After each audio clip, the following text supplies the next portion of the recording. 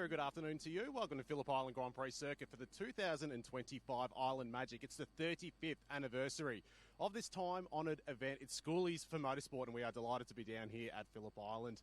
97 improved production cars for the IPRA Nationals. That's right, 97 cars, along with 25 national sports sedans for their fifth and final round of their national series. But Emma Dean joins me this weekend, and of course we've got more support on top of that. We've got the 944 Porsches. We've also got historic touring cars, Hyundai XLs and Formula Vs, but a massive day of action coming our way. Absolutely, Cal. We have actually got wall-to-wall rotaries as well, which I'm excited to see. We've got RX3s, RX7 Series 2s, which are my little favourites over there. And Ben Schutz is back in an RX7 this weekend too, which I'm excited to see. He stepped out of GT3 for a breather, and he's come down here to the island to join us. It's fantastic. It's awesome. We've obviously got an enthusiast of spinning Doritos in the form of rotaries underneath the bonnets of all of what is a massive cohort of rotaries here this weekend. So all of that action is coming your way right now. We're starting off with the Hyundai XL. So without further ado, it's time to hand over to our commentary team.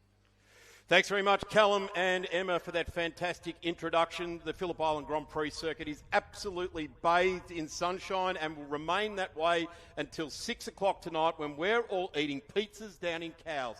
Going to be a terrific day's racing here at the Grand Prix circuit. The 35th anniversary of Island Magic. I love it, and I've loved it for every one of those 35 years because I won a lot at this event. But let's leave that to one side. The XLs are making their way down onto track now. We've got a huge field of great racing coming your way. The Improved Production Nationals obviously headlining the program here with just under 100 cars. That is just a massive turnout. The Hollinger National Sports Sedans are joined, of course, with the Victorian State Racing Sports Sedans, and they have brought the big bangers to this track. Historic touring cars are the second race on the calendar, and then we've got Formula Vs. Porsche 944s will round out our racing today. I'm going to hand it over to Tom Reed, that's been calling a lot of the State Series, in particular XLs, right throughout this year. Tommy, great to be at Island Magic, hey mate. Yeah, thanks Darren. My first time at Island Magic, and I'm really excited for this weekend. Got some great fields here. XL's up first, like you said, with 21 cars, and normally these guys provide some awesome racing throughout the whole field. Tom, I'm just going to hand over now to Joel Ramsey, who joined us at Sandown for the state round in August. He's brought himself all the way down from Newcastle. He's left his squeeze at home, so she's going to be lonely, but he's at the racetrack. Joel, welcome to XLs, mate. Great to be here. Thanks for having me. It's fantastic to be back on the track, and I'm excited to be back on the mighty XLs and calling this race. Sure, what you do do you a reckon, fantastic job. Yeah, looking forward to commentating with you, Joel. This will be good. We got 21 cars, like I said. A first-time pole sitter there of Jensen Teleskivi. He lines off of position number 1, Rio Campbell, who's been pretty dominant in the top 5 throughout the state series in car 333. The Penrite car lines off of P2, Aidan Carradagli, Jake Harwood, your second row.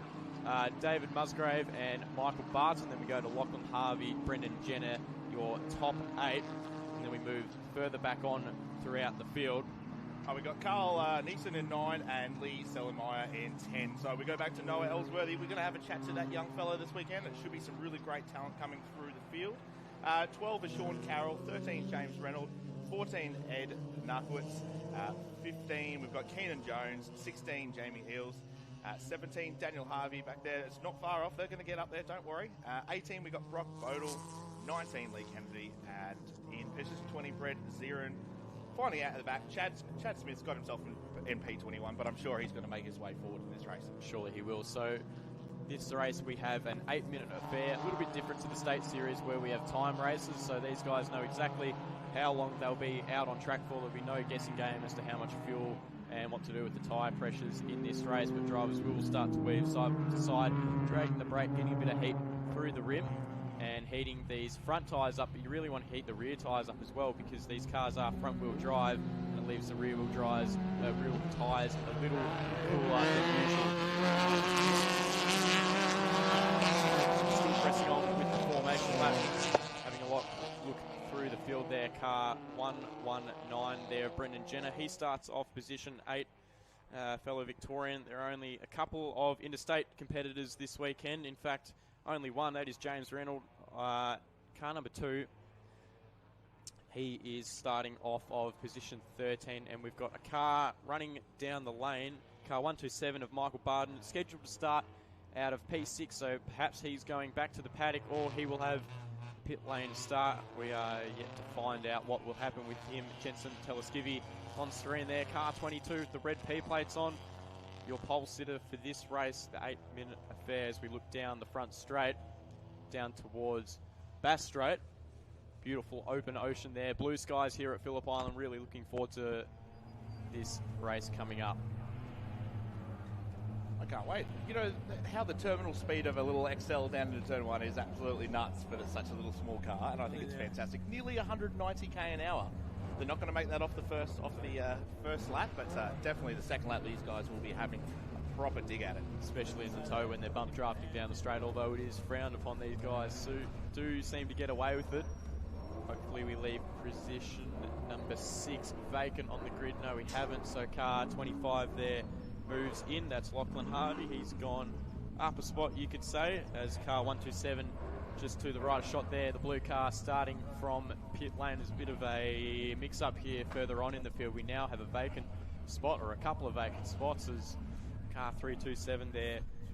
That is Lee Salemeiler moves across the grid, and I can't help but wonder if we may get an aborted start or a little bit of a delay here as he just pops into the grid spot there. He might have to do a little bit of a reverse here just to get behind the white line. I thought he might have been going for the motorcycle box there, just to try to change things up this morning. Cars are small enough to fit into them, but we should get a green flag. Just waiting at the back, and we will get a green flag. So 5-second board is up. Lights will go on in a second. The revs will rise. Jensen Teleskivi and Rio Campbell, a guy with big experience from the front. We're set for a start, and they drop the handbrakes and go, and it's very even at the start. Rio Campbell perhaps getting a slightly better run down into turn 1, but no doubt they'll be side by side as they are throughout the rest of the field. The blue car there, car 127, will be released from pit lane shortly, and he is gone, set off into the distance. But your race leader, car 22 through turn 1, is challenged big time here by car 333 of Rio Campbell, who's gone the long way around the outside, and he's going to pop a move down the inside by the time they get into turn 2. So expect to see this all race long, I believe. Car 3 there, the Marcus Ambrose Motorsport, Adam Macro Penrite XL leads the way for the first time. I'm really glad to see they got through the first 3 turns. Nice and clean. I might have spoke too soon. Don't want to do a commentator's courtesy. The third turn, third turn, he's ready. We're coming up to the 4th turn here at Honda, where there is a big action zone. It's hard on the brakes. They go down a couple of gears, and it's one of the slowest corners on the track. You often see moves up the inside, late braking attempts like we're seeing here throughout the field. Car 327 and the 119 there of Brad Jenner on shot. These guys outside of the top 7 or 8 cars, but still Rio Campbell will lead up throughout the field. Through the back of the shot there's the blue car there that started from pit lane, car 127 of Michael Barden, and then car 555 there on shot of Jamie Els as we go through the hay shed for the first time. Just having a look on shot there, the car 327 challenging one of the other blue cars ahead of it. Very similar looking liveries there, so hard to pick the driver and the numbers. The XLs are mighty fast around the Phillip Island Grand Prix circuit. Car 86 bit of a lock there up on Rio. shot was car Carl Wilson, and there was a bit of a lock up there from Rio through MG and the penultimate corner for the first time in anger. You can see I was having a chat to Jensen this morning. He is very keen to get the win here, and I found out that they get the P plates for 3 rounds. Did you know that? Well, it was really cool to know that.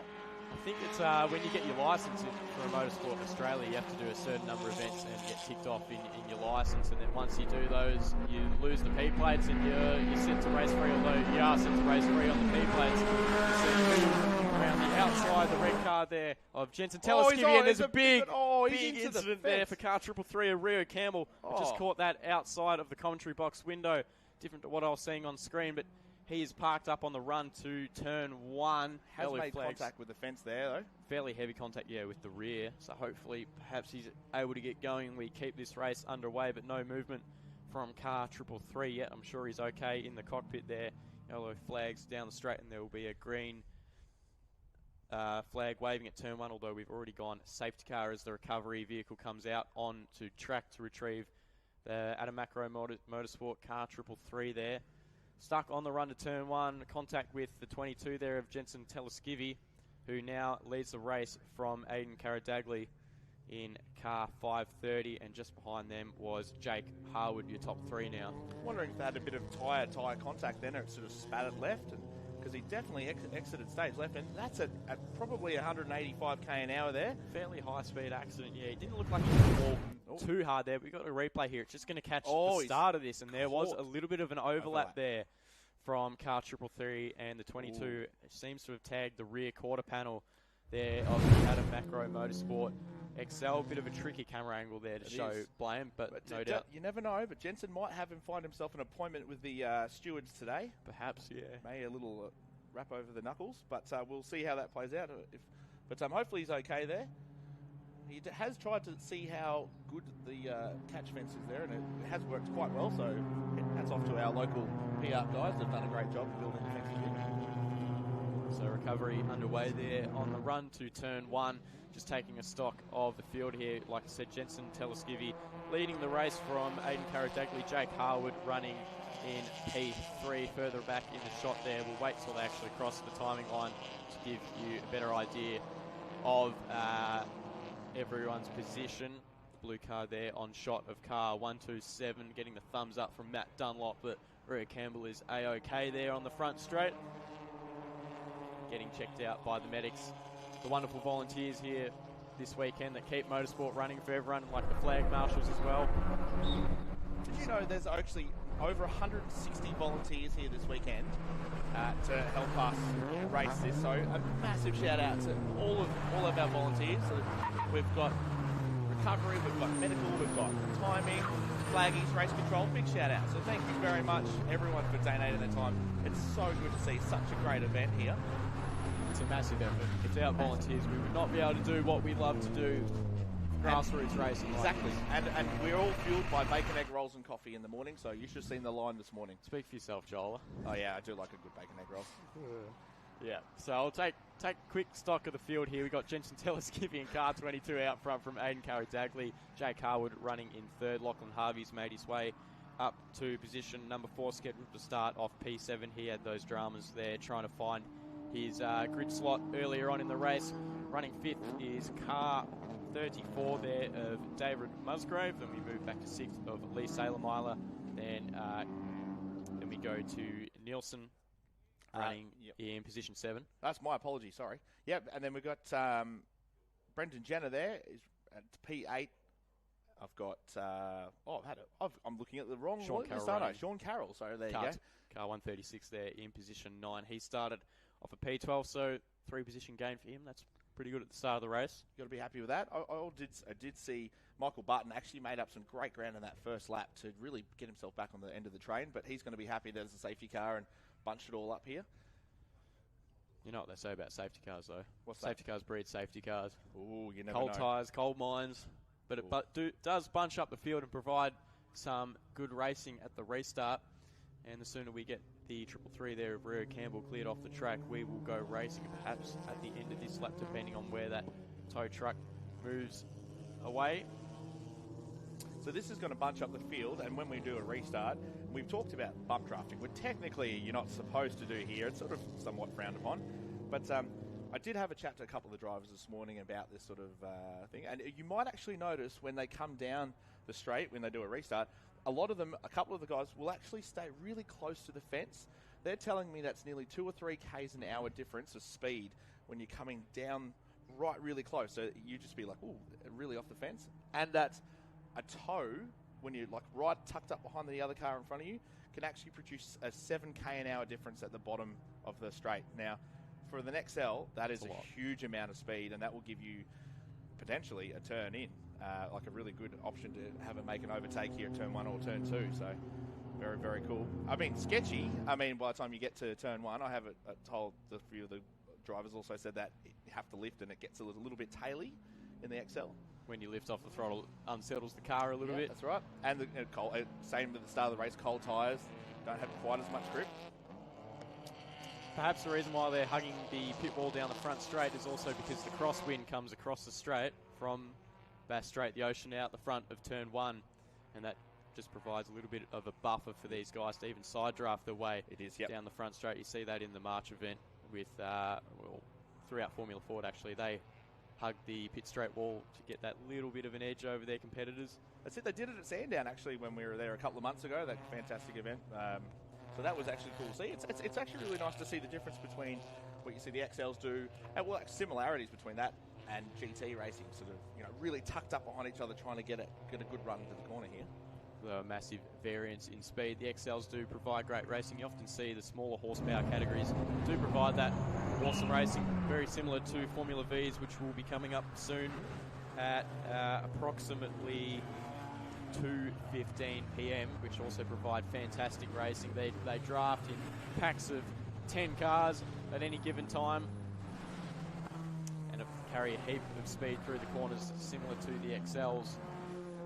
As still looking at the marshals waving the white flag and the yellow flag, the white flag for a slow moving car. As you can see there, the incident is cleared to the right of shot, and the tow truck is moving behind the wall at turn 1 to the exit road just between turn 4 there. So we should get a restart going this lap. We've got some fantastic shots here from our amazing camera guys from Blendline TV. Thank you, guys. Look at that. We've got beautiful boats going past, all the scenery. Pretty nice day to be on a boat, I reckon. I reckon. You have to talk up. I'm on a boat. So currently on lap 4, there's the boat you were talking about, Joel. Maybe we should send you on that a bit later to get some mussels for us. Get some fresh seafood. Wonder if Pino's will have fresh seafood tonight. That'd be nice. Nice seafood pasta, I reckon, tonight. Yeah. That'd be nice. We're talking about food. My favourite thing, apart from race cars. A shout out to the XL guys. I've gone for a walk through the field. There is some absolutely fantastically presented cars down there. Really taking pride in the cars, and it's so good to see. So if you're around and you're at our Island Magic, come and have a look at them. They're actually a great little car. It's cool to see some little differences in it. Having a chat to the drivers, you get to see some very cool, find out some very cool information, some very cool people. A well-presented race car is always a fast race car. Rio Campbell's car taken back to the scrutineering bay. Doesn't look like it has a whole heap of damage, but perhaps under the skin there it might be a little damage with the suspension after it was a fairly large impact. Didn't do too much damage to the fence, but backed into the wall on the run to turn 1. A high-speed incident, like we said there, with Jensen Teleskivy, who is your race leader. The lights on the safety car will go out this time by over Lukey Heights with the safety car in this lap, and he has had a heap of time to figure out how he's going to play this restart. Every car in the field now has to stop waving, and he's under the control of Jensen Teleskivy, who sits around 80 kph, maybe even a little slower in the XLs, but gives car 530 of Aidan Karadagli a real shot to challenge here into turn 1. Yeah, the young fella, Aidan Karadagli, he's only 18 years old, only just turned 18. Had a good chat with him this morning. And I think he's going to try and make a good dive here on Jensen. He really wants to win. He's done really well, 3 rounds. He's done a third, a fourth, and then a fourth or a fifth, I think. So it's always been up there in the top 5. Yeah, great. It's a great effort. That car was an ex-Jared Farrell car from Geelong Performance Diesel. That's really great little car. So very well presented. The stickers on it look fantastic. I mean, look at that. Well, top 2 cars look incredibly well presented. Always means they're fast, especially a red car out front of Jensen Teleskivy car. 22 set for a restart this time by. I wonder where he goes. I wonder if he's going to hold it all the way to the start-finish line to give as little advantage as possible. But I think he's stepped on it now, and the top 3 guys have definitely gone along with him. I'm not sure if they're going to be close enough by the time they get to turn 1, but we shall see on the next camera shot there. A little bit of an overlap from the cars further back on the field, and no, Teleskivy holds on to the race lead from car 530 there of Aidan Karadagli through turn 1. High speed, cold tyres on the restart. They position their cars to the inside to cover off any potential moves there. Pop down the inside is a good move at turn 2, but it does make you vulnerable on the run and through 3 and into the slow turn 4 of Honda. So here we go through the short shoot between 2 and 3 up to Stoner Corner. Car 327 there on shot of Lee Salem-Myler. He is running in position number 6. He's challenged hard here by the car behind him there of Nielsen, like you touched on earlier. Trying to go the long way around the outside is the 95 there of Jake Harwood, and he can't get any moves done there as Nielsen pops a move down the inside of 327, but has to back out of it ever so slightly. That was an aggressive block there by Jensen, so I know Aidan Karadagli is really getting right on his tail there. Made he set himself up for a move up here. We'll see how he goes through the hay shed. holding it flat through the hay shedder here, mind you. Absolutely, in an XL, we've just seen on the timing screen, it's gone lap 5 of 5, so I expect to see the checkered flag getting readied here at the start-finish line, which I think we will be. So car 22 has got to cover all the way up the run to Lukey Heights in the race lead. Jensen Teleskivy looking for his first Hyundai XL win in the Victorian scene. And he covers down the inside, a slight rear lockup, but you usually see these in these front-wheel drive cars. He gets it pulled up nicely. The 530 here will look to latch on the back and get a huge slipstream down the front straight. You don't really want to be in front as such with it when you get really close and tucked up, because he might, Aidan Caradagley might get around even on this final turn. You never know. This is going to be a really run to the flag here. Yeah, it's going to be a close run to the flag. The 530 tucked up right behind the rear bar of the red XL in front of him. When does he swing out to go for the momentum? He goes now, but it's going to be a little too late. So Jensen Teleskivy will pick up the race win, and a pretty frantic last lap there for the Hyundai XLs. Car 530 of Aidan Caradagley coming home in second. Jake Harwood in third. Moves throughout the field there. Car 128 there of Brock Bodle finishing in front of car 9 there of Brett Zira, and that was for position number 15 and 16 on the road. But a pretty good first race for the XLs. It should set the tone for a fantastic weekend of racing here at Island Magic. These guys are very, very keen to get in for race 2 and race 3 next. That's tomorrow, which they're first up tomorrow, which should be good. They'll be right out. I think that is going to be a very entertaining race. 9:10 a.m. on a cold track. So that was Hyundai XL action here. We'll just have a quick look at the results here. Run you through the top 5 really quickly of Jensen Teleskivy, Aidan Caradagley, Jake Harwood, Lachlan Harvey, and David Musgrave rounding out your top 5 in car 34. I think we're going to throw to Callum Brannigan here down in pit lane for a very quick interview. Thank you, Tom. Excellent racing action up there for the Hyundai XLs to kick off the 35th edition of Island Magic here at a picturesque Phillip Island Grand Prix circuit. Joined down here in pit lane by Ben Schutz. Now, you're quite a draw card here this weekend. I'm actually going to throw the mic over to Emma Dean, who's going to do all the hard work on this one. So without further ado, there you go. Thank you. Thanks, guys. Benny, I can't believe I've seen you down here this week, and it's great to see you down at PI. You're taking a break from GT3 to be here. How's it going? And tell us what you're driving. Yeah, driving the old family RX-7, so that's got to be 25 years old now, so dust the cobwebs off. It's been sitting on the hoist for about 3 years, so did some upgrades. We're still chasing some of that stuff, and hopefully it comes good throughout the weekend, but yeah, we're getting there. So you looked like you're having a lot of fun in quali. How was that? Yeah, quali, a bit disappointed. We got black flag for noise, so finally sort of found some space and had to come in. So that's how it goes. You win some, you lose some. But the car was actually feeling good. It was feeling quick. So, and it survived. So good. Where do you think you'll end up this weekend? We're aiming for top 5 as a goal. Hopefully top 10. Top 5 would be a win for us, I think. Yeah. Brilliant. So good to see you, and thanks for having a chat with us, Ben. Back to you guys.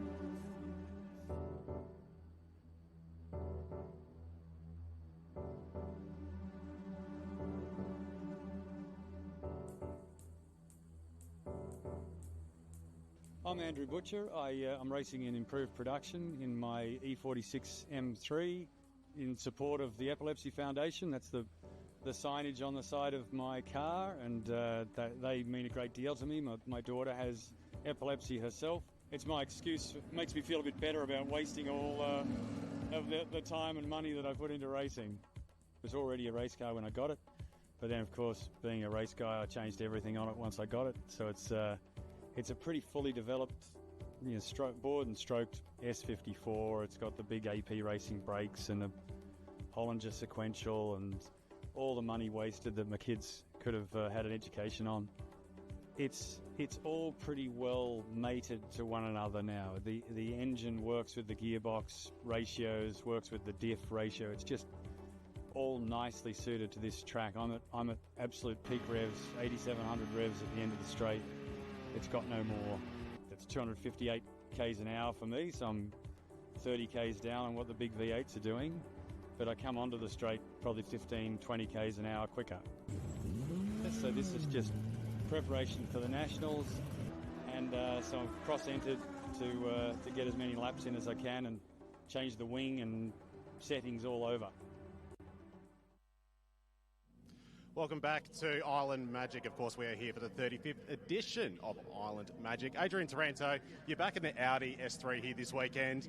To 97 competitors, you've got a lot of work this weekend ahead of you. Yeah, 100%. We've had a lot of changes to the car, and it's not quite where we want it to be, so we're about 6 seconds off our lap time here, so we've got a lot of work to do to try and catch up to the rest of them.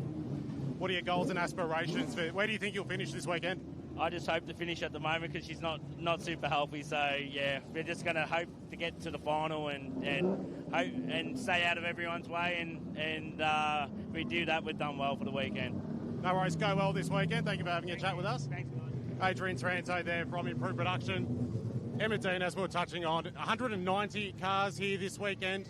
And I heard a rumour that there was 160 volunteer officials, which if we get Tom to actually turn around, you can see some of the volunteer officials lined up and down the pit lane. So it's rather large down here. There's a lot going on in pit lane as always, but they've all been assigned tasks and roles, and they're constantly in communication with race control as well. So it's a big thank you to all the volunteer officials, because we literally can't have enough of them, can we, Emma? And it's really easy to get involved too.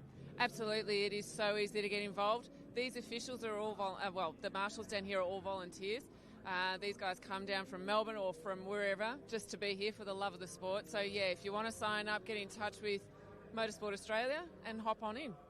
Absolutely. Join a car club and find out more. Go to motorsport.org.au. Follow the official links to find out more information.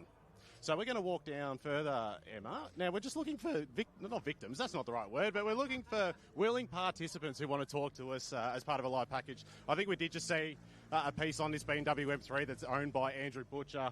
As he said, it's a board and stroked S53 underneath the bonnet of that Ravage Raceworks prepared BMW M3, and it absolutely looks beautiful. The devil really is in the detail, as we've touched on several times this weekend. Adam Poole as well is highly fancied this weekend, over from South Australia once again.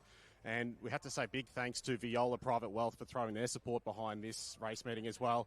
And sorry, actually through here as well, another Ravage Raceworks V White Commodore, driven by Jared Tonks. He's actually the defending winner of the Matthew Flinders Plate, which is one of many illustrious trophies handed out to competitors here this weekend, Emma, because basically the long legacy of 35 years, instead of just giving out a certificate at the end of the day, we actually give out literal silverware to the winners and the winners of each respective category. I know, the George Jensen silverware, we were a beneficiary of that last year, just quietly, but it is quite lovely, and they're better than I'd say, some of the bigger classes. I won't name the ones in Australia that give out a $30 trophy, but the George Jensen silverware down here at Pyack is beautiful, and that's what these guys are racing for this weekend.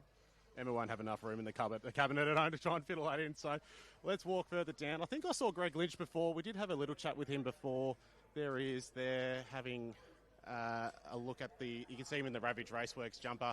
Looks like he's deep in conversation there with Johnny Polito, actually. So they're two very regular competitors in sports sedans in Victoria. And the combatants might have spotted us. There they are. You want to have a quick chat with us? Greg Lynch, I know we've already had a quick chat. We're live at the moment, so let's catch up with you before you go out in action. Coming up at 3:10 later on this afternoon, but Everything's all under control? Yeah, going well. I'm really looking forward to the race. It's going to be a great one with my mate Johnny that we just saw there. Because he and I are in the vying for the championships of the sports sedans. So, hopefully we both get a good start and have a nice, clean race.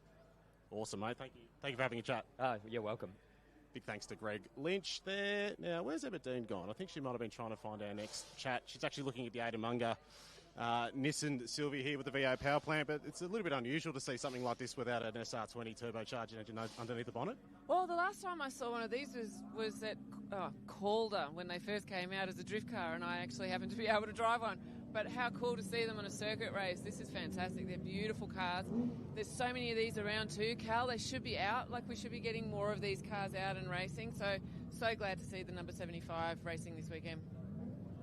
and it's an awesome looking, like as I said, all of the fine details. There are so much custom componentry on these cars to make sure that basically a Chev LS engine unit underneath the bonnet of an Nissan makes sure it fits and it all works and it's all compliant and reliable all at the same time. So if this isn't an embodiment of what grassroots motorsport should be and representing these proud owners, and they literally do it because they love it, and it's all that passion that we really need in grassroots motorsport, because otherwise we just simply wouldn't have it.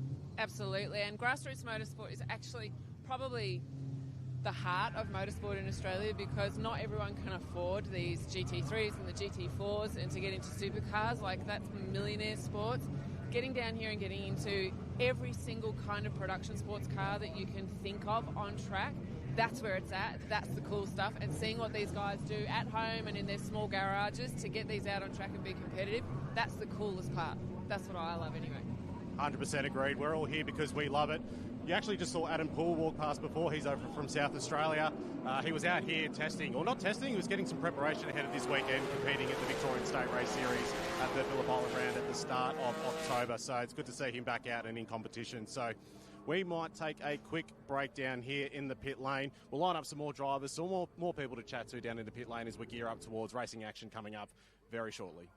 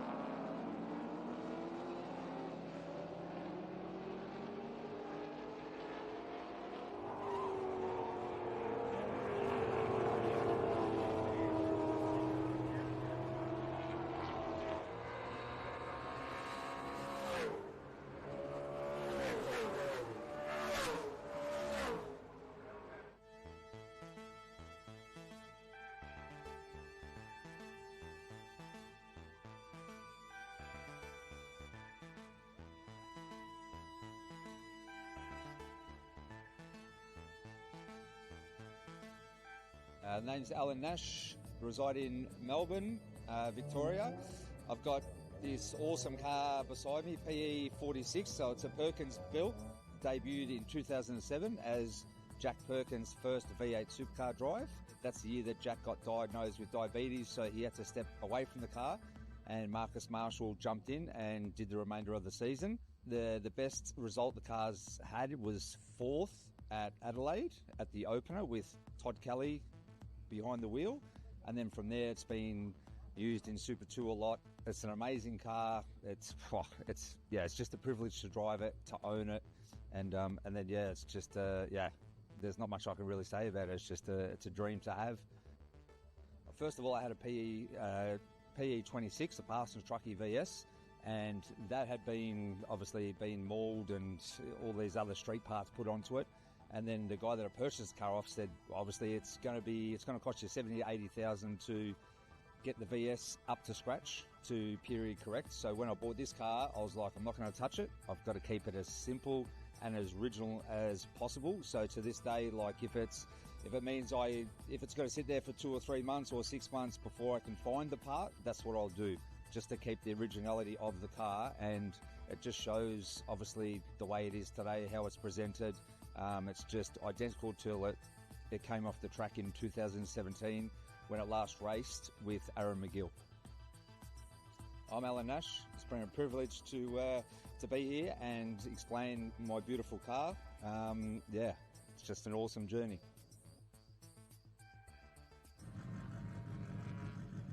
Welcome back. We've made our way to the dummy grid. We've got the under 2 litre improved production cars, IPRA Nationals here this weekend. A massive field of under 2 litre cars. It's not usual to see so many.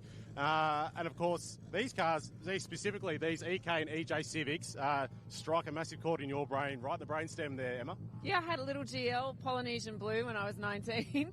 This is kind of an abridged version of Blackburn Maccas in Doncaster, kind of 1997. This is fantastic. All of them, the Triple S, the Civics, all of them. It's fantastic. I'm loving it. Even the little Peugeot over there. 100%. Sorry, not to cut you off there. And we've got Sean Hurley here. If we can get the camera at some point to spin and look at the magnificent beard on this man. You're an absolute snack of a bloke, and it's great to talk to you. You're looking after the Reece Howell Honda Civic here this weekend. It's a technical marvel, and he's polled it. And it's a good start to this weekend, isn't it? Oh, it certainly is, mate. The effort behind the scenes by the team getting the car ready for this weekend has been fairly decent.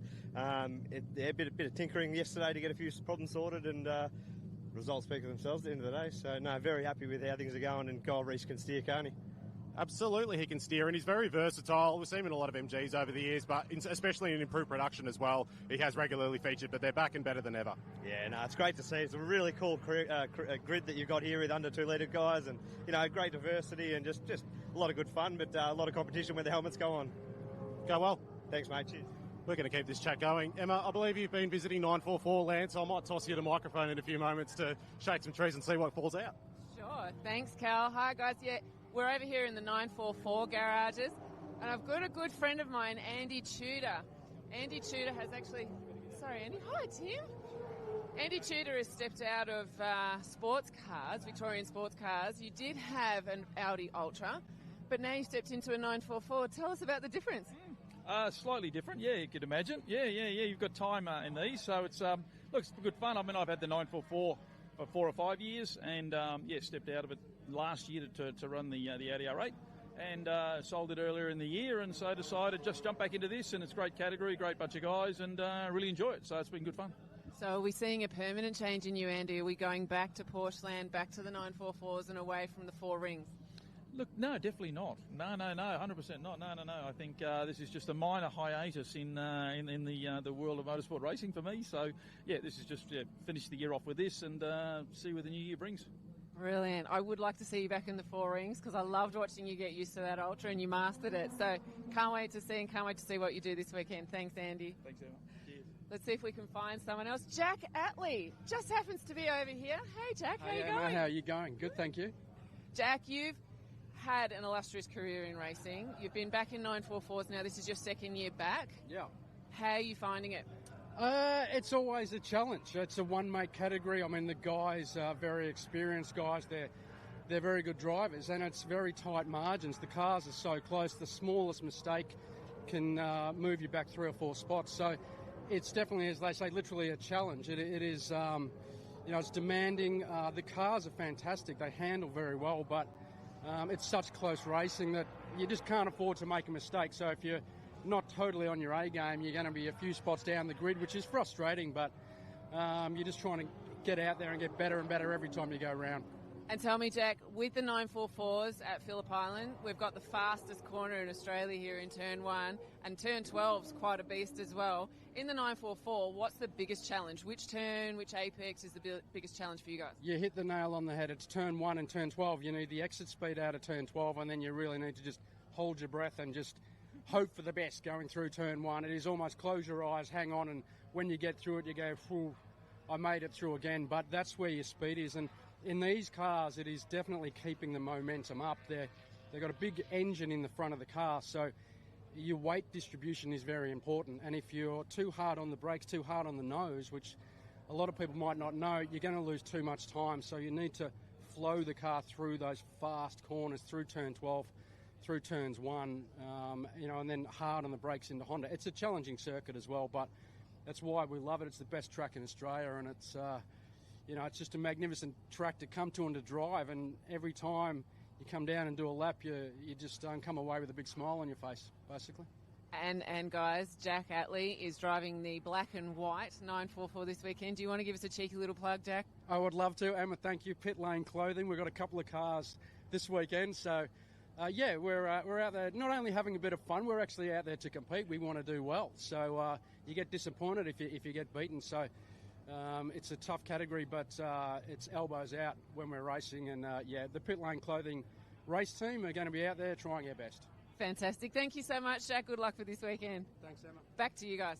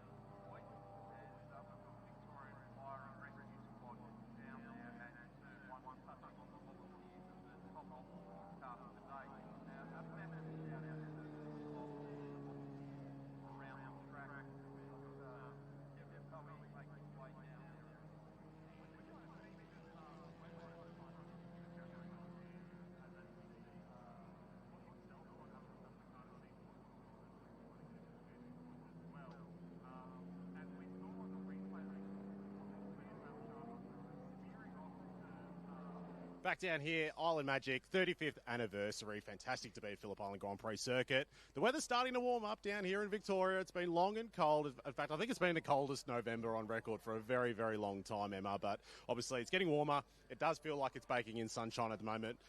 Racing conditions at the moment, I hear that there's a bit of an oil spill on track at the moment as well. So we've got a bit of an oil delay whilst our hard-working officials attend to the track clean-up operation. And without further ado, we will have the under 2 litre IPRA Nationals out very shortly as well. But while we're walking up and down pit lane here, we do have the Brad Sheriff Nissan Skyline. It's an R34. It's a floor plan sports sedan. So it's not your conventional sports sedan in a sense. It's not a set of tubes with some panels on top of it. It's actually derived from a road car originally.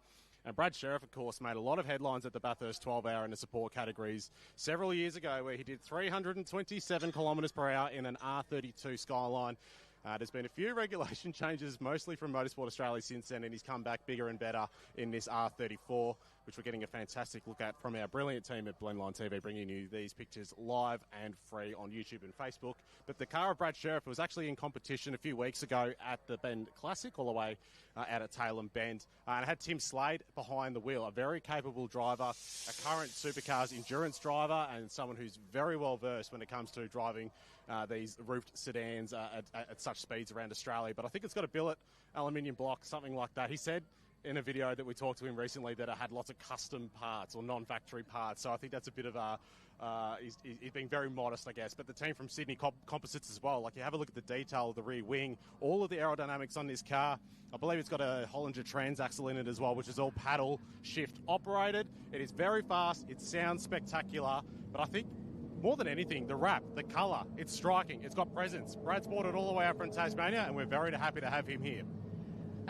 Callum, I'm not sure I've got any words other than inaudible sounds to make about this car. It is an insane piece of kit. watching it in qualifying this morning, the resistance on the front end going down the main straight, it was like it was about to take off. This thing should be illegal. In fact, the word rapid was created for this car. This is just such an insane piece of kit.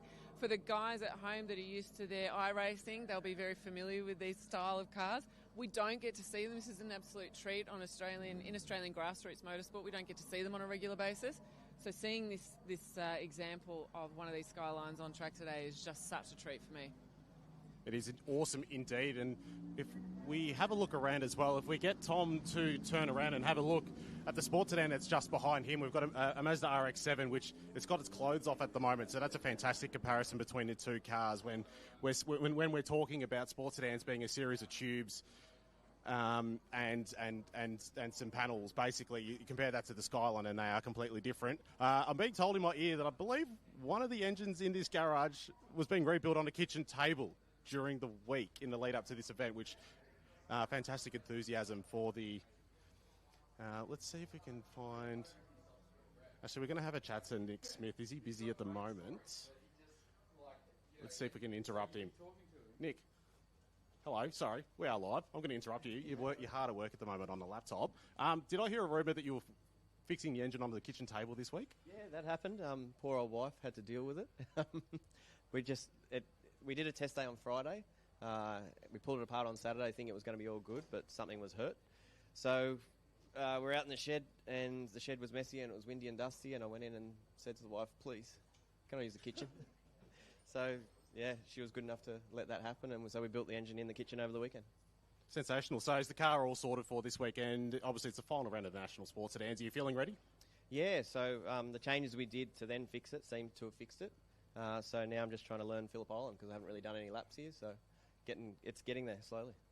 You're giving a new literal meaning to lunching a motor and repairing it on the kitchen table, so thank you. Go well this weekend. It's great to have you as part of the 25-car field for, the National Sports Sedans, I should say. So we're going to head back out into pit lane and walk further down.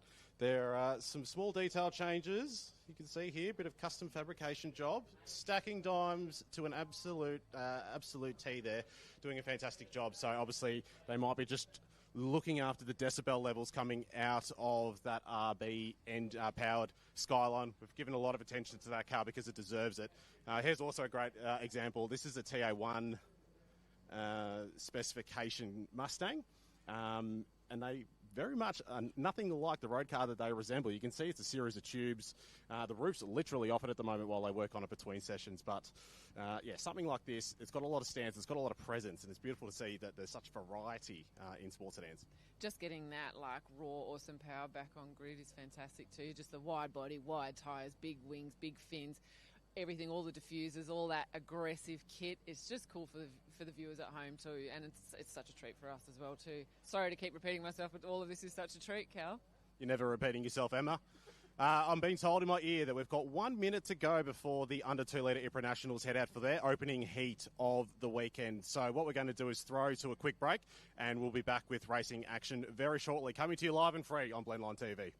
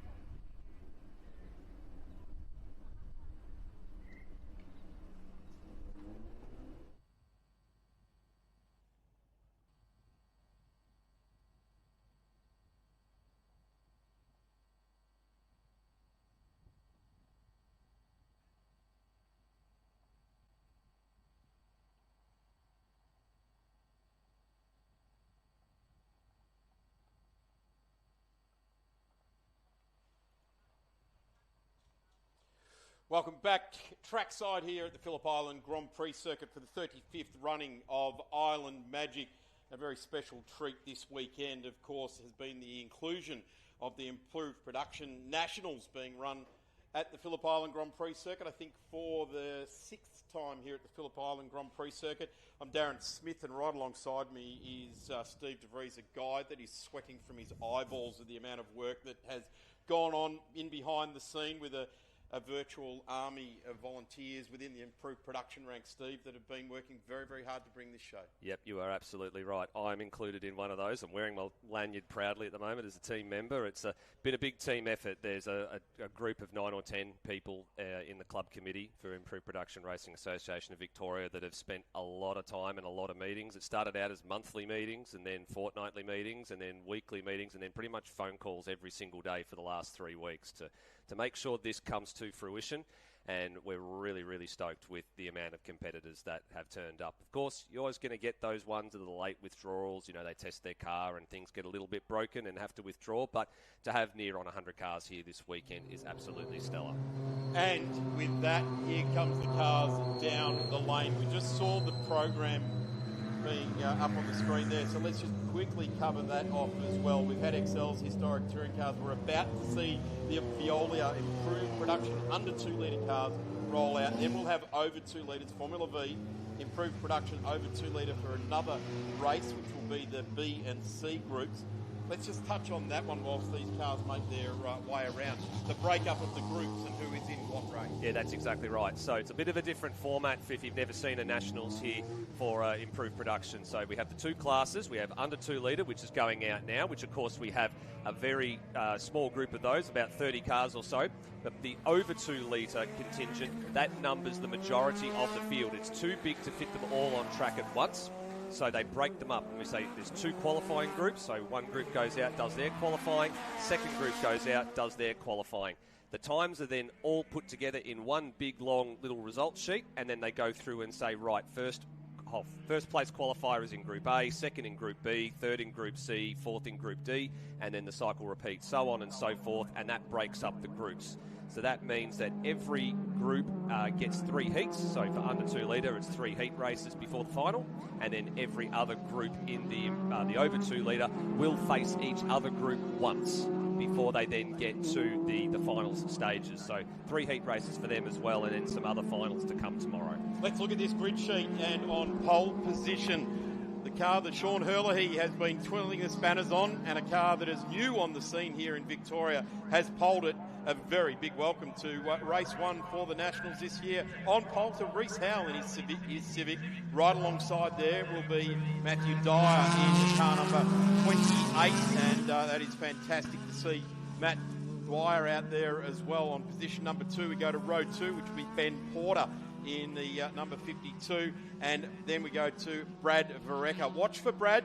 It's more of your traditional Improved Production car, rear drive, and a Datsun of all things when you look at the Civics and all of that out there, and it is absolutely being wheeled by a guy that has done a lot of racing over the last 2 years in the V8 Ute Series nationally. So welcome to row 2. Then we go to Callum Jensen, and then Charlie Veolia out of position number 6. Big shout out to Charlie. Absolutely. He's come on board as the major sponsor for this round of this series. So big thank you to Charlie Viola for that. Brad Harris is another one of those drivers that spent some time in a different category, is returning to their roots in IP. Of course, you might have known his name from racing the Honda Civic in TCM. So good to see he's back there in a little Suzuki, I believe, down there, or a little whatever it's called down there. Anthony McKenzie, the number 43, in position number 8. Kevin Coulson in 9th. Matt Burks, unfortunately, a late scratching. We'll have some word on that as well. And in fact, I believe Matt Dwyer's a late scratching in this one as well. So we've got some news coming to hand on the 2 of them, and they won't be starting this. Then Kyle Smith ahead of Paul Javots. That's row 6. And then Josh Perkins, the sole RX-7 in the under 2 litres, starting in position 13 ahead of Tim Maynard in the Nissan Pulsar. Tim Molesworth, car number 101, starting 15th in the Celica from New South Wales. And Cameron Burns, all the way from Western Australia, in the 71, starting 16th. Bryson Lloyd in the Celica in 17th, ahead of Brett Waters from South Australia in 18th. Blair Cool in 19th, and then the best of the XLs, Lee Seelenmeyer in position 20. Michael Hopp, great to have him back aboard with the Hare Motorsport Suzuki there in position number 21. Leon Duggan in 22nd, Carly Fleming and Travis Mitchie, a pair of XLs there up the back. And then Peter Fleming in 25th. And sadly, Steve Zorkis does not look like he's going to take any further part in the weekend. There's been all sorts of gremlins with that car over the course of the weekend so far, and he hasn't been able to get those resolved, which is a bit sad to see because he was looking forward to getting back in the saddle after the better part of 18 months, having not driven that car in anger. Car number 206 has got some interest with it there as well. The only Peugeot in the field, a 206 GTI, a very effective road car. Let's see how he can go with the Peugeot out of position number 18. So keep your eyes out. It is a tremendous field of under 2 litre cars. Reece Howell has been absolutely immense in season 2025. Sean Herlihy spinning the spanners, and they are looking for big things from this car. Got the whole front row locked out to himself. Matt Dwyer not taken position as we are set for a race start. Welcome to the Veolia Improved Production Nationals for 2025 as Reece Howell gets off the line beautifully. Mackenzie in the Escort, number 43, gets a ripping start there as well. Perkins in the RX-7 down the inside.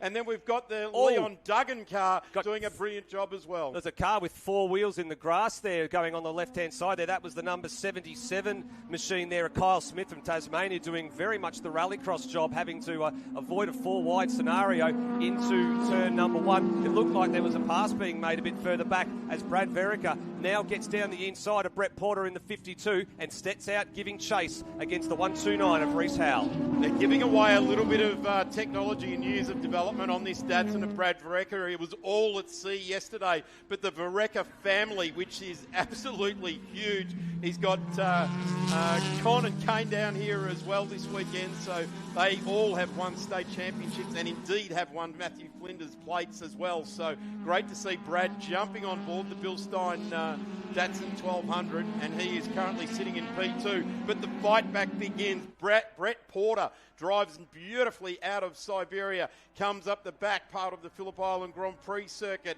Our leader, Reece Howell, getting away nicely. Have a look at this. Great battle here. 2 Civics getting very, very close to each other. Callum Jensen, actually, what an amazing start. That's the Peugeot, Callum Jensen, actually. So he's had a very good start from the 3rd row of the grid. That car was actually on the blocks when they took the photo a little bit earlier today. They were trying to get some electrical gremlins sorted. Looks like it's going pretty well to me. He's very much, he was on the back of Porter coming down through MG. He's just lost a few car lengths now as Porter got a great drive out of that section. It's back on the tail of Verica. But here's the man that was all 4 wheels in the grass down the front straight, giving chase to Kevin Coulson in the little Civic, the number 87. A white machine leads Kyle Smith onto the front straight, and they're both giving chase to the Electrical Automation Solutions entry of Paul Javots. Here we go. Porter, long way round the outside. That's a big, brave move into the very, very high-speed, long-loaded corner of turn 1, but it gives him position on the inside here at 2. But Verica's having absolutely none of it. He's going to make him earn this one as they exit Southern Loop. That's a guy that's doing a lot of racing at the moment there, having just absolute belief in himself. Don't worry about the rig under him. It's a fantastic car. In fact, this was his first ever car, an $800 car that he got his licence with. His mate bought it off him, turned it into a race car, and wow, swings and roundabouts of life, and you're back racing that particular car that you got for $800 all those years ago. And have a look at him having a go here. It was role reversal at turn 2 there for those 2 guys. It was the inside last time round for Brad Verica, and then this time around it was the other way around. So Porter got up the inside there, and Brett Porter, he only needed that little bit of impetus because he's given him a good 2 car lengths around Siberia and up through Hayshed. Oh, this is a little bit of a problem. Reece Howell, not sure if something's gone wrong here. He had a nice healthy 2-second lead. That has evaporated as they come up the back past the corner affectionately known as Hayshed, and the top 4 are now cast a blanket over them. Porter down the inside at MG corner. He now leads the race. The 129 is limping, coming round the top part of the circuit. Is he going to pull into pit lane? I think he might do it. No, he decides to stay out. that this is something that is, a couple of gremlins have blighted this car over the course of things, and that's a big blight, that's a plume of smoke. So something has let go on the 129 in a big way at Sandown. When we saw him earlier in the season, it was very much a different type of circuit, and the car was flawless. The couple of occasions they've had it here at Phillip Island, it's been a learning curve. It's been a different type of circuit they've had to get used to, and the number 129 is pulling over halfway down the front chute. What a disaster. Callum Jensen now charging at Vereca, so he's had front-wheel drive cars left, right and centre now. The little old Datsun rear-wheel drive, traditional drivetrain now. He is right up on the wheel. As I said, they've had some trouble just getting the car comfortable underneath him, and they'll continue to work on it as the Verecas do. They are absolute racers out of central Victoria, and they come along very, very nicely indeed. Anthony McKenzie now just appearing in shot there in what is going in one of the most beautiful little yellow Escorts out there. And boy, we know Escorts in the forest over many, many years in rallying have been good.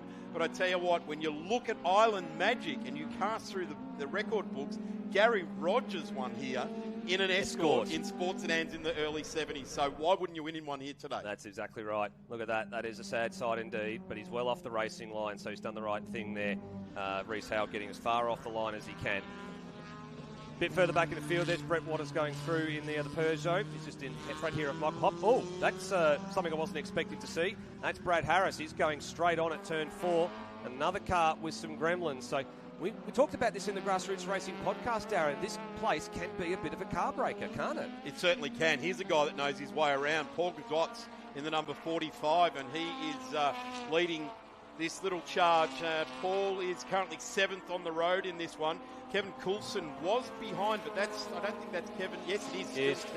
Kevin Coulson doing a ripping job. Started out at 9th, moved forward a couple of spots, and just found his way back there as well. Reece Howell parked up, sadly, as Paul Gotts has gone up 2 spots, and Coulson it's the Smith car that's gone up as well. Kyle Smith in the 77 gone up a couple of spots as well. Coulson gets that job done on Paul Gotts at turn number 1. It's great to have Kevin actually back. He's missed a couple of years since we've seen him last, and good to see the Civic still going quite well. Oh, Brett Porter, big problems. Race leader having an issue out of Southern Loop. They're dropping like flies here in the under 2 litres for Viola Private Wealth. And something has gone amiss with the number 52, the D&D Radiators machine. He's off to the left at Southern Loop. That gives the lead of this race to the Peugeot of Callum Jensen. It elevates Vereca into 2nd. And Anthony McKenzie from Tasmania, his Christmas is going to have come all at once. It puts him into 3rd. Well, I tell you what, here, this is absolutely amazing. You don't want to leave this under 2 litre race. The first for Viola here this weekend. The Matthew Flinders Plate, Yokohama Motorsport Traction Tyre Centre. Under 2 litres has been absolutely amazing. And talk about writing its own headlines. The under 2 litre cars, they're not under anything except at the moment the pressure on the leader is where it's all at. As we get a bit of a look back down, that's Lloyd in the Celica, and they're working their way out of Siberia. Yep, so Bryson Lloyd's managed to get the upper hand here on his fellow Celica runner in Tim Molesworth. These two had a fantastic battle at Winton when Victoria and New South Wales combined at a state round for New South Wales run at Winton. I think it was in the middle of the year. They had an absolute rip snorter of a weekend between the two of them. So they're very familiar with each other, very, very well matched. A couple of slight differences between the cars in terms of the setups and the wings and the motors that are underneath them. But well, they found each other again, so they are having a ball of a time. The third Celica we talked about a bit earlier that didn't actually take part in this race was Matt Dwyer. He absolutely brained them to get up to 2nd spot in the qualifying order, but then unfortunately put a big old hole through the side of the engine block and had to put it on the trailer and go home, which was really sad to see. Cameron Burns is pushing his way up through the field as well at the moment. Started out of 16th, and Burns is now in the 10. Josh Perkins in the 10. So we see a couple of these front runners drop off side by side down the straight. Lloyd just holds on to it, just getting through there. So a couple of Celicas really absolutely going for it. And wow, that was brave stuff. Tim Molesworth, New South Wales, great to see you here. Welcome to the Phillip Island Grand Prix circuit, Tim. Fair contingent coming down from New South Wales, particularly being that a lot of the under 2 litre, the strong under 2 litre cars coming down from New South Wales. Oh, no, he's had a bit of an issue too. I was about to say, you put the commentator's curse on him. He's the next one to drop. Tim was one of the about 17 drivers in the improved production field that had never raced here at Phillip Island before, and he was enjoying himself probably up until that moment. Wow, here we go, side by side. That's the Hop car. Car number 55, a guy and that Lloyd knows as his well. way around here. Oh, dear. What has gone on? Something...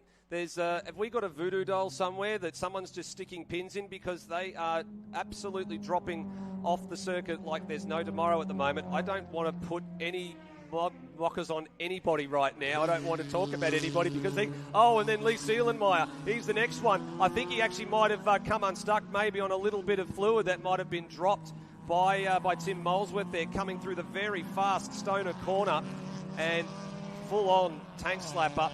And I think we've gone to a safety car scenario now, so there is some fluid down on the circuit, particularly there at turn number 3, and with all the cars that are stranded around the circuit here, I'm not surprised. Your race leader is this little black thing here, the Demon Tweaks, Callum Jensen, number 242 Peugeot.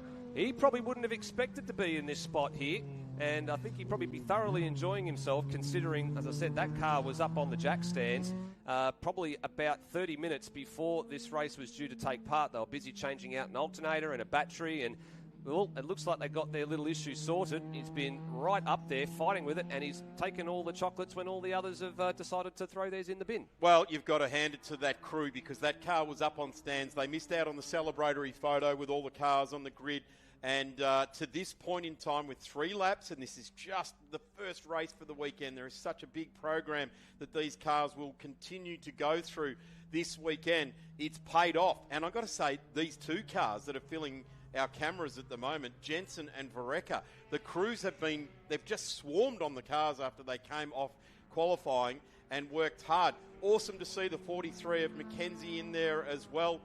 And it sounds as though that they're getting the cars under control, but we might not get too much more racing done here today, as the 242 just trickling around, and that'll give them a bit of a chance to regather their thoughts here.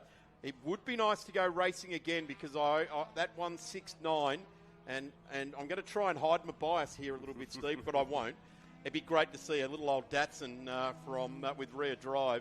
And a family that do very good things here at the Phillip Island Grand Prix circuit come Matthew Flinders plate time. There's the checkered flag. Yeah, there it is. And you're right. You were looking forward to seeing him go racing again, because Vereker had set his personal best the last time around. So, unfortunately, he won't get a crack at the back of Callum Jensen, who's going to take the first under 2 litre heat race win of the weekend, with 2 more still to go. Vereker second, Mackenzie third, and Charlie Viola looks like he's in 4th there as he crossed the line. Just waiting on a little bit of a timing drama. Yes, it's confirmed him back in 4th place. I was pretty sure that's where he was meant to be. And 5th for Kevin Coulson. So here we go. Looking to back a shot there, right there, as he put the load into the corner. Oh, and Carly, is that Carly Fleming? That was Carly Fleming, I think, there. Yeah. Yes, it had exactly the same scenario. So Seelenmeyer came off a little bit worse than Fleming, and managed to keep it going. But I would suspect that there's a little bit of fluid down there on the approach to Stoner Corner, and they're going to have to do a little bit of a clean-up job there to get that under control. So the cars amassing points for the way this improved production weekend will take place. What a amazing start for the Peugeot driver there, and the Datsun driver for Jensen and Vereker, 55 and 50 points. And we go down, Mackenzie 48, Viola 46, Coulson 44, Paul Gravots, that is awesome, into 6th place in 42 points. Carl Smith in 40 points. Josh Perkins in the RX-7. What a gain. Burns and Maynard, just ace gains for these cars, albeit at the demise, Steve, of fellow competitors, which I assure you every one of those drivers will be heading back into the pit and paddock area to try and rectify their woes. Absolutely. And it's important too, because the points is what sets the grid for the final. So even if some of these drivers that have had a little bit of a lackluster race in this one here, they've got 2 more races to be able to get a points scenario in the bank where they can sort of move their way up the grid. So they're not starting toward the back. They've just got to spend a bit of time, get it sorted, and then they can then hopefully bounce back and be in a strong position to contest the final tomorrow afternoon. Under 2 litres back on track at 3:58 precisely. Make sure you're trackside for that one. But coming up next is the improved production over 2 litres. Steve DeVries will stay on air for this one. And we've got an extra special guest, a guy who debuted in commentary who, I'm going to put it out there, should be racing. But anyway, we will welcome that special guest on in just a couple of moments as the cars making their way around to back into the pit and paddock area.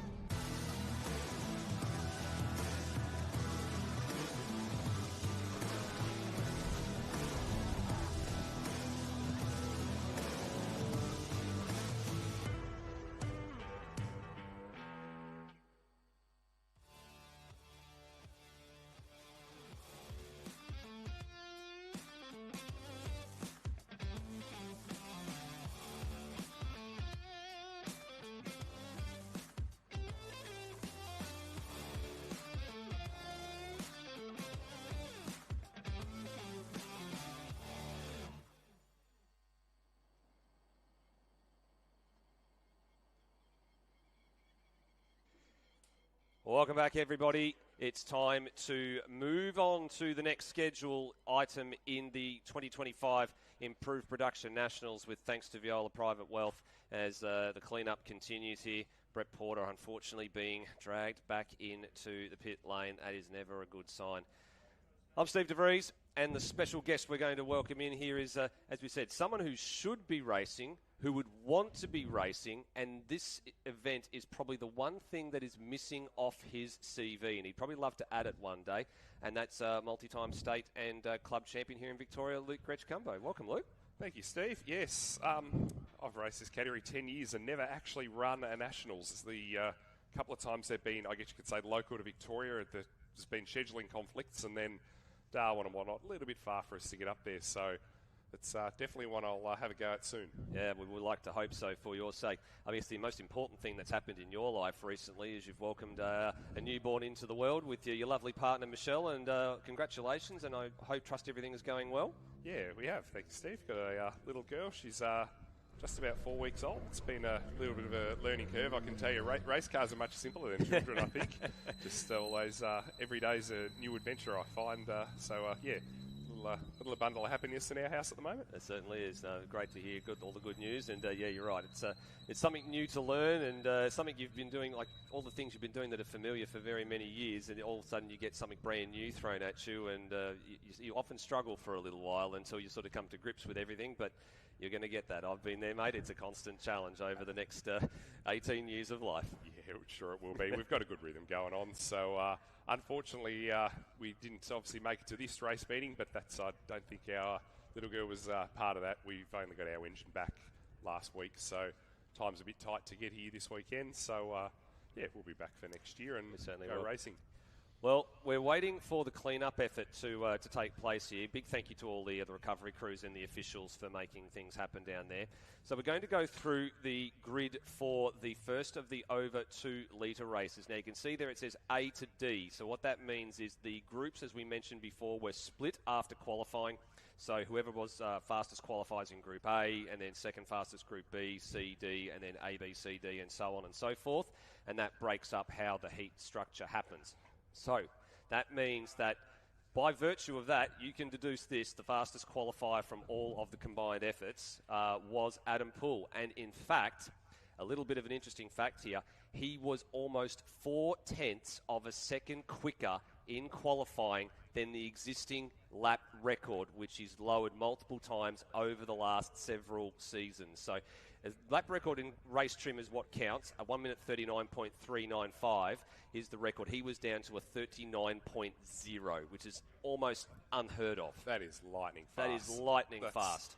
Adam and the team of guys he has working on that car have just done an unbelievable job with that. It's just unbelievable to see that we're doing those sorts of times on a radial tyre. You know, we're only a handful of seconds away from, I would say, you know, your blueprint era V8 supercar of the same style chassis of the day.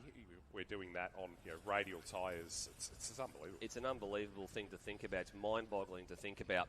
His fellow South Australian, Scott Cook, had a great qualifying. He launched himself up the order in the second group of quali. He was very, very happy with his time getting into the 42s. So he's going to start right alongside him. There's a little bit of history with Poole and Cook and things that have happened at Island Magic in the past. It's not been a particularly happy hunting ground for Scott, so he's looking to try and banish some of those demons here this year.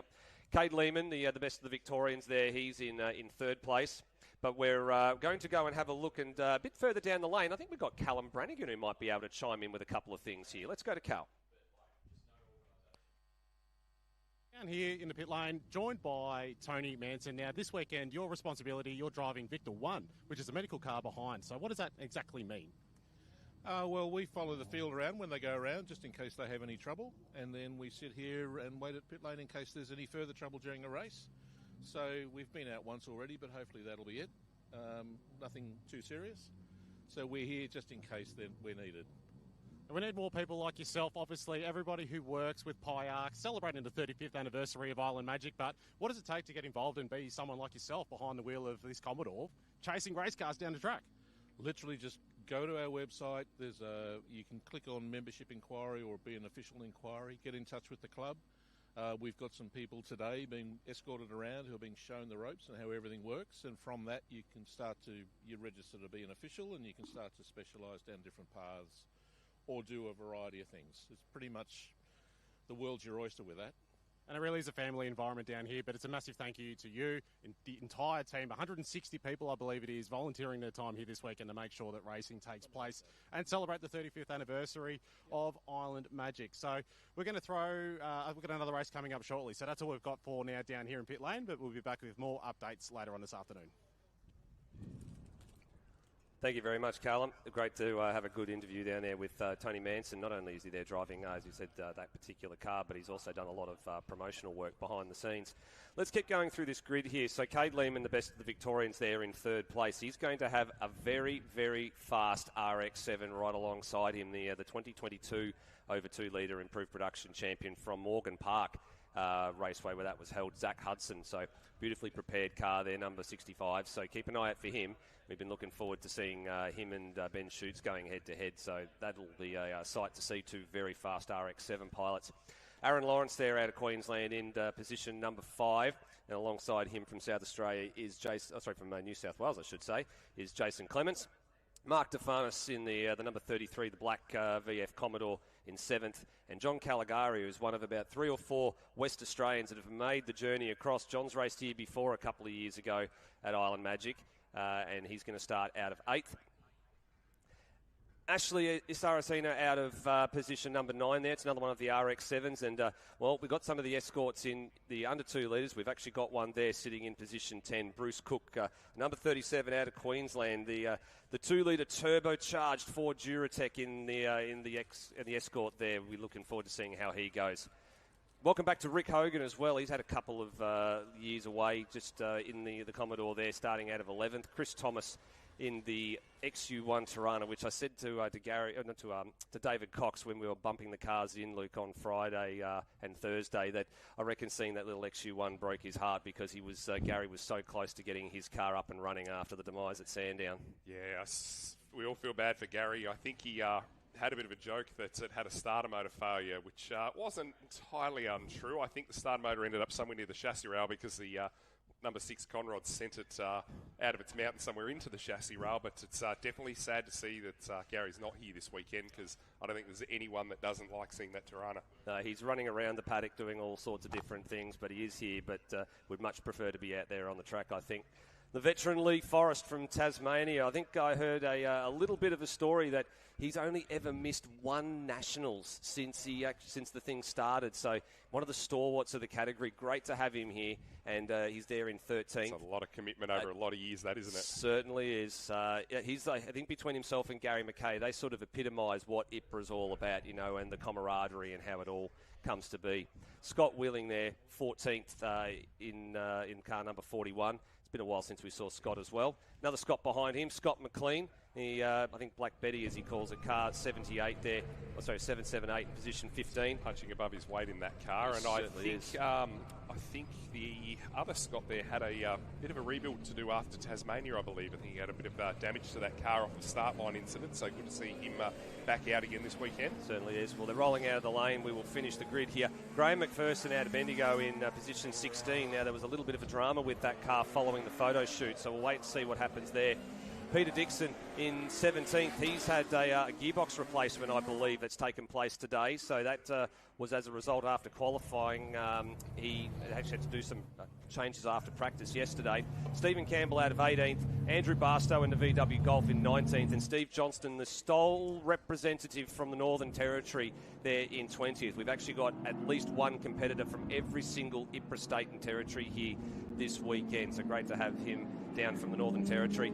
David Holk, 21st. Rob Baird in the RX-7, the 777 there in 22nd. Rohit Saini's HSV in 23rd. And Andrew McMaster in 24th. We're still going over the page here. The little Audi of Adrian Taranto in 25th. He'll be praying for rain this weekend. He's probably not going to get it, but he'll be praying for it. You're absolutely right. Mark Kempster out of South Australia in the Mitsubishi Magna there in 26th. Graham Shea, Rob Neal, Greg Faggoter, Anthony Martin, who's another one of the Tasmanians there in 30th, and Stewie Dearden and Glenn Kennedy, who had some trouble in qualifying, and Ian Statham, 33rd, and he's unfortunately the tail end Charlie of this first over 2 litre race. I can actually see that it looks like Glenn Kennedy's managed to get going. Yes. I haven't seen Stewie Dearden's managed to get going as well. There is a straggler off the back. There's Commodore. Yeah, there's a Commodore that's just pulled over to the side. I think that's Anthony Martin and Nigel Williams. I think there was a car he's sort of taken onto the back of the field. We don't know if that's a mistake on the entry or what's happening there, but we'll soon find out. But as I called Anthony Martin's name, I think he might be pulling that off the driver's left. We believe he may not be taking start. Yeah, there he is. So he's actually pulled off in a similar spot to where Reece Howe pulled off after his little failure. So for Tony, that's a little bit saddening to see. But the recovery crews will, I'm sure, will try and get out there as quickly as possible if they need to pull him in, but they may deem he's in a safe spot. So we'll see how things go there as they round the top of Lukey Heights here and coming down the hill.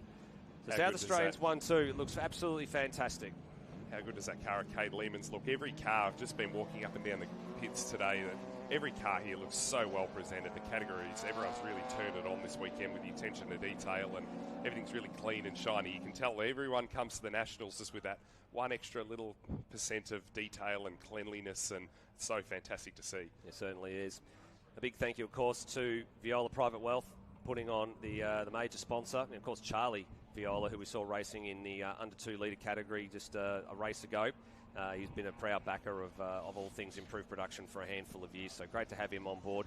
Great also to have Autosport on board, along with Pro Cut Tree Services and Aqua Maintain.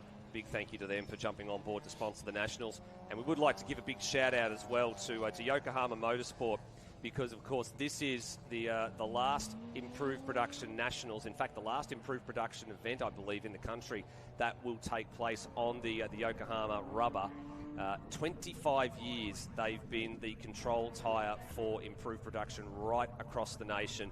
Unfortunately that comes to an end as of this year with a change of direction for next year. So a big thank you to not just Traction Tyres, who sponsor the Matthew Flinders plate races here at Island Magic, as they've done for many years, but to Yokohama Motorsport and all the Yokohama dealers that have been part of the Improved Production family over the 25 years that they've been supporting IP. Yeah, thank you very much, Yokohama. You've been a great supporter of the category, and don't worry, your success has got some pretty big shoes to fill. It certainly does.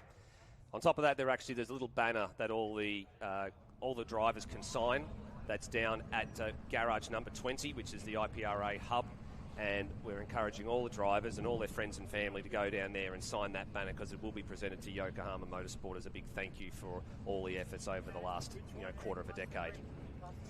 So a couple of cars in pit lane I can see there. That's Stewie Dearden, who's pulling off there in the Peter Jackson Tribute Falcon. And I think maybe Nigel Williams might have just gone out on the back of the grid to get something there.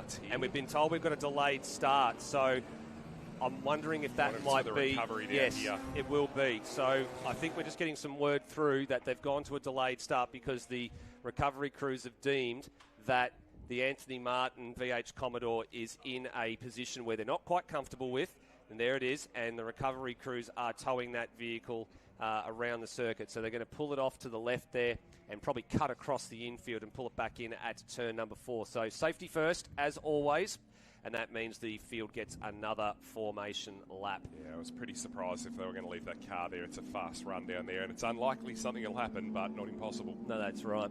And when we've seen things happen there in the past too, I mean, he's going to probably hate me for mentioning this, but for David Cox, who came up about a week short of getting his car up and running for the Nationals, he actually went off a couple of years ago at that exact spot in a car-to-car contact situation and came off the left-hand side. And there is actually a little bit of a barrier. You can just probably sort of just see it. It's off to the left of your shot there. There's a little barrier that's sort of halfway down the verge, and he made some pretty nasty contact with that, and it was pretty much almost a nut and bolt rebuild for that car. So yeah. I can completely understand why the officials weren't comfortable with where Tony's car was. Yeah, unfortunate for Dave. We're all we're looking forward to seeing that car back out. That's basically been down to a shell, and I believe it was on the road history as how far down it came after that accident. So pity he's not out there this weekend, because it's been a lot of work to get it fixed. He was one of the first people after that accident, after he'd sort of got his bearings and all, to actually say that the seat that he had in that car and the harness and everything was what, prevented him from getting any further damage. Like, he walked away from that car with a couple of little cuts from the glass and things like that, but he basically said, if you can afford it, get the top level seat that you can get and put it in your car, because it pretty much, saved him from serious injury. It sure did, and the fact that he did walk away with basically the glass injuries were the worst bit of it is a testament to the strength of the seat and the way they're bolted in and the harnesses and everything. People just think these are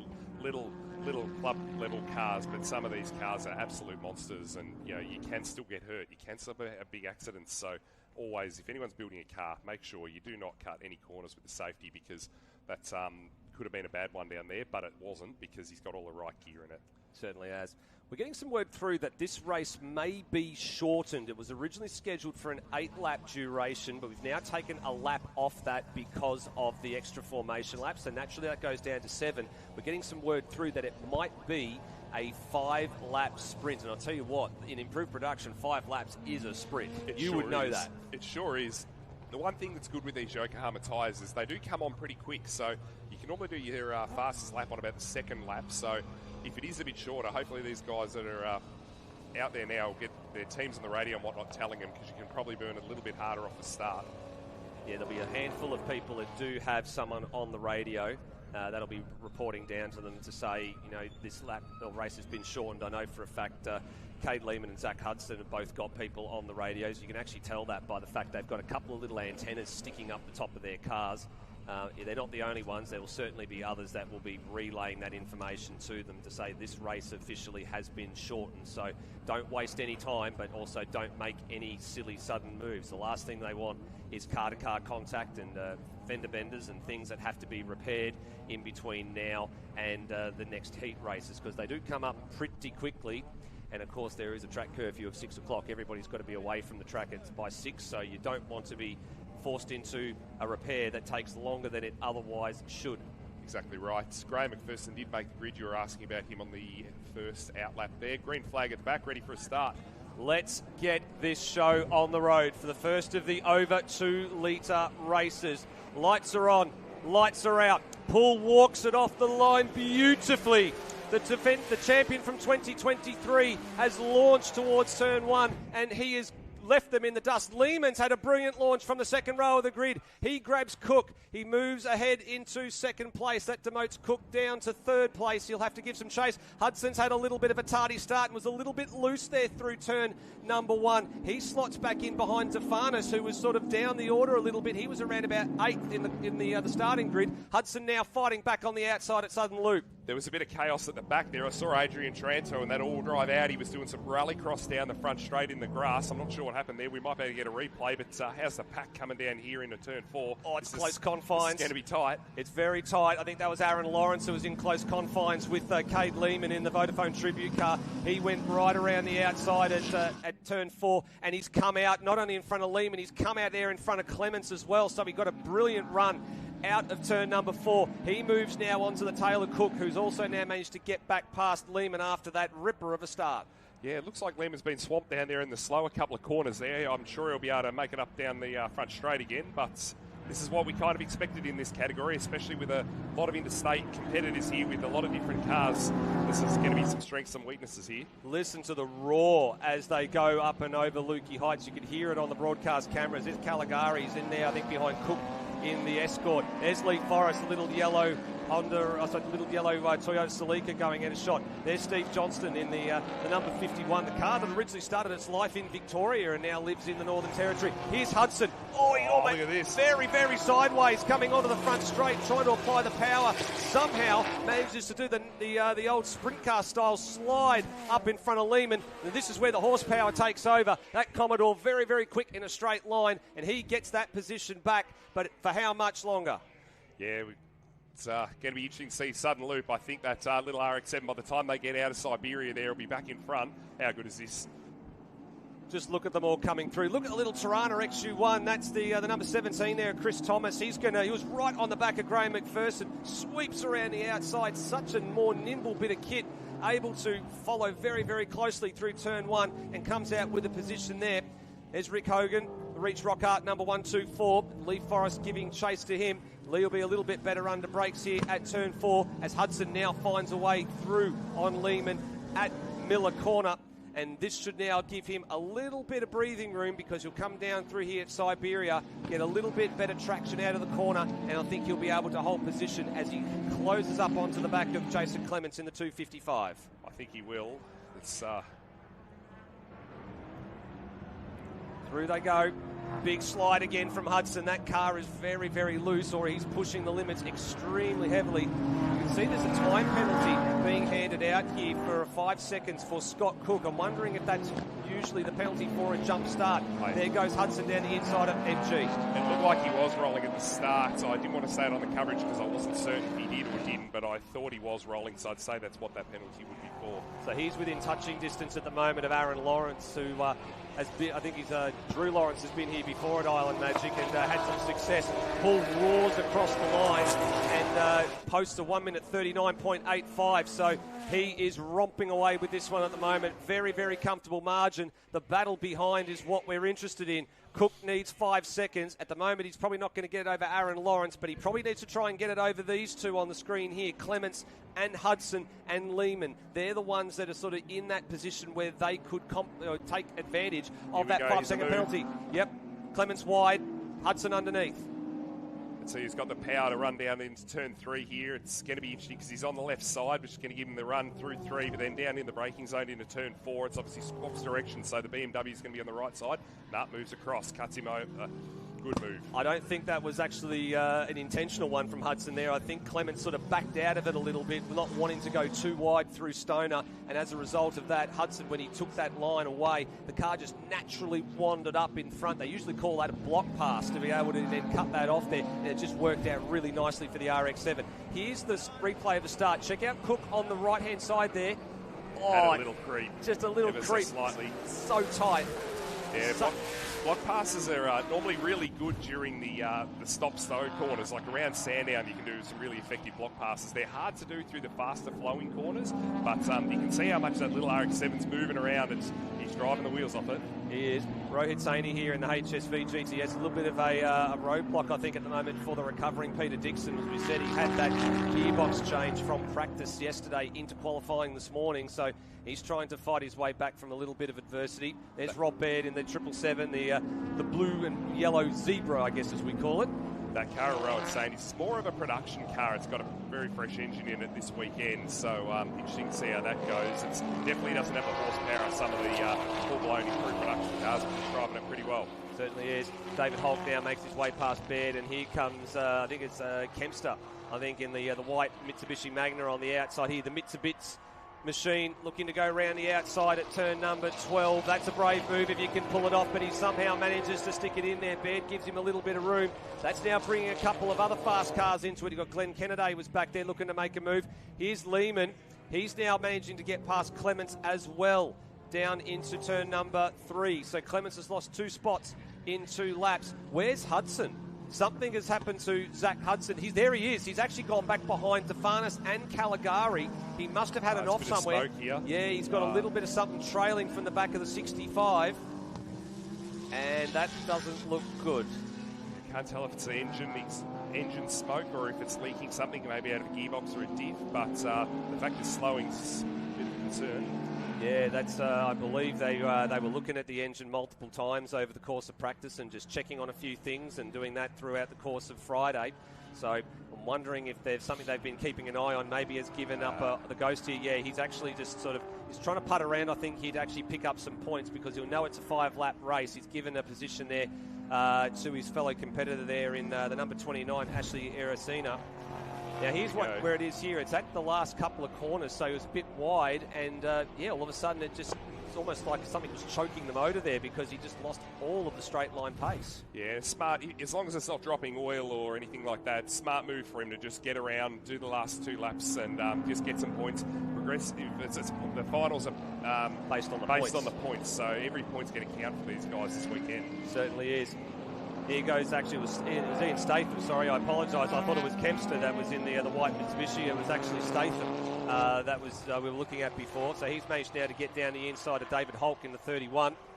And then the number 154 machine back there, Stephen Campbell from South Australia. He's latched onto the back of his fellow South Australian in Statham there as well. Another one of the stalwarts that's been in improved production for quite some time. He sure has. We are on the final lap. Poole is cantering this one at the moment. He's got a nearly 11-second advantage. We'll try and pick him up when he comes across the line. As we can see here, Saini has just managed to get a little bit more margin in that car over the pack that was starting to form behind him as they pour into turn number 1. Glenn Kennedy hasn't made too much of a headway from the back of the field here in the gold BMW E30. Andrew Barstow now rounds up David Holt. Glenn's a fast guy, and that E30 is normally pretty quick. I'm surprised he hasn't been able to push through the field a bit more than he has. Certainly, yeah. I know there's been some reliability gremlins with that car over the years, but maybe they're fighting a little bit of that and just wanting to try and get through the weekend. You don't win it in the first race, you do in the last one. So that's exactly right. Play the long game. And this man, well, this is a warning sign. He was a very, very heavy favourite, hard to go past him for an overs win this weekend. He sets the tone straight away.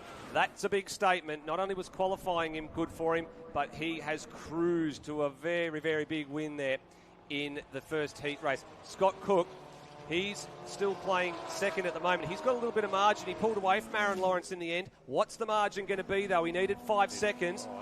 Lawrence across the line in third, Lehman fourth, Clements, and then it was Stefanis. So when we try and tack on 5 seconds for Scott Cook, he's going to be fourth. I think he'll be fourth, just ahead of Clements. So it's not too bad a result for him.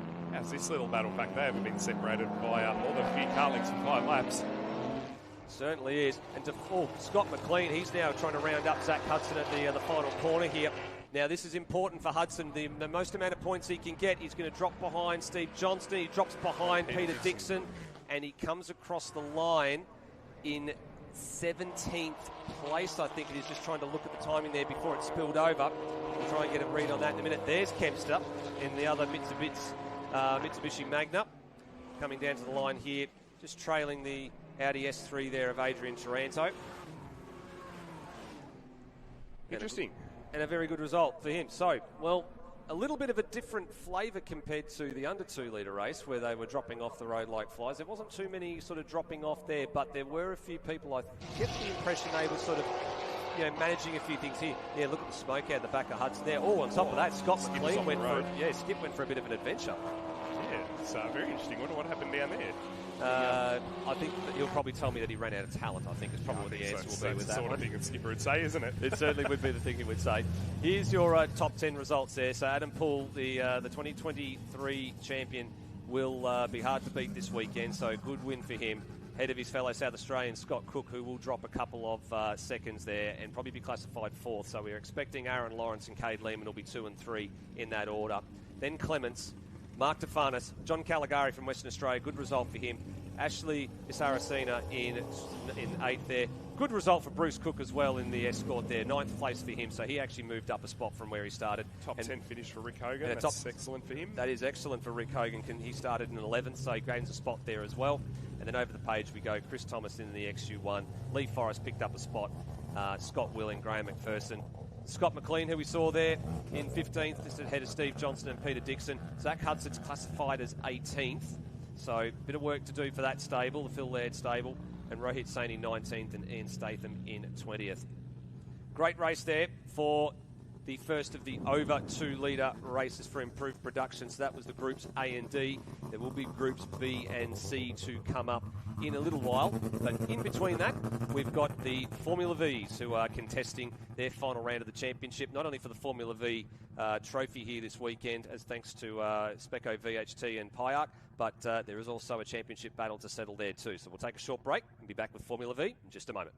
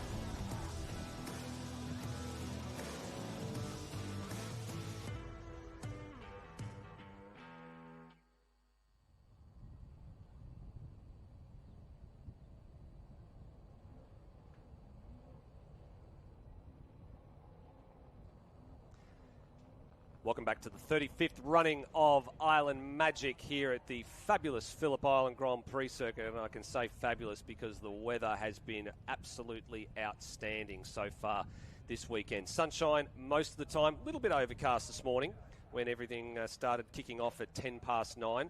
But aside from that, it has been a very, very sunny weekend so far, and you can tell that because there's a field of umbrellas that's probably just as about half the number of umbrellas up there as the size of the Formula V field. And well, now they've been given the signal, the umbrellas go bye-bye, and we have a look at this grid as I welcome Tom Reed to the box for this one. Tom, let's have a look at how they will line up for race number 1 this afternoon. Thanks, Steve. Looking forward to this one under the beautiful sunshine here at the Phillip Island Grand Prix circuit. A nice 18 degrees here. Andre Curran off of pole position with a 1 minute 50.7. Very happy with that. In qualifying, Ashley Whittington alongside him. Brock Hamilton third. Rocco Spinley off of position number 4. Daniel Reynolds, Matthew Bode. Then we go to Franz Esterbrough and then Malachi Windsor there off of position number 8. Then we go Ashley Clifford, Darren Power, Shane Purvis in car number 6. Cameron Bell in car number 4, Jason Fowler, Charlie Richardson doing well there in 14th in car 16. Then we go to Grant Kelly, Corey Horter, Mick Fisher and Bob Vile rounding out the field there. Certainly is. So 18 cars contesting this one. So we talked about a couple of things. The Maury Fordham Trophy, or the Phillip Island Formula V Trophy as it's affectionately known, of course is awarded here at Island Magic on Sundays. And there's a couple of previous winners that have have been here and are probably watching on from home, so good to have you aboard. And I think the defending champion in Daniel Reynolds is here this weekend and working out of the Sabre Racing Cars stable. So he's looking to notch his third win if he can do that. And for the rest of them, they're all looking for their first. But before we even get to that, we need to have a little bit of a talk about the 2025 season so far, because it has ebbed and flowed all the way from Sandown to Calder, then to Winton twice, Sandown again, and then Phillip Island a couple of times as well. And this, of course, is the last of the 6 rounds for the season. So the point score has been ebbing and flowing between 3 men at the top of the standings. So Andre Curran, Ash Quiddington and Rocco Spinley are the 3 that occupy the top 3 positions at the moment. And between Curran and Spinley, it's just 13 points entering the weekend. Now, by virtue of taking qualifying, Andre Curran taking pole earned himself another 2 valuable championship points. So that moves him 15 points clear of Spinley. It was a little bit of a disrupted session because they didn't get the full allocation of laps in. There was a little incident where Matt Bode ran off the road at turn number 1 and became beached. And so they had to vacuum all the gravel and all the nasty bits out of the car. But that did cut the laps a little bit short. Didn't give a chance for any of these drivers to jump up the order and improve their time. So Curran held top spot at that stage. So he gets those 2 points, taking it out to a 15-point advantage. And you get 30 points for a win in each race, and you get 25 points for second. So do the math. What that means for Rocco Spinley is if he wins all 3 races, then if Curran finishes second, then it means it goes to a count-back scenario. So then we start getting really interested in how things are. So that's how that scenario plays out between the top 2. But Ash Quiddington is still within striking distance. He's 36 points in arrears of Curran, and he'll be looking to try and...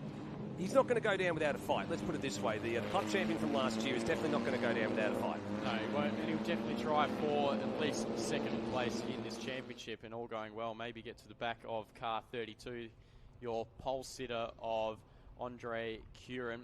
And I noticed he posted on his story a 1 minute 50.7. He seemed pretty happy with that. I'm not sure if that's a milestone around here for a V.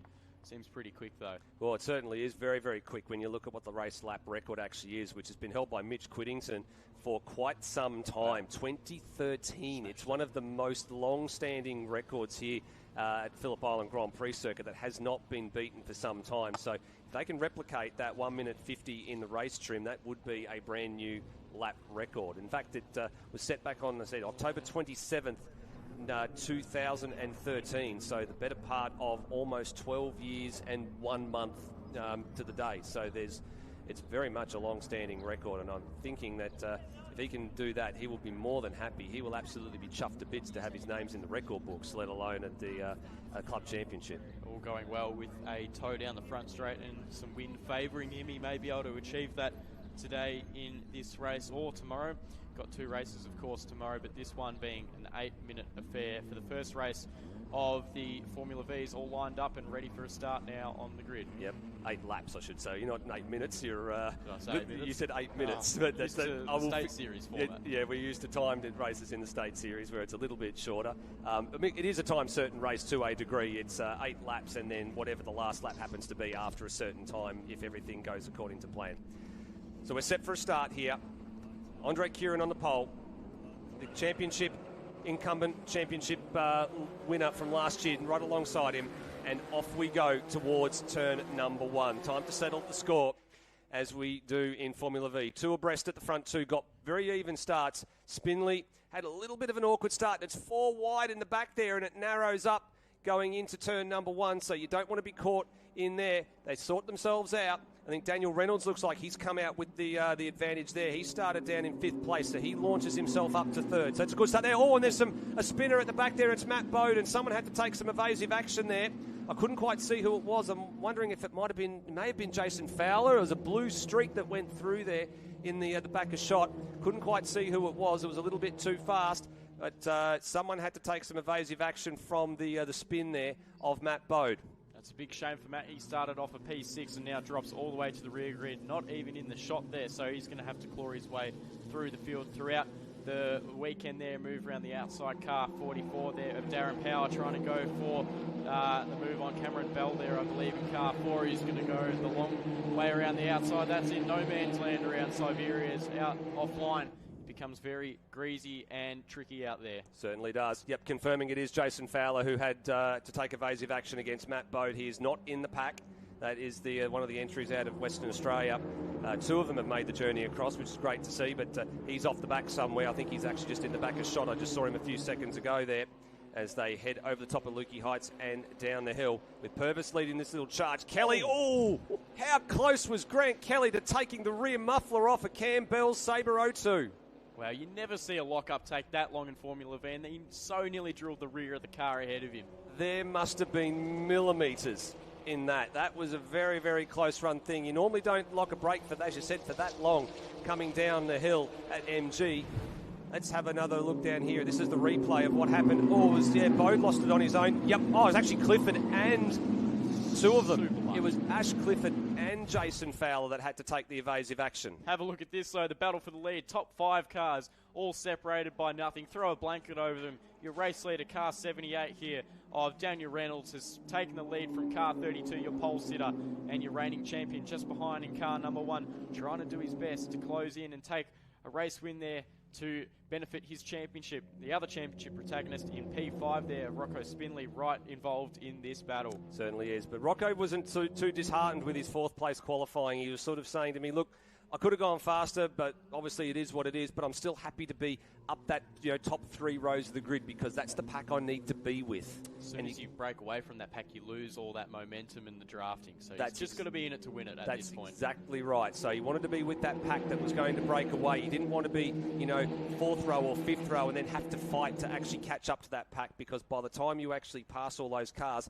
the pack in front of you is gone and then you're on your own. They work together to tow their way through and improve their lap time and then, like you said, once you're in no man's land, which he sort of is here at the moment, actually. He's just dropped ever so slightly off your 4th place runner there in the Silver Fox racing car of Brock Hamilton.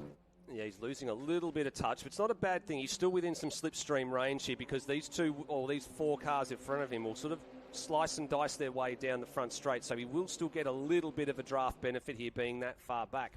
One of the things when I was talking to not only Jason Fowler but Franz Esterbauer, who have both made the trip from WA, they were still trying to come to grips with where you need to be and how far back you need to be to get the maximum benefit of the slipstream so you don't end up getting to the back of somebody and then you cop traffic and then your lap becomes compromised. Did they mention where that point was? No. They hadn't figured it out yet. That was the problem. Like they were talking about, as you come out of MG, you sort of want to try and be in a position where you get towed all the way down the front straight, where you don't sort of catch up to that car in front. You get the maximum benefit possible. Yeah, probably about 3 or 4 car lengths, but in a race setting, you probably just want to be shy of 2 car lengths there so you can slingshot by the time you get to turn 1. Change for the race lead, I believe. That is car 78 in the race lead, and car 1 there of Andre Curran in the Sabre. Menacing here is we're about to go 3 wide, I think, and the beautifully presented car 32 there of Andre Curran is going to go down the inside and reclaim what was his race lead and pole position. These guys did a 1 minute 52.8. That's the fastest lap by Brock Hamilton, who's currently on the outside here, 2 deep. And that's about 2 seconds off the qualifying pace there of Andre Curran. Yeah, it's a sea of green on the timing at the moment when you look at everything that's there, apart from the purple lap from Brock Hamilton, which is the fastest lap of the race. Last time around for every single driver from 1st to 18th was green, so that denotes a PB because it's their first full lap. But it gives us an idea about what sort of pace everybody's got in hand too. So you look at the front runners that are in the 52s and the 53s. And then you've got, Spinley has lost a little bit of touch from the last lap, but he's caught back up now, so he'll now be in that bracket. Franz Esterbauer doing 54s, and then Purvis and Bell that are sort of in an early 55 and a late 54. So now you can see where the packs will start to form. There's the distinct group out in front. Then there's one driver on their own, which is Esterbauer, and then there's the next group of cars behind him. So Curran lost about 2 car lengths to the car ahead of him, and now look where he is. He's already alongside, and they're nearly 3 wide down the front straight. In fact, they are 3 wide now, and this is awesome Formula V racing at Island Magic. Just what we wanted to see.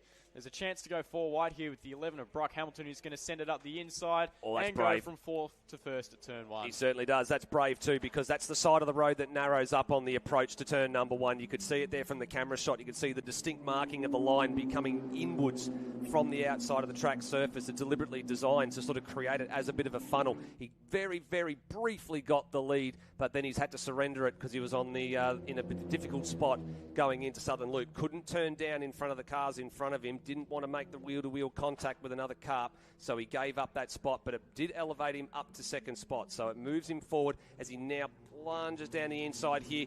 Kieran has to give him a little bit of room, but Hamilton will be on the wrong side for the inconsequential corner of turn 5, and he'll have to settle into 2nd place behind Kieran as they swing left at Siberia and then plant their big size 10 boots on the accelerator pedal and head up the back. What this quality of racing shows you is how much trust each of these drivers have between each other. They've been racing together for many years now, and it just shows the quality of Formula V racing when they can run side by side and not interlock wheels and draft and change positions every corner. It just shows how intense and firm this racing is. Andre Kieran still behind your race leader, though, of car 11, and Rocco Spinley looking to crack into the top 4, but he can't seem to make any inroads, probably just biding his time a little bit here. We've still got a number of laps to go. Yeah, it's a half-distance mark this time around. Will be chalked up, so 4 laps will be completed and 4 to go. So he's not in any great hurry here, I think, although I think Reynolds is just sort of giving him a little bit of leeway there as we cut away from that shot. And we go back a bit further in the field to see Darren Power, who's down in 13th.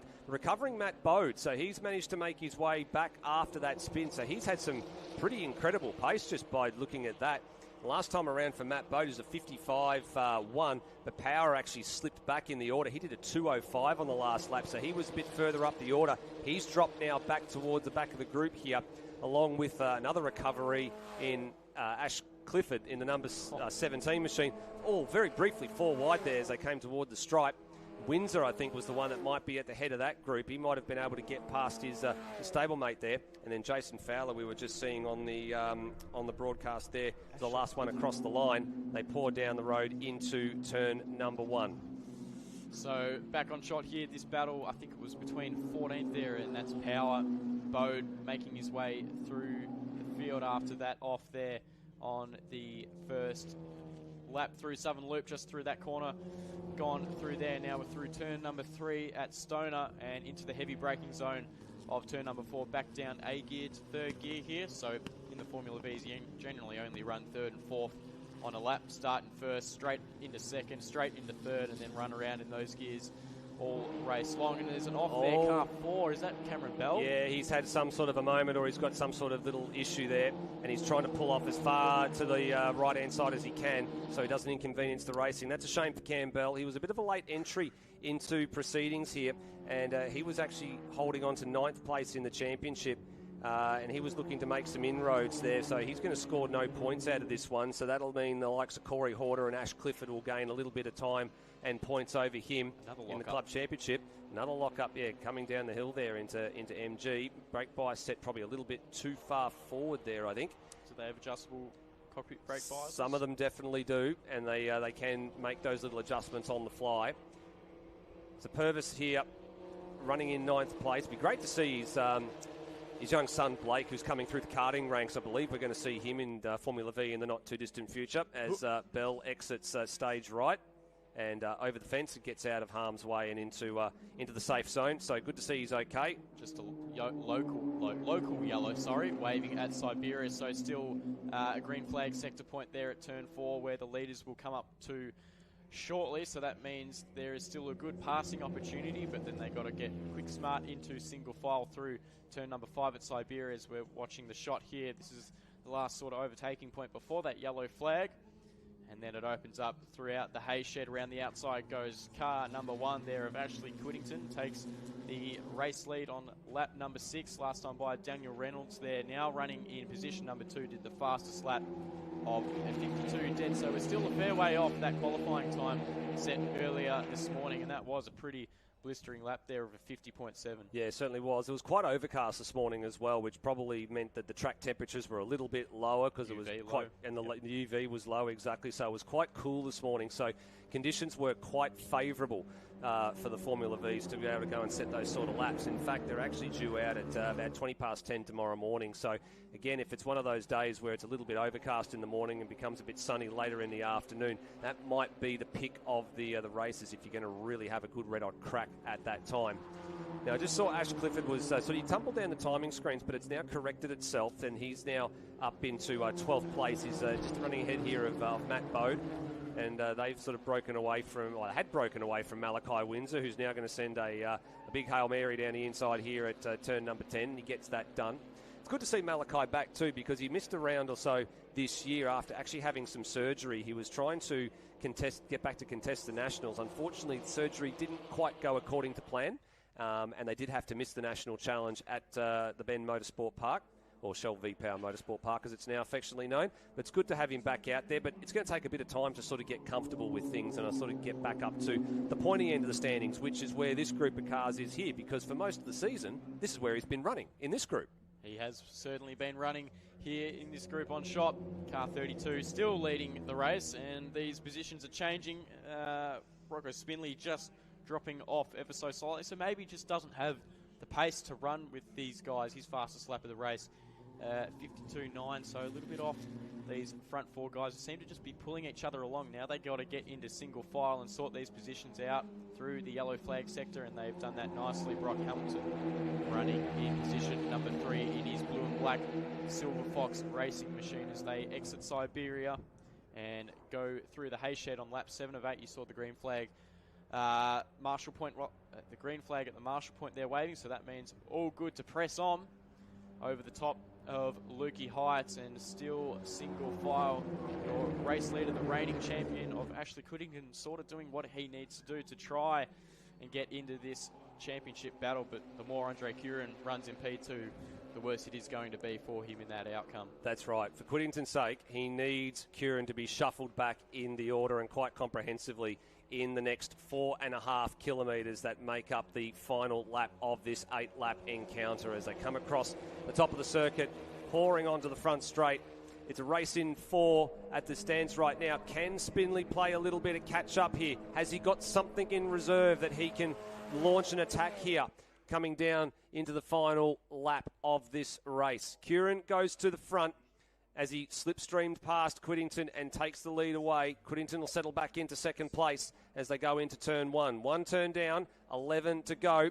And, of course, one of those turns is turn 6, which is under a yellow flag. So you cannot pass into Siberia. If you're going to get it done, you're going to have to get it done by turn 4, or you're going to have to wait your turn to turn 10 or the drag down to the start-finish line. So, seeing we are on the last lap board, did not see a last lap board out of the commentary box window, so perhaps they forgot to show that. But now you've got to make it count as Curran reclaims that race lead, and here comes car 82 of Rocco Spinley, who's made his way into this battle. So, like I said, probably just waiting his time, trying to keep his nose clean and come home with maximum points here. Hustling the back of car 32 is car number 1 there of Ashley Cuddington, really just trying to do anything he can here. And then further on back is Daniel Reynolds there, still with the fast lap of the race, but he ran about a second off that pace last time round. Certainly did. We're waiting for them to crest Lukey Heights.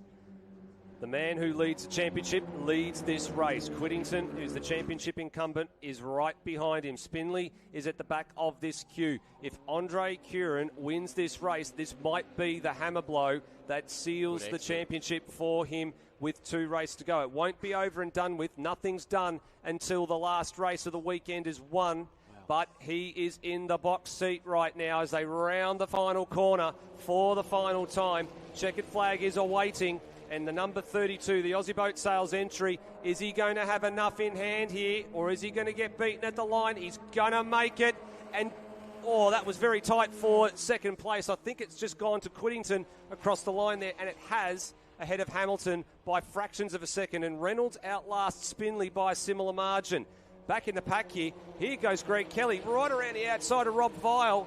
Is he going to be able to make that one stick? Purvis has got a bit of margin on them here. He'll get to the line in 7th. And look who's made his way all the way through the field there. Matt to come Bode. Across the line. Wow. Where did he come from? After that spin at turn 1, he has had phenomenal pace, and he gets back into the top 10.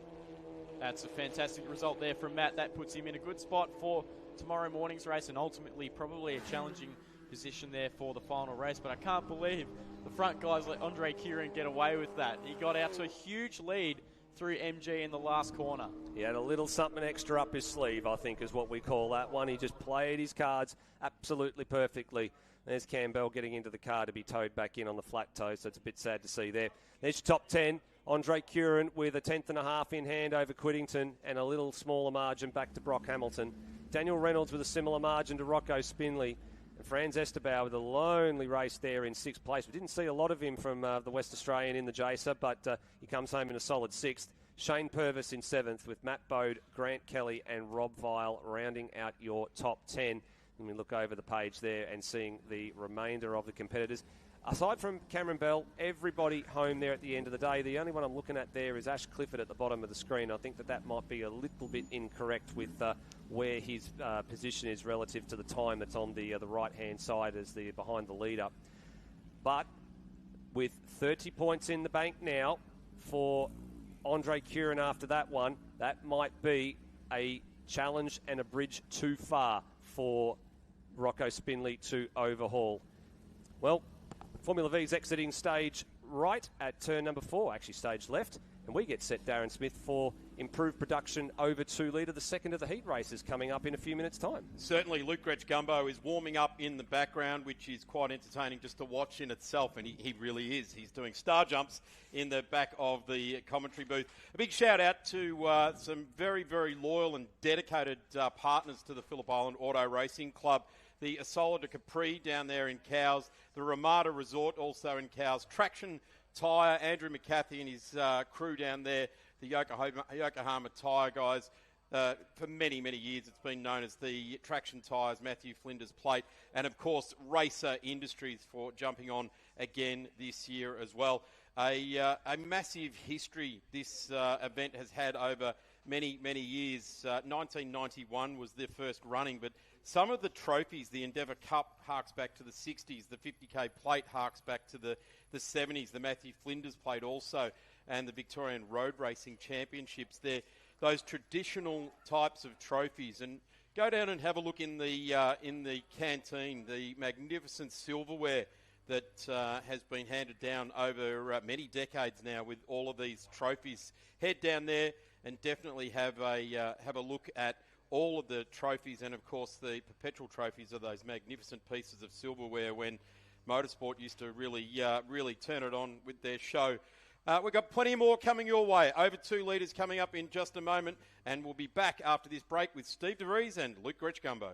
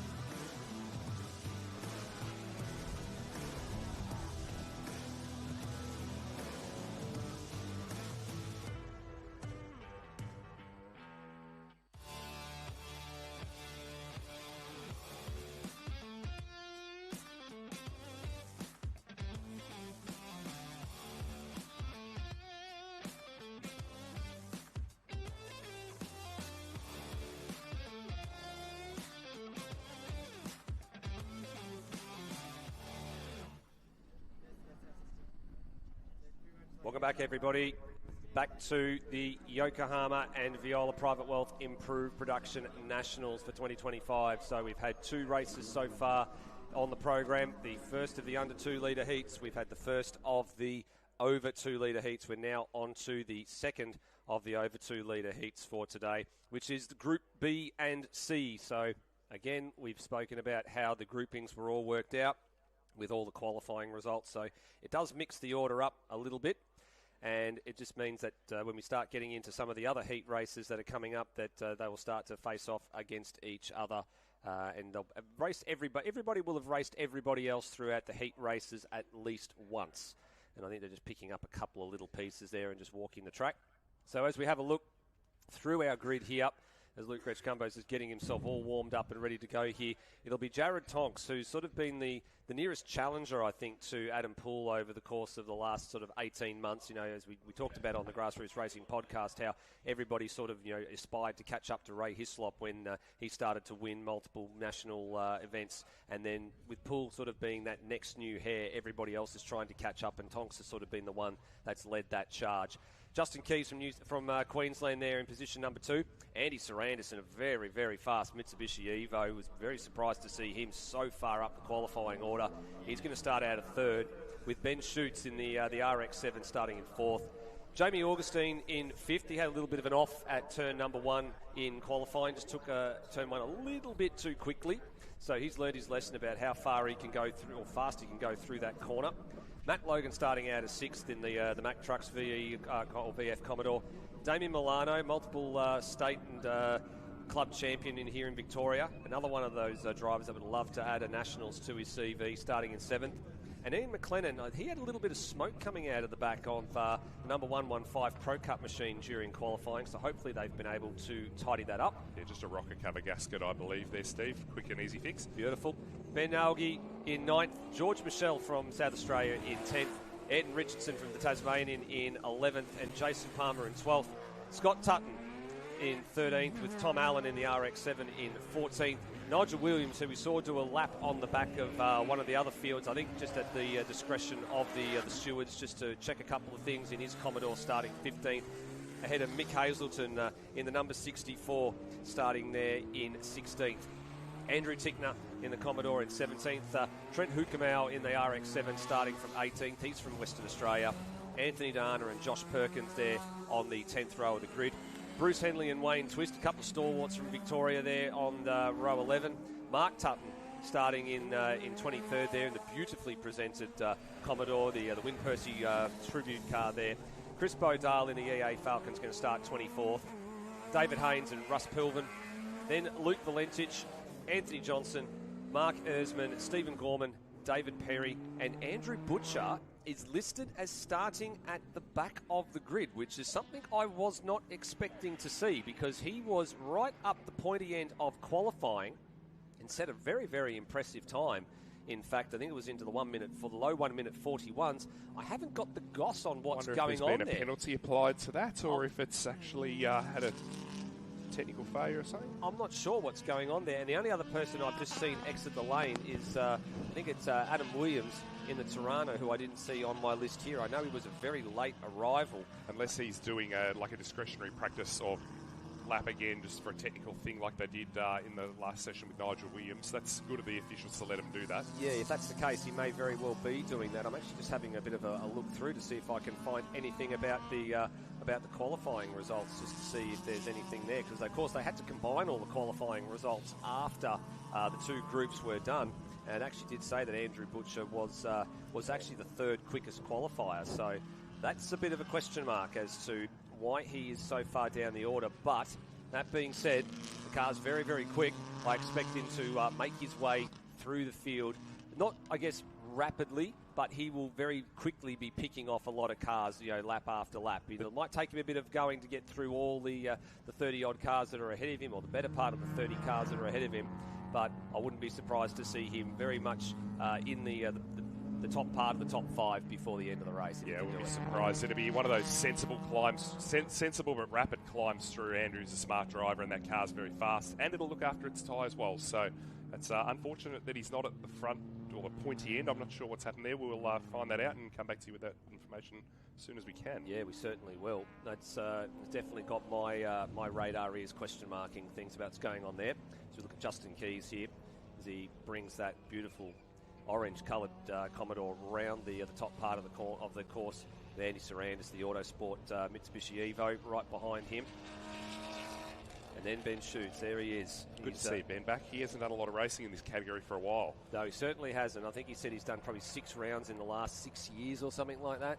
And every time they get the car out, they've sort of got to go through it with a fine-tooth comb because it's, as I was talking to him this morning, it's always like, there's a seal that needs to be replaced or a bearing that needs to be replaced because they've sat for so long and they need to be all sorted out. And we talked about this off air quite a little while ago, that, this place is a car breakup. You need to have a car that is 10 out of 10 for every single race, and the driver's got to be the same. It sure is, and that's a good example that you use with Ben Shoots there, that when the cars sit around for a long time, your seals degrade and other things creep in, and that's a good excuse for why you should get your race car out as soon as possible, Steve. Look at the racing this weekend. Everyone be good to be a part of it. Yep, certainly is. There's a few drivers I've noticed already on the grid here. They're giving quite a bit of margin away. They're giving a bit of room to make sure that they don't creep over those white lines at the front of the box. I think they may have learnt the lesson there from what happened to Scott Cook in the previous overs race, where he was done, I reckon, by millimetres for just rolling at the start a little bit too far and probably went over that grid spot. I reckon, yeah, I wasn't sure if the wheels were still turning for that penalty of Scott Cook, but both these guys in the front row and Andy Sarandis have both all left at least a bonnet length almost at the front. And you go back to Damien Milano and Ian McLennan, they're right on their line. There's no room for them to move. Here we go. Keep an eye out for Andy Sarandis in this launch off the second row of the grid. He might get them going if he can get it done. And have a look at this, and I was absolutely spot on. That Evo launches fantastically off the second row of the grid, but it's all in vain because by the time they get to turn 1 and we cut to the shot, there goes your pole sitter in Jared Tonks. He scoots back through. The horsepower advantage shows its hand there, but the Evo launched brilliantly off the line. That's a good example of strengths and weaknesses of two different cars there. How's that for 400 metres? Strength, advantage, lost.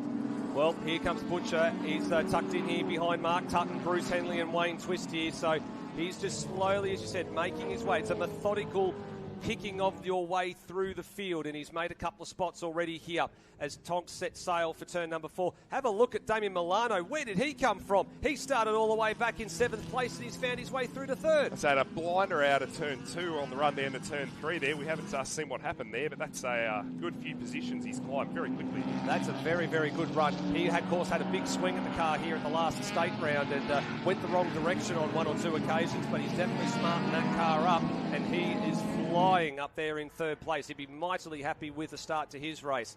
So we have a look here at Nigel Williams, who's managed to get past Ayrton Richardson here at the start, giving chase to George Michel, and already one of the competitors there, it's the number 50 that's coming into the lane there.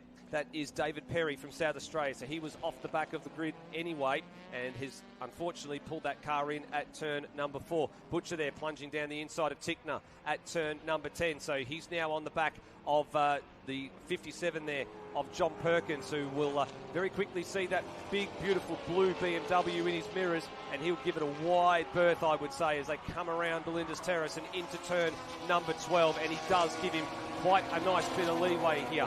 Next up for Andrew Butcher is going to be the 64 of Hazelton.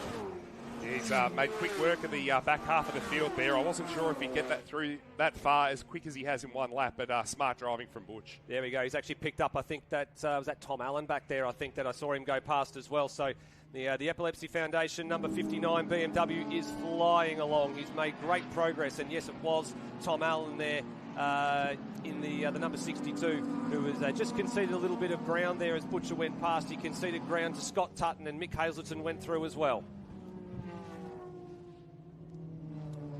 How's going to be the rotary battle? Who's going to be the king of the rotaries this weekend? This is going to be another little talking point here, Steve. I don't think we've seen this many rotaries at a state series event for a long time, so glad they've all brought them out to the Nationals. Certainly is. Sarandis has been passed by Damien Milano now, so Milano moves up into P number 2, but for him, Tonks is already a good couple of seconds down the road. Look at the margin. It's at least 3 or 4 seconds, but for Milano, important points being scored here. Justin Keys now finds his way through on the Evo of Andy Sarandis and sets out after the big Commodore of Milano. Oh, and Keys has to cover the advances of the number 99 of Sarandis down the hill into MG. Yeah, it looked like that at the last state round, that car of Damien's looked pretty evil, but it looks like Damien and Steve and the team that work on that car have been spinning the spanners on it because it looks pretty sharp at this point of the weekend. Yep, looking very, very nice and much, much better than it did at the state round a little over a month and a half ago. Ben Schutz now lining up the back of Andy Sarandis' Evo as they come onto the front chute here. He's going to have a little bit of overlap. Is he going to try and go the long way round at turn number 1? No, he switches to the inside. Is there some space there? Not on this occasion. He has to settle back in behind the number 99. In fact, I believe Ben Schutz might have actually received a black flag in qualifying, I believe breaching the 95 decibel noise limit. So that's a bit of a strange one. He has got a new exhaust on that car from what I've been told, so it might be a little bit louder than it otherwise normally has, but of course it's been a little while since we saw him last too. It sure has. That's a sore point for myself personally. That's 95 decibel limit gets my blood boiling every time, but hey, the rules are the rules. We've got to abide by them. Hopefully they don't get done by for the rest of the weekend as Matt Logan pulls off at pit entry at turn 4. Did he pull off at pit entry or did he go the long lap? He's doing the loop. Yeah, he's gone a little bit deep. Joker. Yeah, we were keeping there. He's in the back of shot. We were just keeping an eye on him because he was ranging up onto the back of Schutz and then he disappeared off to the left. So unfortunately for him, he's gone down the long lap penalty box and has had to come back on through the old turn 4 return road. So that's going to drop him several spots in the order.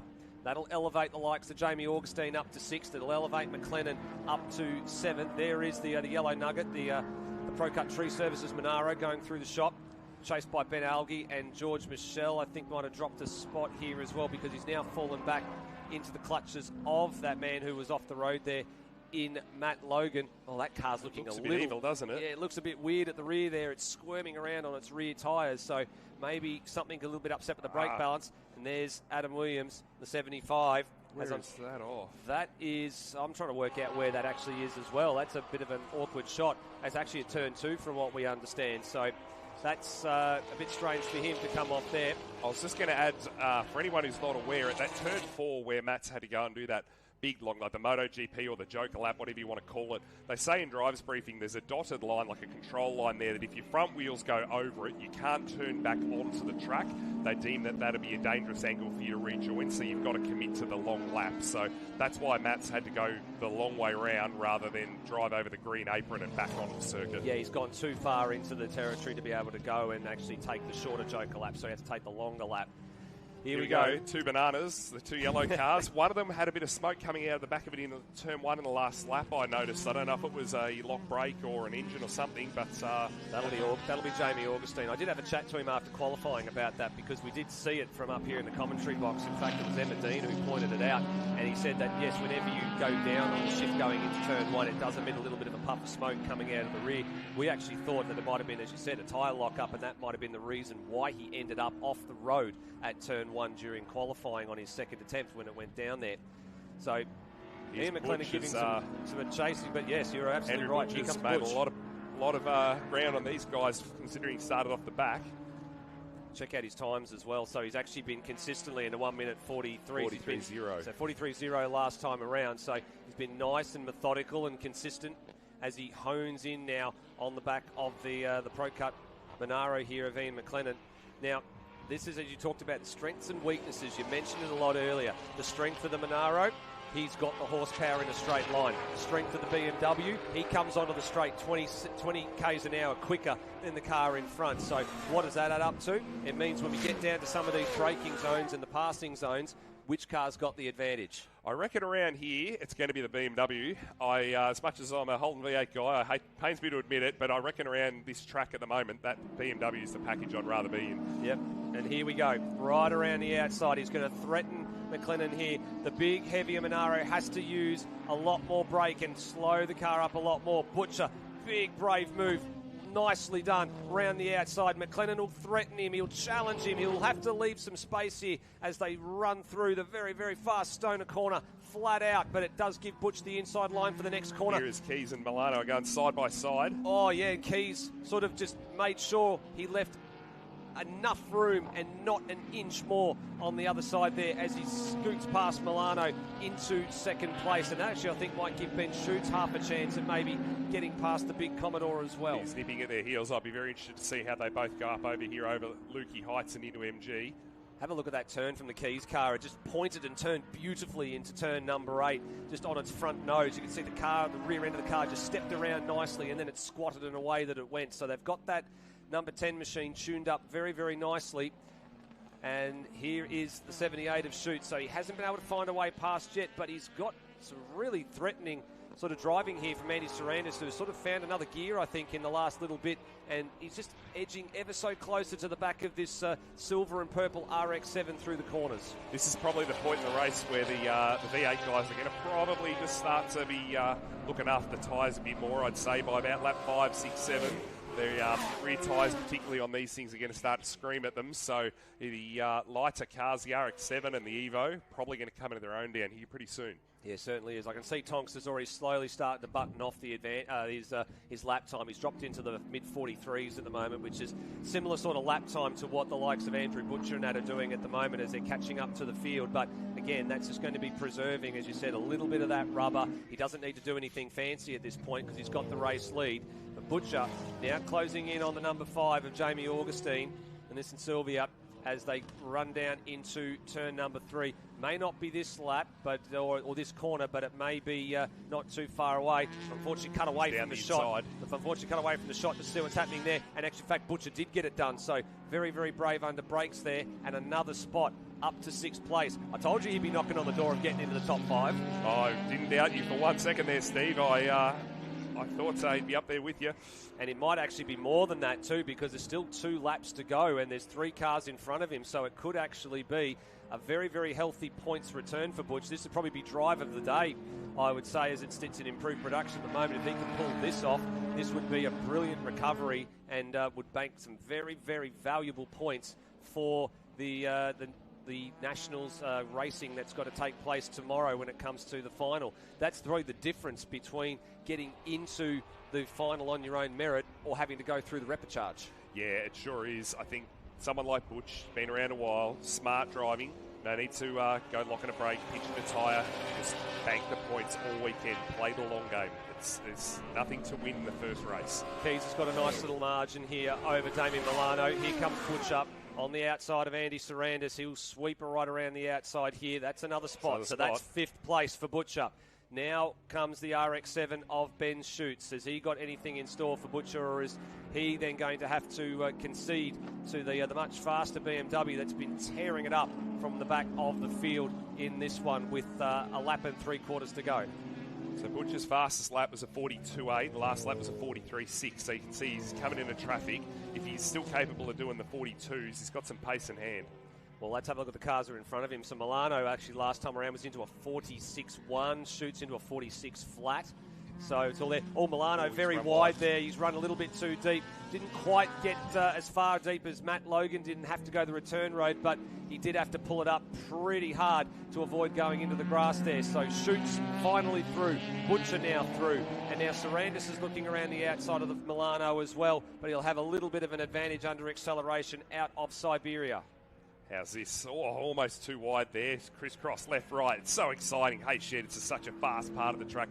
Big commitment. You don't want to make a mistake. You don't want to drop a wheel off because you go a long way when you drop a wheel off the track here and start bolting. Shoots covers. He covers at turn 10, and Butcher has to bide his time here against the RX-7 pilot. Ben, no stranger to this place. He's been around here not only in the RX-7. He's spent a lot of time in Richard Bendel's sports cars as well, everything from the Daytona to the Sin R1. So he knows this place. He knows what it takes to succeed here. So he knows where to park that car. And you can see now Sarandis has found a way past Milano, but for how long is the next question, because Milano will fight back down the front straight here with the horsepower advantage. Here goes Butcher to the outside. He gets that done. So 260 clicks an hour in the BMW is enough to scoot past the RX-7 of Ben Schutz. Moves Butcher up into 3rd place.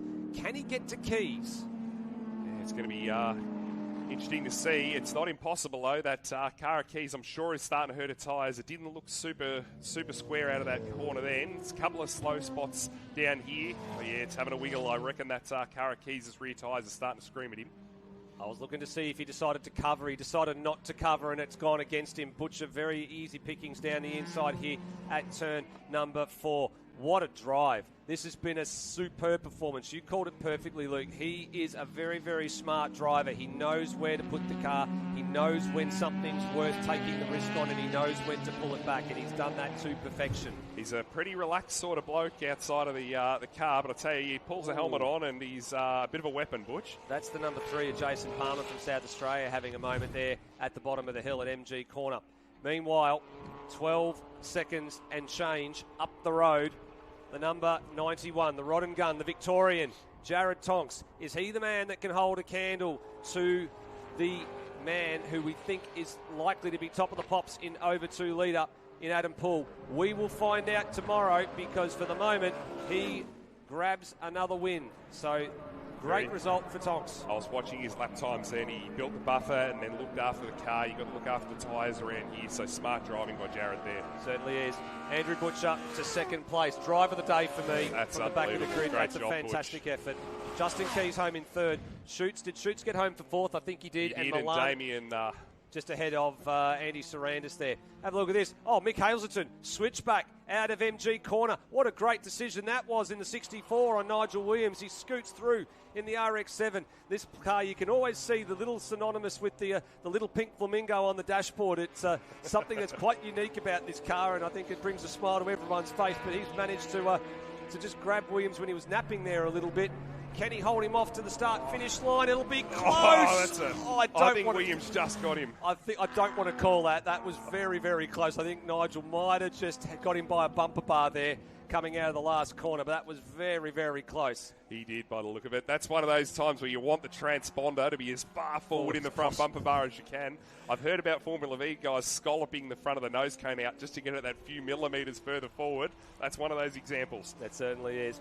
Bruce Henley here with Mark Ersman in the Subaru WRX right behind him.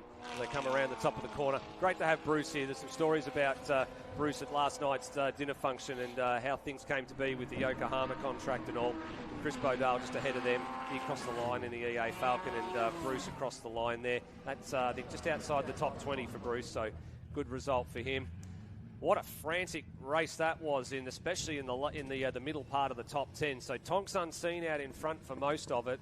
So he gets another 55 points in the bank. Good job for him. Great recovery from Butcher ahead of Justin Keys. Ben Shoots holds on to fourth place there ahead of Damien Milano. Andy Sarandis just coming up a 10th short against Damien. So that's a great drive from him. He really drove the wheels off that Evo ahead of Augustine McLennan. Ben Alge sight unseen. And Matt Logan, despite having to take the long lap penalty, he managed to get back to 10th. He did. That's a good drive from Matt. George Michel from South Australia there in 11th, and Scott Tutton wins that little family battle in and that's another one of the Evos there. The car 144 there in 12th. So good result for a lot of drivers in that one. We are going to take a very short break here in commentary, and then we hand over to Darren Smith because the National Sports Sedans are getting ready to contest their first heat race in the big build-up to the 50k plate tomorrow afternoon.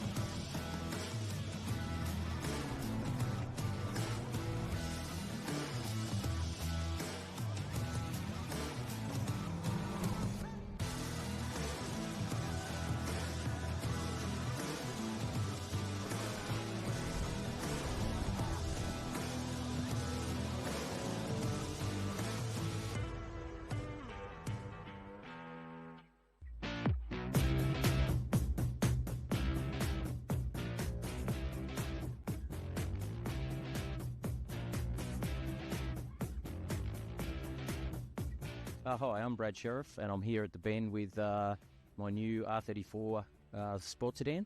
The car runs one of our billet RB engines. It runs a Hollinger MXT transaxle. The car predominantly is a floor pan car. It's got some non-factory parts in it, quite a few of them. And we're at this stage, it's pretty early days for this thing, but look, right up to the point in time. I'll see what happens in race 1, but yeah, so far so good.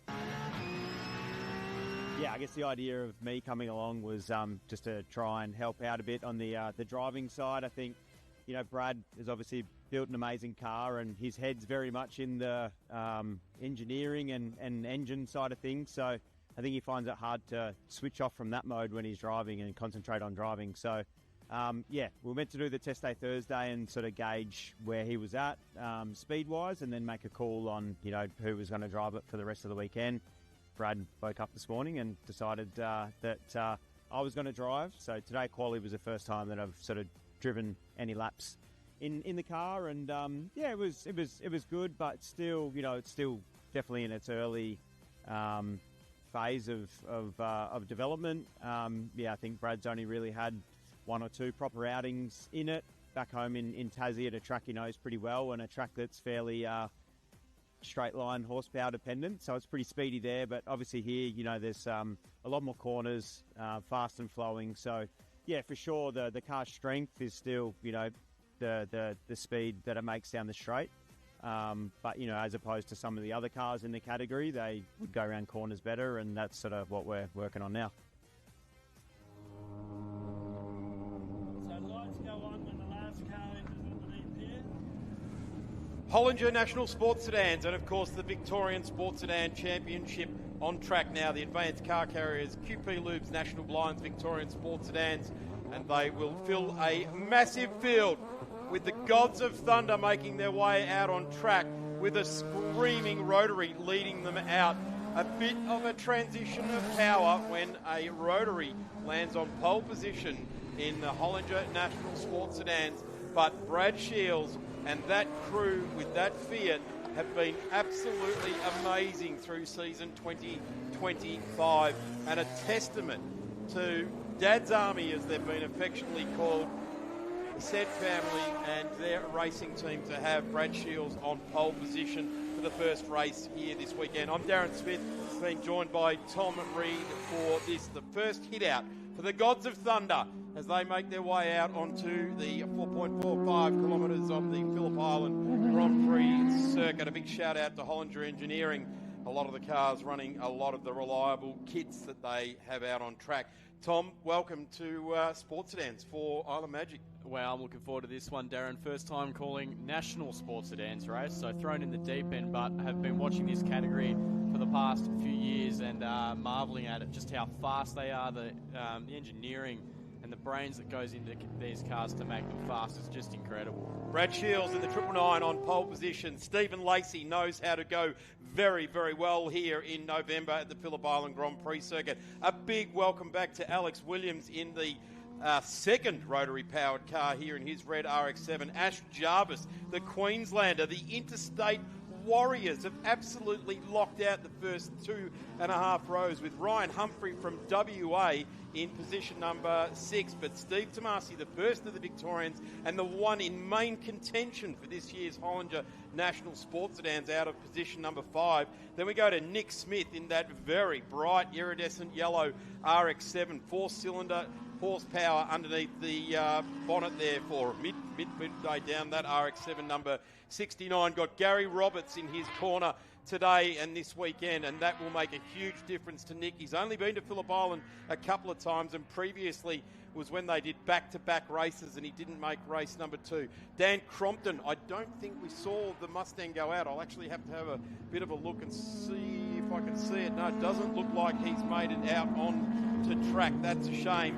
Michael Robinson out of P9, the winningest sports sedan in November here at the Phillip Island Grand Prix circuit. Numerous 50k plates to his name.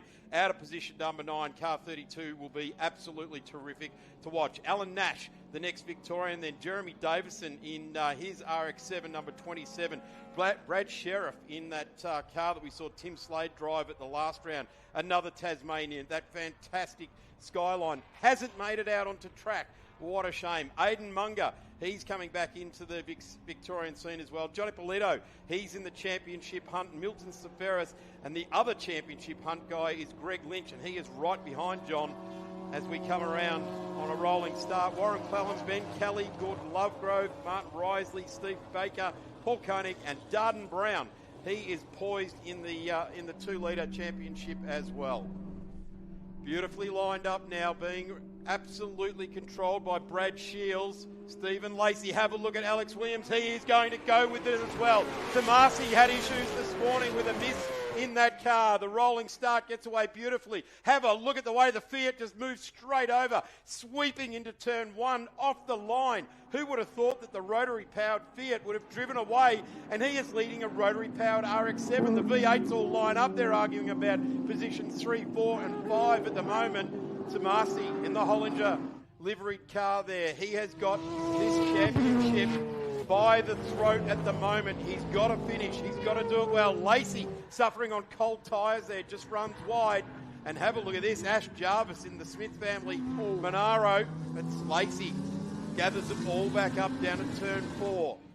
They point the nose out to sea. Lacey just better on the brakes there into turn 4, and another look from car number 9 there of Steve Tomasi, but couldn't get the move done. What a thundering sound these cars make as they make their way out of Siberia and through the hayshed for the first time. Tomasi all over the back of the Mustang ahead of him, trying to make a move but can't get anything done just quite yet. It is November, we're at Island Magic, and it's the 50k plate at the end of tomorrow. The most coveted single race award in the Australian sports sedan fraternity. And have a look at that Falcon lurking in the background of Ryan Humphrey from WA. His first time to the Phillip Island Grand Prix circuit. And you bring along something with NASCAR-type horsepower. Ash Jarvis getting all squirrely around the top there, grabbing another cog, horsepower to the ground, and the car just about rotated underneath him. Got very loose. Having a good look at Nick Smith now, the very bright yellow Ramsey Surveyors RX-7. He is absolutely charging. Milton Safaris, there is the Western Australian. They'll be cheering for him in the West. New South Wales racer Nick Smith, second generation racer. If you remember the name Graham and Smith and you remember the V6 Calibra, well, this is the next generation. And they've got another generation coming on behind them. And Jet and Cruz are the next generation of Smiths that are going to do it out of New South Wales in sports sedans. His 2 young boys love coming to the track. And then we've got Michael Robinson. He is in that magnificent looking Monaro, car number 32, Green Works. And Michael Robinson has got, I think, 4 50k plates. In fact, I'll confirm that as we continue on. Alan Nash just behind there in the Perkins Engineering built supercar, and then further on in the field, like you said, Milton Tavares there in the ex-Holden Racing Team car. I'm sure that's the sister car to the one that the door fell off in the pit stop back in the 2011 great race there, driven by Garth Tander. But through the hayshed we go. He's got a car just ahead of him there. I believe that is Munga just ahead of him in car 97. That's John Ibalotto, who's covering down the inside. Safaris trying to go down the inside there at MG, could not get that move done. Johnny Polito there, he is in the championship hunt. The guy that he is trying to beat is Greg Lynch, and Greg's actually dropped back to 13th now. Johnny Polito leading the series in number 97. They are equal on points, 187 coming into this round. He's doing everything he needs to do. He needs to win, or Greg, either of them. The strategy is exactly the same. Win, win, win in the Victorian Championship. Michael Robinson confirming he has 5 50k plates. Daniel Tomasi's got a couple. Stephen Tomasi's got 4. Stephen Lacey won last year. So these guys all know how to do it here at Phillip Island in November. It's way different to running here in April, May, June, July, August, September. It's warmer. The track temperature is warmer. Tomasi now. Flames leaping out over the front of Stephen Lacey. And this is where it is on for the title hunt as well.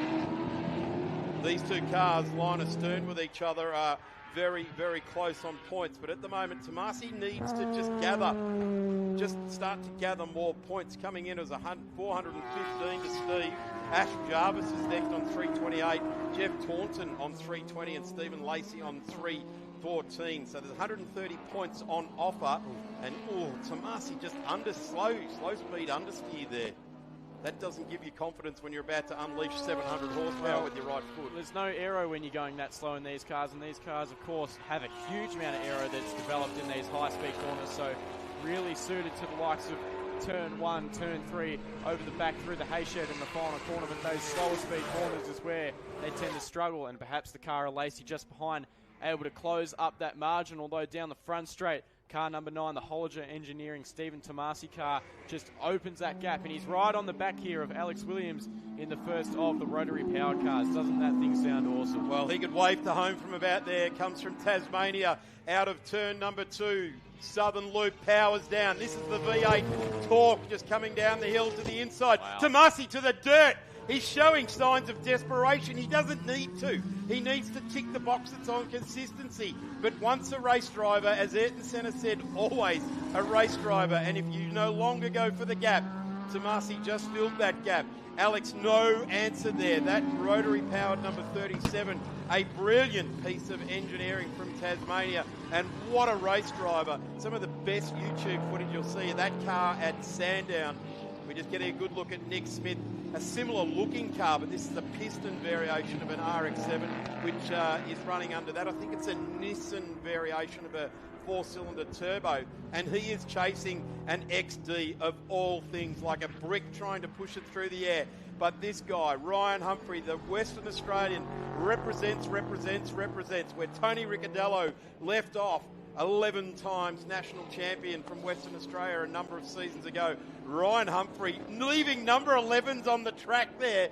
No doubt about the horsepower on car number 30, and he drives away.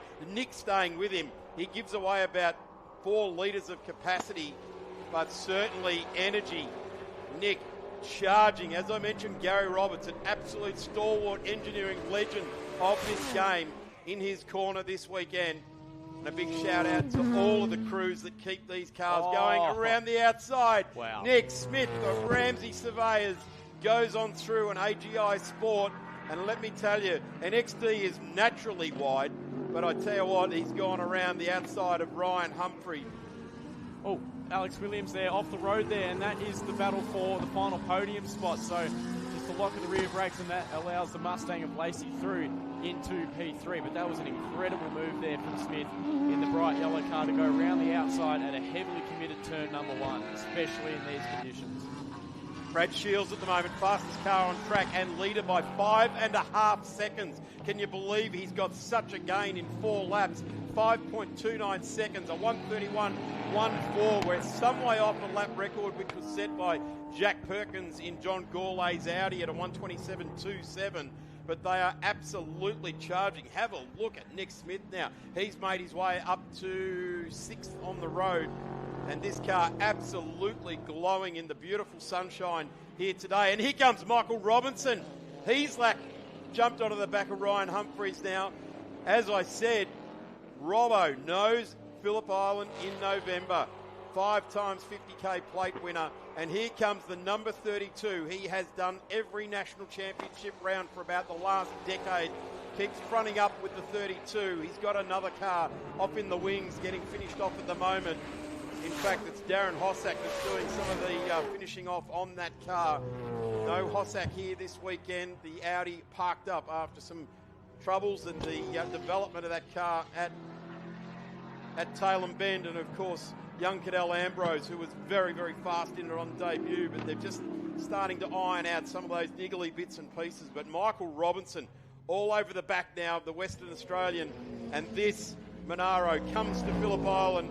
He lays down the train tracks and he just absolutely nails it lap after lap. Nick Smith now turns in. There goes Robbo. Chatters under brakes there. Locks up the rears. Compression lock up. Bit of desperation there as well. But Ryan just covers it off and says, righto, we're going to have this Ford versus Holden battle, are we? Let's have it. Fantastic awareness there from Humphrey just to open the steering and then duck under car 32 there of Michael Robinson, who's now under attack from Alan Nash in the Perkins Engineering built number 11. Jack Perkins drove that car, person who set the lap record way back in 2016, like he said, in John Goulet's Audi. We are a fair way off that, with the fastest lap being set by Brad Shields out front with a 31.1, and that gap at the front has come down by a full second that lap. So down to 2.5 seconds from 3.5. I think a little bit of lap traffic there. Robbo's got issues. Coming under brakes into Honda. Sorry about that, Tom. Oh, good. Another compression lockup, so I would suggest it's some sort of shifter issue. if not maybe a broken axle or something, but Like he is retiring. Vibration. Looked like a massive vibration under brakes there. Looked uncomfortable. So that is it. There's our race leader now. The 999, Brad Shields, the 131.149. 6 laps down, 2 remain in this. Darts out from behind the RX-7 in front. His car, number 9, second on the road and amassing points. Don't forget, Stephen Tomasi in his Calibra, 415 points, 130 points up for grabs. Just rockets past. Absolutely tears the stickers off the side of Stephen Baker's Skyline as he goes through there. And this car is absolutely hooked up. Here's John Ippolito. Let's interrogate the state championship at the moment. John's leading the way. Ryan Humphries has gone round, and that is down at turn 4 out of position 6. So he has felt the pressure. Robbo not there to take advantage of it. Little bit of that tyre smoke out of the back of the 97. Yeah, perhaps leaning out of turn 2 on that right rear quite heavily. And now he is coming under attack there from car number 75 of Aidan Munger.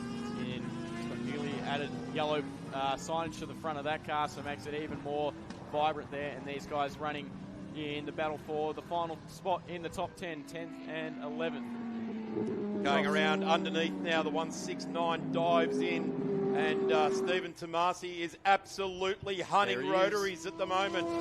The Tomasi out after the Fiat now. He's pulled a second a lap on Brad Shields' car 999, your race leader. And there's big lock-up from 999. He's going to run wide, and it's going to allow Stephen Tomasi to get even closer. That's going to be a horrible 50-cent piece on the front left. He absolutely torched the Hankook under brakes that time around. There is an issue when you're absolutely sliding into turn 4 like that. He will start to feel the fire. Turn 1 will be Tomasi, it will be. Tomasi now ranging. And Steve's probably just gone, you know what, Darren, this is why I've got out of maximum attack, because if anything happens, I want to pounce, and he'll tell me all about that tonight, I'm sure. But he is alive and well in this one. We've got 1 lap remaining. The checkered flag, is at the ready. Close. We're on it. So this is an amassing of points here. Great exit by car number 9 here. Brad Shields in 6th in the championship on 187. Let's see if Tomasi can open it up. Lap track kick ahead. They're going to just walk around Gordon as he dives out of the way. And they charge for the line. There it is. Shields takes race number 1 for the 50k plate here. The Ramada Resort Sports Sedans. And that will be Brad Shields in the 999. Takes that win as we go back down to replay at turn 4. Who knew a Falcon doing circle work? No way. That would never happen. As the Western Australian enjoying the time here. Getting a good look at Aidan Munger as well. John Ippolito, he's gone through on John Ippolito, so that is an absolute send for 2026 with these 2 state series contenders as they come around the top part of the circuit. Checkered flag has seen Brad Shields in P1, Steve Tomasi, Stephen Lacey. That's the important one there. Ash Jarvis into 5, so Alex Williams into 4. Alan Nash, great drive home into 6. Ryan Humphrey eventually got 7th. And getting a good look at the AMS number 75, Aidan Munger. And he is absolutely charging for it. So for those at home playing on, a couple of rotaries in the top 5 there and a couple of V8s in the mix there as well. As Aidan Munger comes in, he will lead home the State Series competitors. And John Ippolito into P2. And just watching now, Greg Lynch into P3. So the main competitors in the Advanced Car Carriers Victorian Championship finish line astern with each other. And that will just give John Ippolito going into race number 1 tomorrow morning a handful of points to lead away. Stephen Tomasi just reaches out. He's got his hands in his pockets and he's just wanting to reach out for that national championship.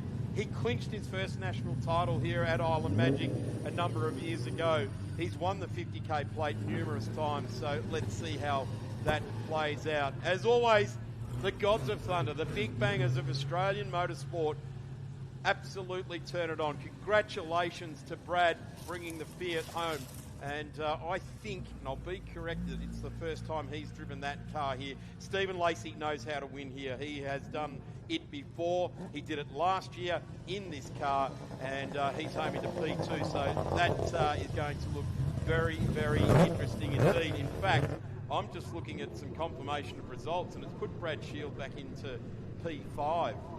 So might have to chase the story on that one.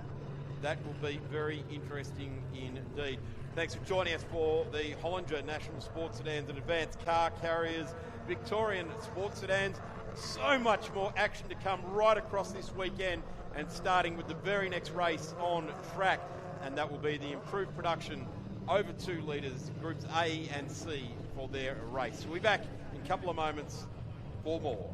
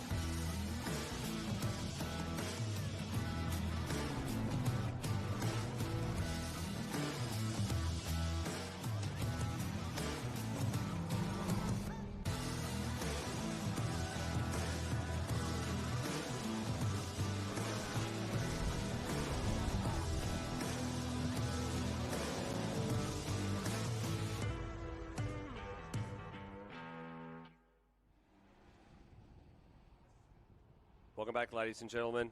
Let's resume battle in the 2025 Yokohama Improved Production Nationals with thanks, of course, to Viola Private Wealth.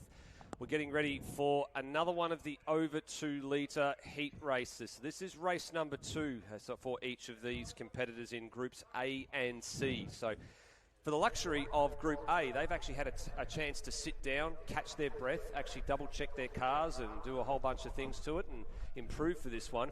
For those that are in Group C, they've come off the track literally about 20 minutes ago, and all they probably would have done is take their helmet off, wipe their brow, put some fuel in the car, and get back in it, Luke. Yeah, it's a very tight turnaround. You want to hope for these competitors that they haven't any major problems to fix, because it's definitely a tight turnaround. But there is another flip side to that. They're actually quite fresh, quite current. Know the track, brains are hot, minds are hot. Might not be the worst thing in the world. Possibly not, but we'll soon find out. Let's have a little bit of a look at how this grid is going to shape up. So it's, of course, a combination of how things have run over the combination with points and grid positions and things. So Adam Poole, by virtue of his win in his heat race, will start on the pole ahead of Aaron Lawrence there in the number 96, the Queenslander. Good to have him on in the grid this weekend. Andrew Butcher, with that fantastic drive to second place in the last heat race we saw, he'll start third ahead of Cade Lehman. Damien Milano, he's backing up from that previous heat race as well. So we did see that car was looking a little bit tail happy toward the end of that. So they might have decided to put maybe another set of tyres on the rear of that just to maybe settle it down and get some balance going, because it is a bit of a tight turnaround. They may have had a chance to do that. Mark DeFarnis starting there in 6th place. Andy Sarandis in the Evo starting in 7th, and Jamie Augustine. So the good mates in DeFarnis and Augustine are going to have to back up for this one too. John Caligari from West Australia's, he's had a chance to sit down, and he's going to start out of 9th from Ashley Isaracina in 10th in the RX-7. Ben Algie in the number 77 starting 11th. Rick Hogan in his Commodore will be out at 12th. Lee Forrest from Tasmania in 13th. And Scott Tutton in another one of the four-wheel drive Evos, a little bit of a later generation model compared to Andy Sarandis, who start 14th.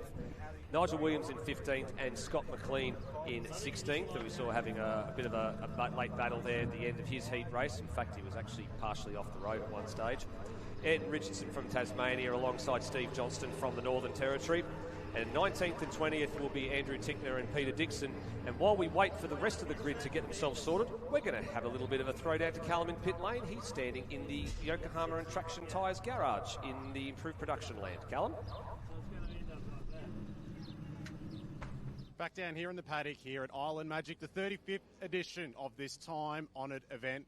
Great to have Joel Ramsey down from Newcastle, of all places, to come down here and join us this weekend. And obviously you are Australia's favourite tyre guy with the Pit Lane Cartel. But it's a salient topic. We're right out front of the Yokohama garage. But it's a massive logistical effort this weekend to service 97 improved production cars. It is an absolute nightmare if you don't like logistics. So already they've brought quite a few hundred tyres down. They've already done this morning. This is Saturday afternoon. They've already done 120 tyre changes. And there's only going to be more. So we've got still a little bit further this afternoon and Sunday. So they're absolute legends at Traction Tyres. Andrew and Shane, the crew, do an awesome job to keep all of the improved production guys sorted with their tyres. And it's great. Actually, we might just have a quick wander down if you come with me, Joel. We haven't got too much time between races, but you don't normally see the tyre operation being set up here in the middle of the garage. So obviously they do have the truck. They've got the truck that's servicing all the competitors, but they've actually bumped in an extra setup here to be able to service everyone a bit more efficiently. Yeah, it's just a little bit easier to get done here inside the garage. They've also got a setup inside the back of the truck there onto your right-hand side. So you can actually do it, set yourself up basically anywhere, good to go, without actually logistically pulling out heavy tyre machines and all that sort of stuff. So really, really easy setup. You can go to any track, anywhere, do it. There you go, change your tyres, done. So you are Australia's favourite tyre guy. You're looking at the amount of tyres here, AO48s, but obviously we should acknowledge that AO50. Sorry, I'm thinking about Formula Fords. Slightly larger tyre size, but we have to acknowledge Yokohama and what they've done for IPRA nationally for such a long time. Mate, they've done such an incredible job to support the series and the categories, and they, I think more importantly, produce such a quality race tyre. That will serve really well, especially for grassroots racing there, for people looking for budgets. The tyres are budget friendly and do last and have performance. So you can't say a bad word about Yokohama, what they've done, mate. Great job. And they're producing tyres that are 15s, 17s and 18s here for all the different categories. So not only is just not one tyre, there is a range of sizes of tyres that they have to produce and bring here. So great job to Traction Tyres. Well done, Yokohama. Great job. Well, good, Joel. You're past your job interview here right now, so we'll have you out later on this weekend as part of the broadcast, live and free on Blendline TV. Thank you so much for joining us. We hope you love all of the action coming your way live and free this afternoon. Well done, Callum. Well done to Joel Ramsey down there in the pit lane area. And good to have Traction Tyres on board. As we said, they've been the sponsor of the Yokohama Matty Flinders plate for the last, going back as far as the eye can see. So they've been here for almost like part of the furniture here at Island Magic. And good to see that, unfortunately, Yokohama will come to a conclusion when it comes to supplying the tyres for improved production over the course of the last quarter of a century. It's hard to imagine, Luke, that is a quarter of a century for a tyre supply. I mean, we look at V8 supercars and how long they've been with Dunlops. I mean, in a grassroots land, it's almost unheard of. It really is unheard of. They've done a big thing, and we can only speak on behalf of the Victorians down here in Victoria, but Shane, Andrew, Natalie and the team at Traction Tyres have been awesome supporters, so we've got a lot of gratitude for them and the support and expertise they've given us at the track and off the track for thanks to all their help. Certainly is. Well, we're just waiting for a little bit of a holding pattern, I guess we can say we're in here at the moment. They're trying to round up a couple of competitors just because, of course, it's such a tight turnaround to get everybody onto the grid. In fact, we're actually running about 12 minutes ahead of schedule. We're actually going to go down and see who Callum's been able to find now in the pit lane. He's got a bit of a wandering camera there. Who's he found this time? Welcome back to Phillip Island here for the 35th edition of Island Magic. Joel Ramsey, you're still hung around down here in the paddock. It's great to have you here. We've just discovered Thailand. We're going to look at IPRA Nationals land. So as you can see here, there's this wonderful tribute. All the competitors here signing this beautiful poster for Yokohama with that awesome logo emblazoned on the left-hand side there with the penguin. That's the word I'm looking for. And if we get Tom to swing around in here as well, there's obviously a hive of activity. But in the back, you can actually see the Nationals trophies. That is the silverware that all of the drivers, all the guys and girls are competing for here this weekend. And have a look at the lineup there on the left-hand side as well. There's just so many trophies as well. If you are trackside or you are planning on heading down to the track to catch all of the race action live and in 4D, we highly encourage you to do so. Head to the PIAC website to find more information about Island Magic. And make sure you get trackside. You can purchase merchandise. They've got some stubby holders and T-shirts. That's pretty good. Oh, cap for 15. stubby hold everyone needs to keep your can cool. Your soft drink, of course, and frothy later on. Stubby hold at $10, and supporting your local club as well. How good is this? So that's how the club put on the races like this, and shout out to all the volunteers again here. Still doing an amazing job, so. Actually got Reece Carlos Carlton just making his way through here. He's assistant secretary here this weekend, but he's one of the mainstays here. Actually, happy to have a quick chat with us if you've got a few moments. So, Reece, what's your role here this weekend? Well, this weekend I'm race secretary for the first time for a long time, and I'm supported by Amy, who's with me today, as well as Noel Tippett. And my role is really just get all the entries together, get the schedules together, get everything ready for the event, and then hand it over to Clark, of course, to run the event. You do awesome work behind the scenes. You're actually an awesome mentor for so many people coming into motorsport. You're such a welcoming personality and just encouraging and mentoring people through the process. But how many people have we got here this weekend that are potentially having their first race weekend? Is there anyone here making their debut from an official standpoint? Yeah, there are a couple of the entrants. Lovely. Oh, thank you so much. Thank you. No, there are probably 10 new entrants, new competitors or officials today. And Ken Smith, one of our stalwarts, is taking them around, showing them different spots. So they're seeing flagging, pit lane, marshalling, and they've also gone into race secretary's role. So it's been fantastic. But we've got such a broad appeal, or a broad group of officials. They're always learning and they're always developing. So it's great. So we thank you.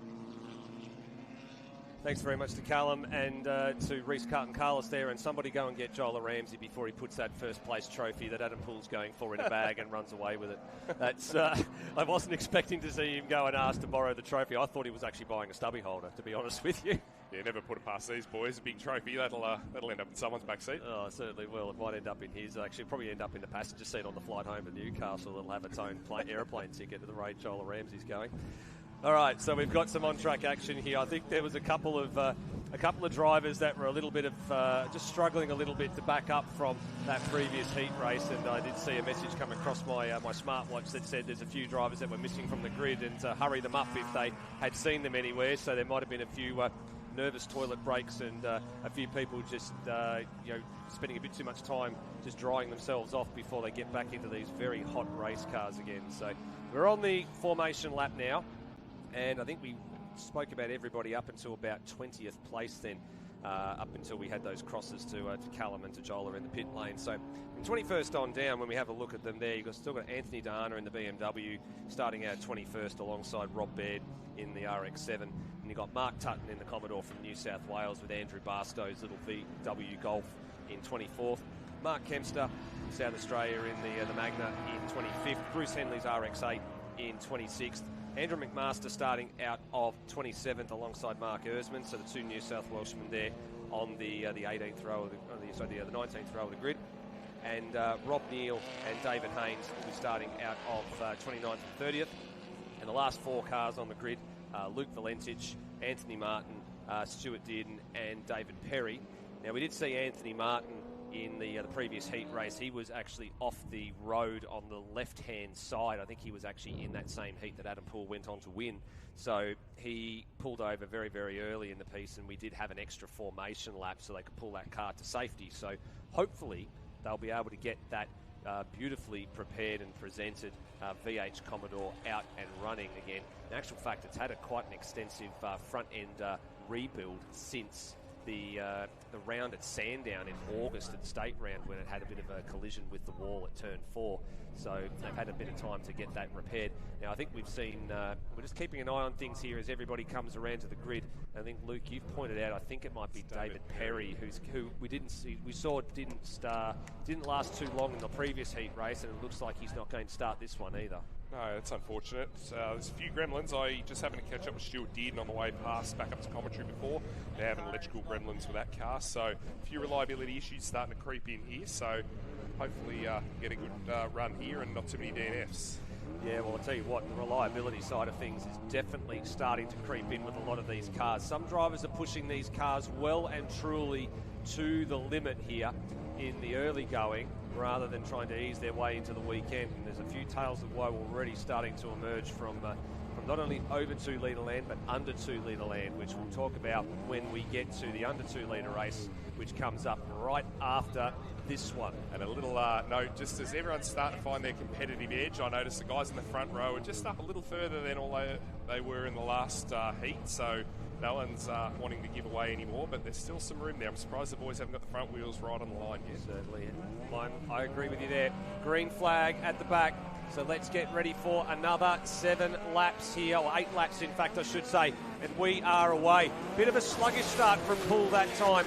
It's a much better launch for Aaron Lawrence off the front row. The horsepower race will be advantaging. Oh, in fact, Adam Poole, maybe he missed a gear or something because he drops back in, swallowed. Not only behind Milano, but behind Lehman and behind Lawrence. So bit of a sluggish start there for the TRP Duckworth Monaro. So not the kind of start we've been accustomed to seeing where he sets sail for turn 1 and goes. He's going to have to fight through a few people here. He sure is. That's unlike Adam to lose some spots into turn 1. Here we go. Lehman. Beautiful looking Vodafone tribute livery. Down into turn 4. Who's going to be the bravest under the brakes? I've got a suspicion Cade's going to come off the second best there. Big, heavy VE Commodore. Yep, you're absolutely right. So Lawrence holds the ascendancy down the inside on the run down through and exiting out of turn number 4. So good little start for him in the Nissan Silvia, and it looks like I think Butcher may have, he has rounded up Milano after a bit of a tardy start for himself on the second row of the grid. So he gets back up into position number 4. Poole's cleared Milano as well as they head up the back. Left-handers, right-handers, then another left-hander up and over the top of Lukey Heights. This blind crested corner that seems to go on forever, and you've got to stay to the inside there. And it's finally when you get to the top of the hill, you have a chance to spot your braking marker. Yep, Poole having a bit of a go here at Lehman. Gets that done. Job done for him. Up to P number 2. Now he can set sail for the back of Lawrence, who's got a nice little margin. He might be safe for at least this lap coming across the line, but Big Monaro will probably start to reel him in over the course of the next lap, depending on what tyres are under that number 2. Andrew Butcher tried to have a big run out the back of Cade Lehman, then onto the front straight. Couldn't quite pull it off. Let's have a look when we get to turn number 1. That'll be the interesting thing. No, he rolls out of it and gives a little bit of real estate. So, again, playing the long game, Butcher here. Milano had to go back past Andy Sarandis in the Autosport number 99 there at the run across the start-finish line. Scott McLean's had a very nice start as well. So he started, I'm looking up here, he started 16th, and he's somehow running inside the, from what I could see there, he was running very, very nicely. Wait for our timing screen to roll over here. Yeah, we're waiting for 17th. It's showing on the timing screen. No, well, according to what's on the timing, according to what's on the timing screen, I reckon that's inaccurate because he's actually right up there. I think behind Andy Sarandis as they come through the thing here, unless that's the wrong car I'm looking at, because it's very similar sort of looking livery to Mark Defanis actually. No, it actually is in fact Mark Defanis. Thank you for actually double checking on that for me. Both black and gold. Both black and gold, a bit hard to spot. Yeah, I think one of the rotaries might be in a bit of trouble for a jump start there as well. I could see he was well out of position when the green flag went. Confirmed right, it is on your screen. I was a bit worried that was going to come up. Yep, Ashley Isaracina has been given a 5-second time penalty for the jump start. Oh, this is a little bit tight for Butcher. He gets sort of to the rear bumper of Lawrence, but the gap at turn number 10 narrowed up very, very quickly. Oh, little bit of a jump sideways, bit squirmy on the accelerator there for Lawrence. He might be vulnerable to Butcher down the front chute. It's always, that left-hander at 11 there is always the awkward corner on this track. If you tune the car up to be good there, it's sort of a bit of a nugget everywhere else. But if it's good in the high speed, that's the corner the car generally doesn't work at. So yep, Isaracina, you're right. He absolutely jumped the start 100%. He was the man, the orange car in the 5th row there, who was actually jumped the start so far. He was almost up the chuff of Augustine at the start. Yeah, it looked like Augustine had a bit of a bobble there. I wonder if he's had to have a second bite at the clutch, because it looked like that initial launch, it sort of went and then it stopped. So not sure what's gone on there, but everyone got away cleanly. That's the important bit. That's exactly right. No damaged race cars out of that. Butcher now through on Lawrence into P2. We saw that on the screen just a few moments ago. We're now looking back in the pack here. I think we saw just Luke Valentich and a bunch of others go across the line. Here's the man you were talking to, the Stuart Dearden in the Tribute Falcon there, harking back to the Glenn Seaton, Peter Jackson days in supercars, and he's put his own little bit of a taste on that livery there. Rob Neal here leads Andrew Barstow, and they are trying to give chase to one of the about 3 or 4 red Commodores that are here this week, and I'm thinking if that might be possibly might be Nigel Williams back there in the machine as they run through the turn here. No, actually David Haynes. Sorry, David Haynes is the one they're giving chase to. Interesting group of cars here. He's got a big, heavy 6-litre Commodore, a BMW's at a 135, is it? Yeah. Volkswagen Golf and a Subaru. It's good strengths and weaknesses of every different car here. So this is probably, a lot of these cars look like they're a bit more in the sort of production spec, if you will. You know, typically expect to see the 6 litres up the front, but I'm not sure where the development is in that car, but it's still nice to see Vis-a-Vis at Clubby there.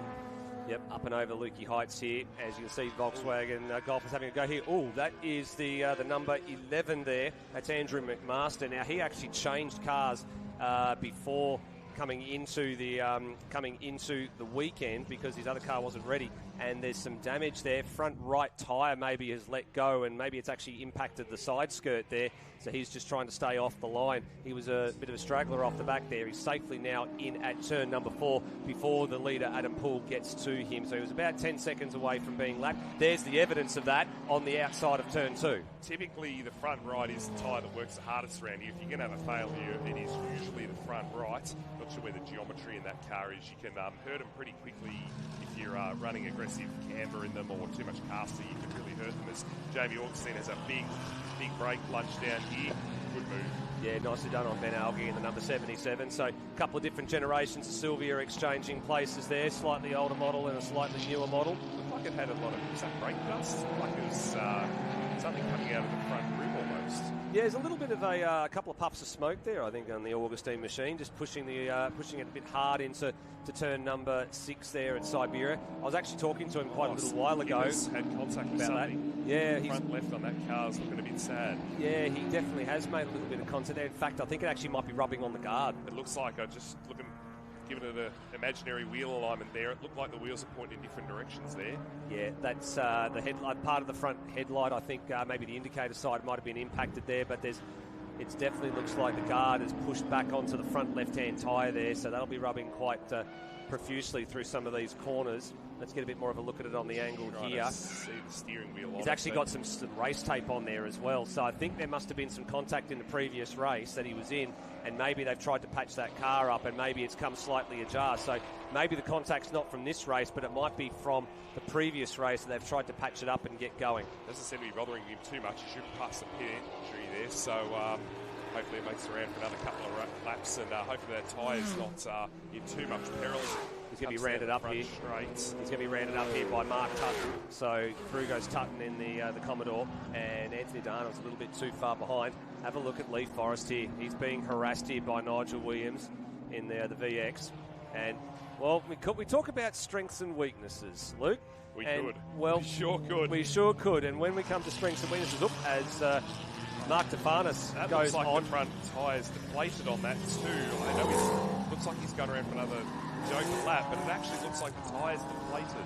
Yep, I would say that is the case. Yep, and there it's gone. And it's completely gone now. So he'll have to find a safe spot to pull it over and limp it back into pit lane. It was funny because in qualifying yesterday, he came into the pits when I was down there. He thought the left rear had gone, and it just felt a bit strange. Well, that, as you said, is the working tyre on this particular circuit. We want to talk about David Haynes, where's he gone off? Foot into it. He left his foot in it. Is that down turn 3 or turn 2? That's down near turn 2 because I can see the TF 2.6. So that's exit of Southern Loop. There's the failure. Oh, that was a big lock-up too for Mark. I wonder if he's actually flat-spotted that one through the canvas. The AO50s are normally pretty forgiving. If you have a lock-up and they're unweighted, they normally tolerate it pretty well, but in a straight line, you can rip it pretty easy. Yeah, I was about to say that they have been a very, very durable tyre for a long period of time. It takes quite a lot of torturing to be able to, really make them pop. So for Mark, maybe it's one of those tyres that's sort of been in the bank for a little while, and of course they're all dragging all their tyres out to try and make sure they use them up before the end of the year. Maybe it's just had a little bit too much go into it. As Rob Neal just wandered a little bit wide there at the top of Lukey Heights, and Mark Erzman was having a look around the outside to try and make that move work. Here we go. So what happened here to David Haynes? He's just gone straight on. It's odd that he's pulled it off. I wonder if that's got a front right tyre gone as well that we just haven't been able to see. Just interesting, you know. It's almost like it gave up at a particular point, wasn't it? All right, so Damien Milano, what's he up to? On a comeback here by the look of it. He had a bit of a gap between these guys. Oh, it's Rick Hogan's off as well. Yeah, I'm wondering if he's just run a little bit wide of his own accord there. We can't see the right-hand side of that car, so we don't know what's gone on. Back to Milano and Lawrence, though. Milano comes out with the high ground right around the outside at turn number 9. Lukey Heights up and over the top. He'll have to cover this, and he does down the inside. That'll make him a little bit slower at the bottom of the hill. Is there room for a switchback, or has he covered that avenue too? He's covered it. He's gone shallow there. You track sacrifice out of that corner down the bottom there to get your bigger open run through 11.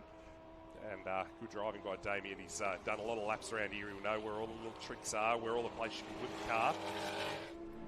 They come onto the front chute. There's Cade Lehman running in third place. He's about 3 seconds or so in front of Milano. And unfortunately, I think that's it's out the back of hay shed. Yeah, it is. And that is the Mark Tutton Commodore that has come unglued somewhere around the back of the circuit. Yeah, you pointed it out. It's somewhere around turn 7 or 8 because we can actually, from our commentary position, we can actually see all the dust being kicked up there as well. There was smoke and dust I could see lifting there, so I'm not sure if he's had a spin and gone into the gravel or a lock-up. Hopefully, if that's all it is, hopefully it hasn't. And there's someone else slowing around MG as well. Yeah, we're keeping an eye on who it is. Yeah, we're keeping an eye on a couple of things here. We've got one eye on our screen, one eye on what's going on outside, just in case we end up getting a shot as to what's going on. But then when we look here at this battle, it's still raging on. So here's what happened up the back. Oh, no, that's it's hard to tell if that's actually something that's caused that spin, but it's actually ripped the skirt off there as well, or something from the underside of the car sitting there lodged in the gravel trap. Thankfully, it hasn't made the fence there. No. So let's have a look here as Milano heads Lawrence now up the back. They're giving chase to Lehman, so they've gone past the inside there. You can see all the big tyre marks that have gone on as the Tutton Commodore's gone off into the gravel trap. And then we come up around the top here at Lukey Heights, and this is where we were keeping an eye on things. We weren't sure if there was a car that was just a little bit slow here a lap or so ago, but it may very well be clear of here now. It looks pretty clear to me. And Andy Sarandis, he's sort of come from the clouds here a little bit. He's actually managed to catch up to the back. Now, I'm being told that looks like we've actually, sight unseen, the checkered flag is it being shown? No, they're actually holding it in. We're waiting to see what's happening there. We thought, because we're looking at our timing screen, it changed a little bit. Yeah, it had changed to show that it had actually been done. And in fact, a little bit of news for you. We've actually, because there's been so much action, and look at this, there's all this tyre debris on the front straight. It's all over the place, and they've had to take some evasive action there. Milano's now wandered wide. Sarandis is going to go through as Milano's slowing with a little bit of an issue. I wonder if that's got an issue because he has given away 2 positions in one corner there. Well, in between all of this, I think we're going to cut to our race leader probably fairly soon because we are officially on the last lap, and he's got quite a nice margin out in front again of Andrew Butcher. But Sarandis is now going to try and throw the kitchen sink at Aaron Lawrence here. This would be for position number 4. If he can get this done down the inside at MG corner, he makes it happen and gets through. But it's not over and done with yet. He needs to protect this through 5 and into 6, and he does just that. I wonder if Damien just outbraked himself at 1 or something and made a mistake in that previous outing down to turn 1 because it looks like it's back on the pace again. Well, what can we say about the superlatives of this man? Win in the first heat race. He's cruising to another heat win here. And on top of that, he has broken his own lap record on this journey. With all the action that's been going on up and down the field, we haven't been able to point out until now that he's lowered the mark by a couple of hundredths of a second. Adam Poole will take his second heat win of the weekend, and he can put his feet up tonight and have a cold one and be pretty pleased with his Saturday's work. He sure can, and he's got an 11.5 second lead to Butcher there, which Butcher's no slouch around here, as we've seen in the previous race. So good job by Cade Lehman here to come back up into state, finish the race in 3rd place. Yep, Lehman home in 3rd place there. Aaron Lawrence, he just come up a bit short against Damien Milano. Pitched his lunch there. pinch his lunch or pinch his lunch money? Lunch money, I think Lunch it is. money, I think it is, more than lunch. He probably would have actually go and have earn some lunch now. I think it's been a long day for some of these drivers. There's the RX-7 of Ashley Isaracina, who has that 5-second penalty over his head. So he finished in 8th. So a 5-second penalty is going to drop him down to 10th. That'll elevate Algie and Scott Tutton up to 8th and 9th respectively when all that gets factored in. Wow, there was a lot going on in that race, Steve. I had to have your head on the swivel. You're looking at the screen, you're looking out the windows. There's a lot going on. I think it'll be interesting to see what the condition of some of their tyres are after that race. I think it'll be very, very interesting to see. So Adam Poole in the end, 9.5 seconds to Andrew Butcher. So Poole knew he had that margin in hand. He knows how to pilot the car around here and what the margin is that you need to make it happen. So he's home in first ahead of Butcher. Good drive from Cade Lehman into third place. Andy Sarandis getting the better of Aaron Lawrence and Damien Milano there into fourth late on in the race. So he's keeping his head in the game in case there's any inclement weather on the horizon. Jamie Augustine in 7th, Ashley Isaracina in 8th place, and he'll, as we said, he'll fall down there to 10th with the 5-second penalty that's got to be tacked on to him. And that'll elevate Ben Algie and Scott Tutton up the order. Nigel Williams there in 11th, ahead of Lee Forrest and Ayrton Richardson, so the two Tasmanians. Not separated by very much there, only just on a second between the two of them. Peter Dixon's new gearbox seems to be going pretty well there, and he finished there in 14th as they all come back to the lane. Well, that was exciting. That's going to set us up for an interesting day tomorrow, Steve. It certainly will, and I'll tell you what it also sets us up for. It's going to set us up for a little bit of a delay because I think we're going to have to clean up a bit of tyre debris. So we'll take a short break here and be back with the second heat of under 2 litre improved production on the other side of this.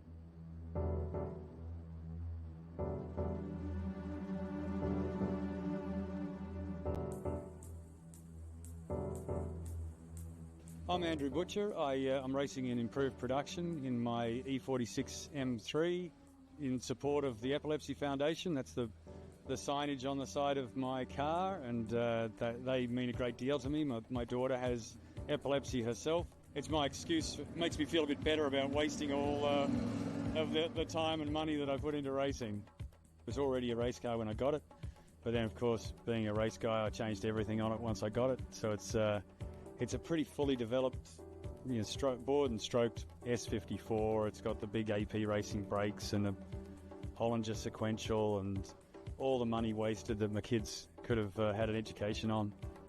It's all pretty well mated to one another now. The engine works with the gearbox ratios, works with the diff ratio. It's just all nicely suited to this track. I'm at absolute peak revs, 8,700 revs at the end of the straight.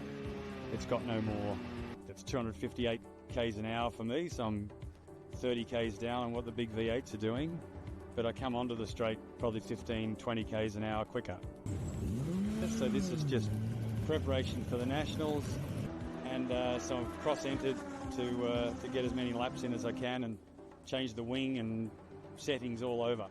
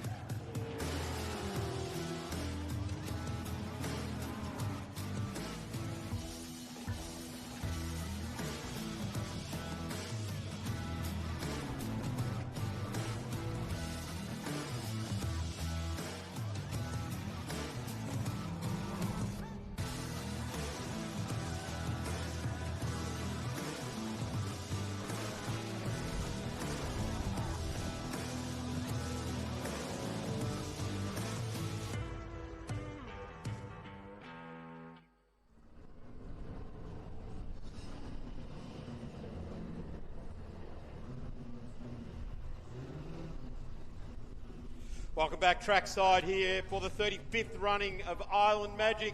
A big congratulations to the Phillip Island Auto Racing Club for the longevity of this event.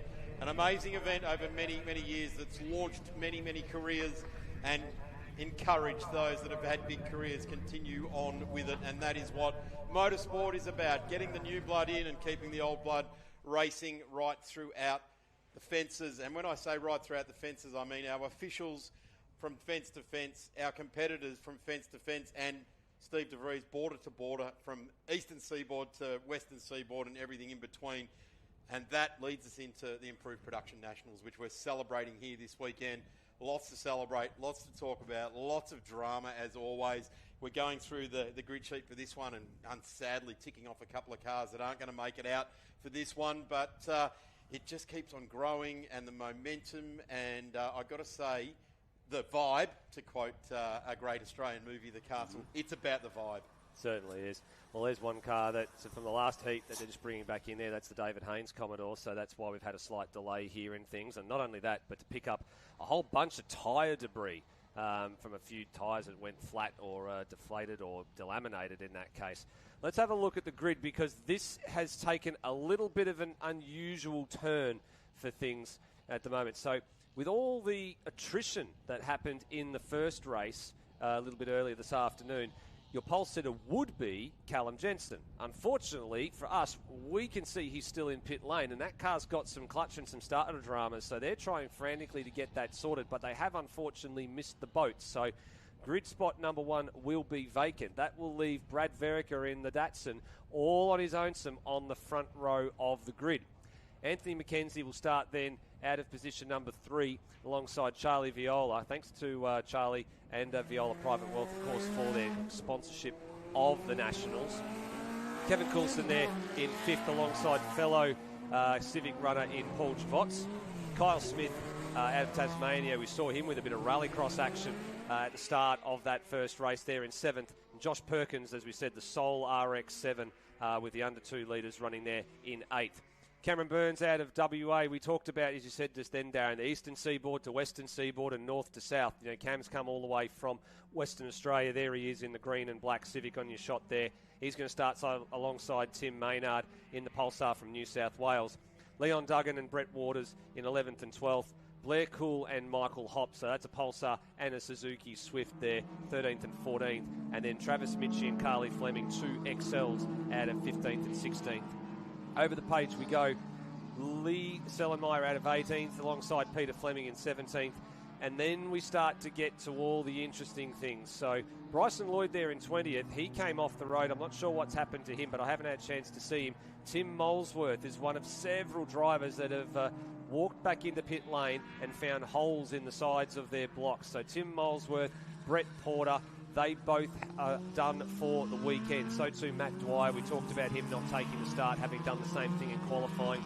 Reece Howell, the big, heavy favourite for this weekend in 23rd. He actually has dropped a valve and looks like there's been some other damage gone on with that engine. So there's all sorts of trouble up and down the field. That's taken some of the front runners out of the equation now for the weekend. Brad Harris, we saw there, he came in to pit lane, but he is going back out there. He's the last of the runners there, as you saw him going through in the number 74 machine. So, and then of course we had Matt Burks, who damaged the engine in qualifying, and Steve Zorkas, who's been fighting all the gremlins over the course of the weekend. He put that car on the trailer after qualifying, and he's done as well. So, as you said, it's a car breaker type of a circuit. People are pushing the limits with these cars here, Darren. I'm not surprised there's been a few failures, but I'm very surprised at how many fell over in that first race. The interesting thing, Steve, is some front runners. You know, Matt Burks, we discussed about Matt's potential in the Grassroots Racing podcast special we did in the lead up to this event, not going any further. Stephen Zorkas, you know, like that car, you know, I mentioned it, they're working on the next generation of Zorkas races, so maybe a little bit more focus, but there's only so much focus and time you can spend going karting one weekend and then racing the next. The big one for me is Reece Howell. He has been absolutely tremendous to watch going racing, and I'm not going to go too much further without mentioning this magnificent number 43. I went down and introduced myself to Anthony between races and just said to him, keep pushing hard, mate, because that car looks awesome on the camera, and if it looks good on camera, you're going to get a lot of airtime. So that car looks great, and just having a bit of a poke around it, that they just have lifted the presentation of these cars and the effectiveness of the items they're using on it. If it's not needed, it's not there. That's right. And there's a couple of cars that we saw come in during the bump-in on Friday and Thursday. Some of them just absolutely beautifully presented, nice and clean. There was even one car down there, it was all plain white. I think it might have been, I think it was the Russ Pilvin car, I think it was when it came in for overs. It was just pristine in white, nothing on it, and it just looked beautiful the way that it was. So the amount of effort that goes into presenting some of these cars has been absolutely outstanding, and even in all classes and categories for improved production here this weekend, the quality's second to none. Take a moment, pull down on the harnesses hard, get yourself ready for the second race for the weekend for the under 2 litres. Brad Verrecker out of Bendigo in Victoria. He is poised on the front row of the grid on a rear-wheel drive Datsun from the early 70s, an Escort from the early 70s, maybe even late 60s, then Charlie Viola in the Integra from the late 90s, and then at Civics, and away we go. Anthony McKenzie in the BM Developments car gets away magnificently. Paul Bots goes away very nicely indeed as well, and the XLs at the tail of this field all walk away like they're going on an army march. Down into turn number 1. It's the 2 rear-wheel drives from the late 60s and early 70s. In fact, there's another one that joins in. So it's rear-wheel drive Japanese cars into turn number 2. 1, 2 and 3.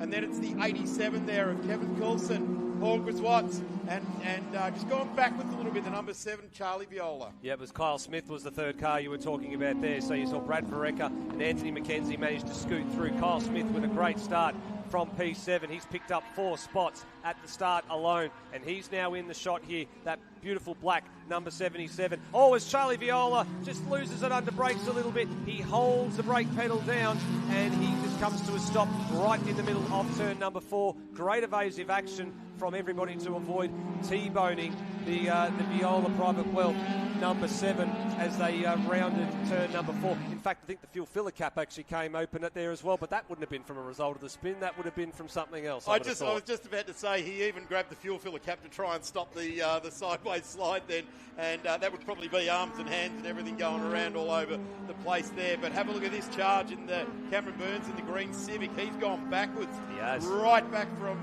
position 9, now having to fight back. We didn't quite see what happened there, but you can see the green headlights mixed up in here with Michael Hopp just in front of him in the number 55. Michael Hopp for many years in the Starlet, now in the Suzuki Swift, albeit mostly a production car. This car does a lot of the Bathurst 6 hours, and Michael is an absolute veteran and legend in that in those circuits. But certainly coming here to Phillip Island over many, many years, Michael has made many valiant attempts. Great to see this weekend having a go. Have a look at this, 3 wide, and we're talking positions fighting for the top 20 here. Yeah, these guys are probably down the back end of the order. So Carly Fleming stuck in there, and it was Cameron Burns who was actually boxed in by not only Fleming but also by Michael Hopp. He now finds a way past. So after that really tardy start for him, he's now got himself back up to 14th place. And Travis Mitchie now, who he gets past there, he'd actually made a little bit of a break for it, but of course the Civic's got just a little bit more power in a straight line. Here's the replay of what happened to Viola. So he's done it all on his own and just locked the rear brakes there going into turn number 4. Smith now just taking a spot back there from Coulson and getting a whole lot of wheel spin there, charging out of the corner, using a bit of rip and strip now, the 87 of Kevin Coulson. This is the 77, and this is the Datsun of Kyle Smith. Oh, Charlie Viola. That looks like a pretty terminal engine failure to me. That's not good. And actually, in fact, it's actually emitting smoke from the front right wheel. So, of course, it's a front-wheel drive car, the Honda Integra. So hopefully that's a salvageable repair job, but he's coming in at turn number 4. So not only the spin for Charlie, but unfortunately it looks like there's some sort of damage under the hood of car number 7. This is a big lunge here. Big lunge there by Kyle Smith, just trying to take this spot back. Coulson had him well and truly covered off. In fact, I think Kev looked there and said, right, I'm just going to open that up. I don't want to be part of this. As they charge around the top of the circuit. And this is looking very, very nice. These Honda Civics in under 2 litre trim have just come into their own over the last 10 years in improved production racing. And he is absolutely flying. Out in front now, Vereca, a 147.7. He's got to tick the boxes. They've got to get down to the low 146s before tomorrow's final. That's certainly where the pace will be at. And here's this great battle again with Michael Hopp, and that's Mitchie and... Yep, Travis Mitchie there, Michael Hopp and Carly Fleming tucked in behind there.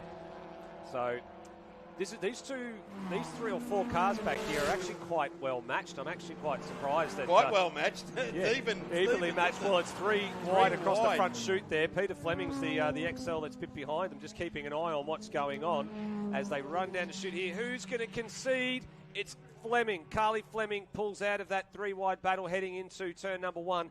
Hopp scoots around the outside of the 717 of Travis Mitchie and up a place there as well. Got a little bit wild there on the run down to the front straight, but because it does narrow up on the right-hand side, you can't run 3 abreast into turn number 1. You can get 2 abreast, but not 3. This is really good racing, and we are talking down here the World Championship for 20th place in this one. But it means the world. The under 1600 part of the improved production nationals is what's being fought out here, and it's a legitimate class in itself. So as we go through the shot here, coming up to Siberia, as Hopp leads the way. Just a reminder that if you do want to get down here and catch all the action, The tickets are available. Just go to pyark.com.au, get your smart ticks, bring your mobile phone to the track, and they'll scan your pass on the way into the circuit. You can catch a great day's worth of action here in not just improved production with the Nationals, but with all the categories that are racing here this weekend. Still, this battle rages on. And Brad Varecka now, 147.7 on lap 2. We've got 3 laps in the belt over Mackenzie, Coulson and Kyle Smith. And this battle now, everybody's watching it, coming together. The 717 goes round Travis Mitchie. Actually, I'm not sure there was a coming together. There was a bit of a wobble with the orange car. I think that was Carly Fleming, and he took evasive action. So not sure. I might have called that wrong. It doesn't look to be any damage. But looks continuing on. Yeah, it looks relatively straight there. This is where we'll have a look. Yeah, on the right-hand side there. No, it looks pretty good. Damage, yeah. Looks pretty good. Sadly, took evasive action and ended up looping it. Here we go. Yeah. I know it's Michael Hopp. Yeah, took evasive action. Sorry about that, Carly. It was Michael Hopp in the Suzuki. Not an orange car to be seen, Darren. No, not an orange car to be seen. Well, it's getting a bit late in the day, so we'll forgive you for that one. I'll tell you what, out of all the XLs, Lee Seelenmeyer is the one that's sort of been able to break away from that group of XLs, because it is a lot of the XLs have started crossing over into improved production here in Victoria in the last couple of months or so. They've been quite well matched, so it's very, very hard to separate all of them, because it has been a spec series that they're coming from. So it really is down to the driver and how much the driver can push. So Lee's done quite a nice job there to be able to gap most of the field here, in fact, and be fighting there with the number 49 machine of Leon Duggan from Tasmania, who's gone a bit wide. The Tasmanian runs wide.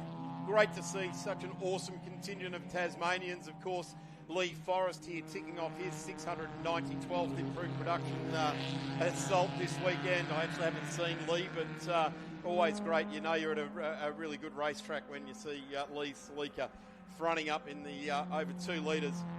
And, of course, improved production Nationals royalty Ray Hislop has been here at the track as well. And he's like a cat in a hot tin roof with these cars rolling around here. In fact, I said to him, why did you do it to yourself? And he said, something attracted me here, but now I'm here, it's hard. It's very hard, because he's looking at...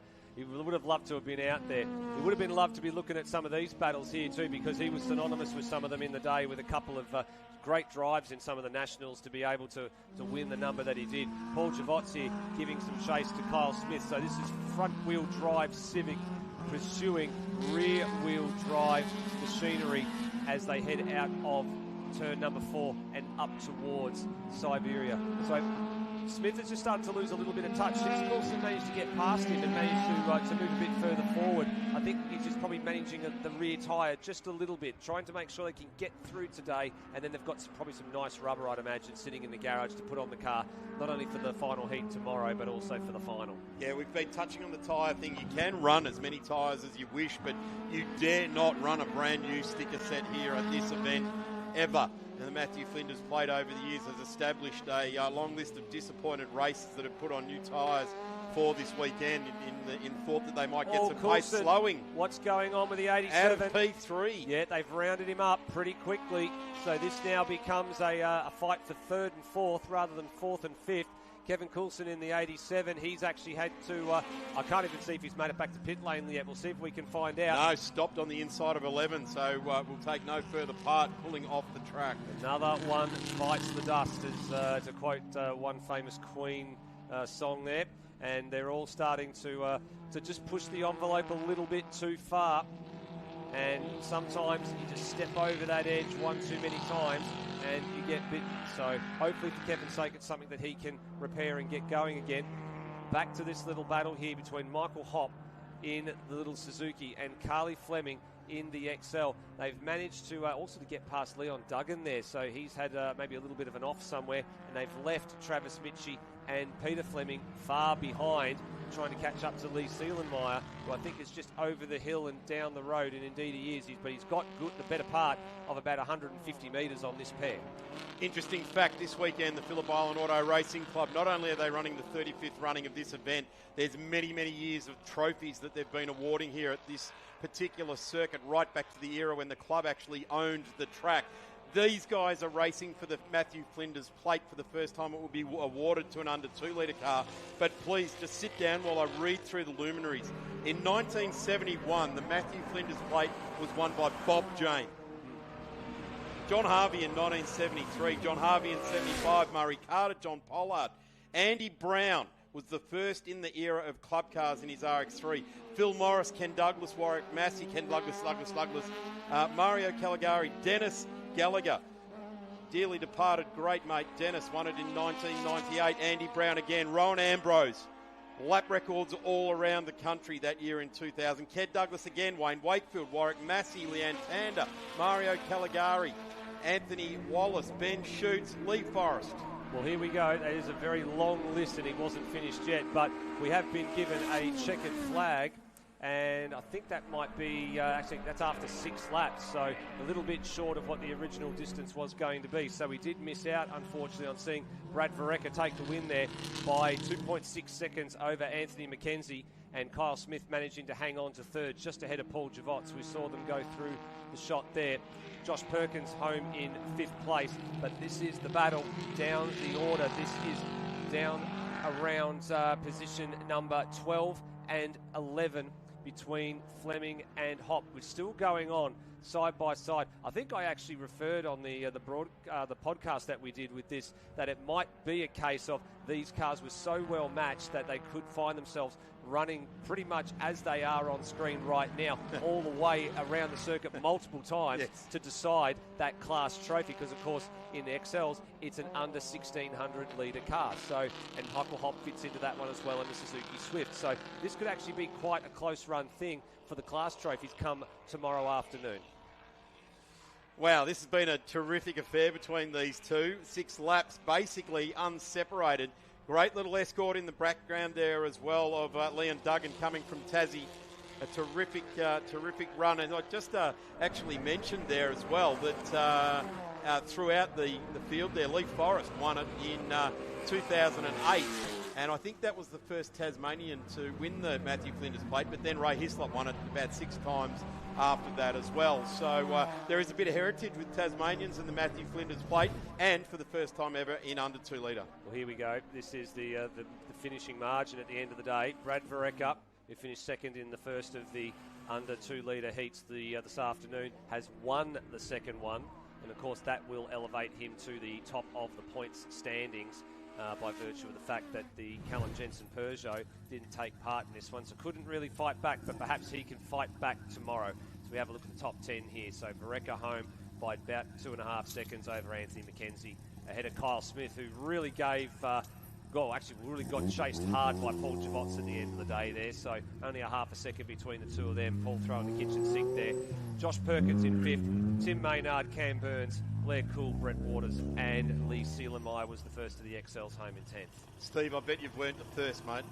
I think I probably have. You have absolutely worked your ring off here this afternoon. Well done to Steve DeVries, not only for the work that the entire association down there with Improved Production have put in, but Steve calling every single Improved Production race right throughout the day. A tremendous effort by him. Let me tell you, ladies and gentlemen, the last race for today, and I think even tomorrow, is the Porsche 944s.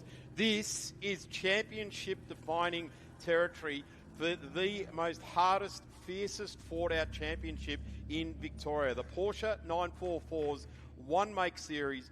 Off the track, you can't get better mates, but on the track, let me tell you, you don't want to get in front of one of these guys. They absolutely race for it. Cannot wait to see the Porsche 944s come on track next. It'll be called by Matty Dunlop and, of course, Joey Kellogg. Back in a moment.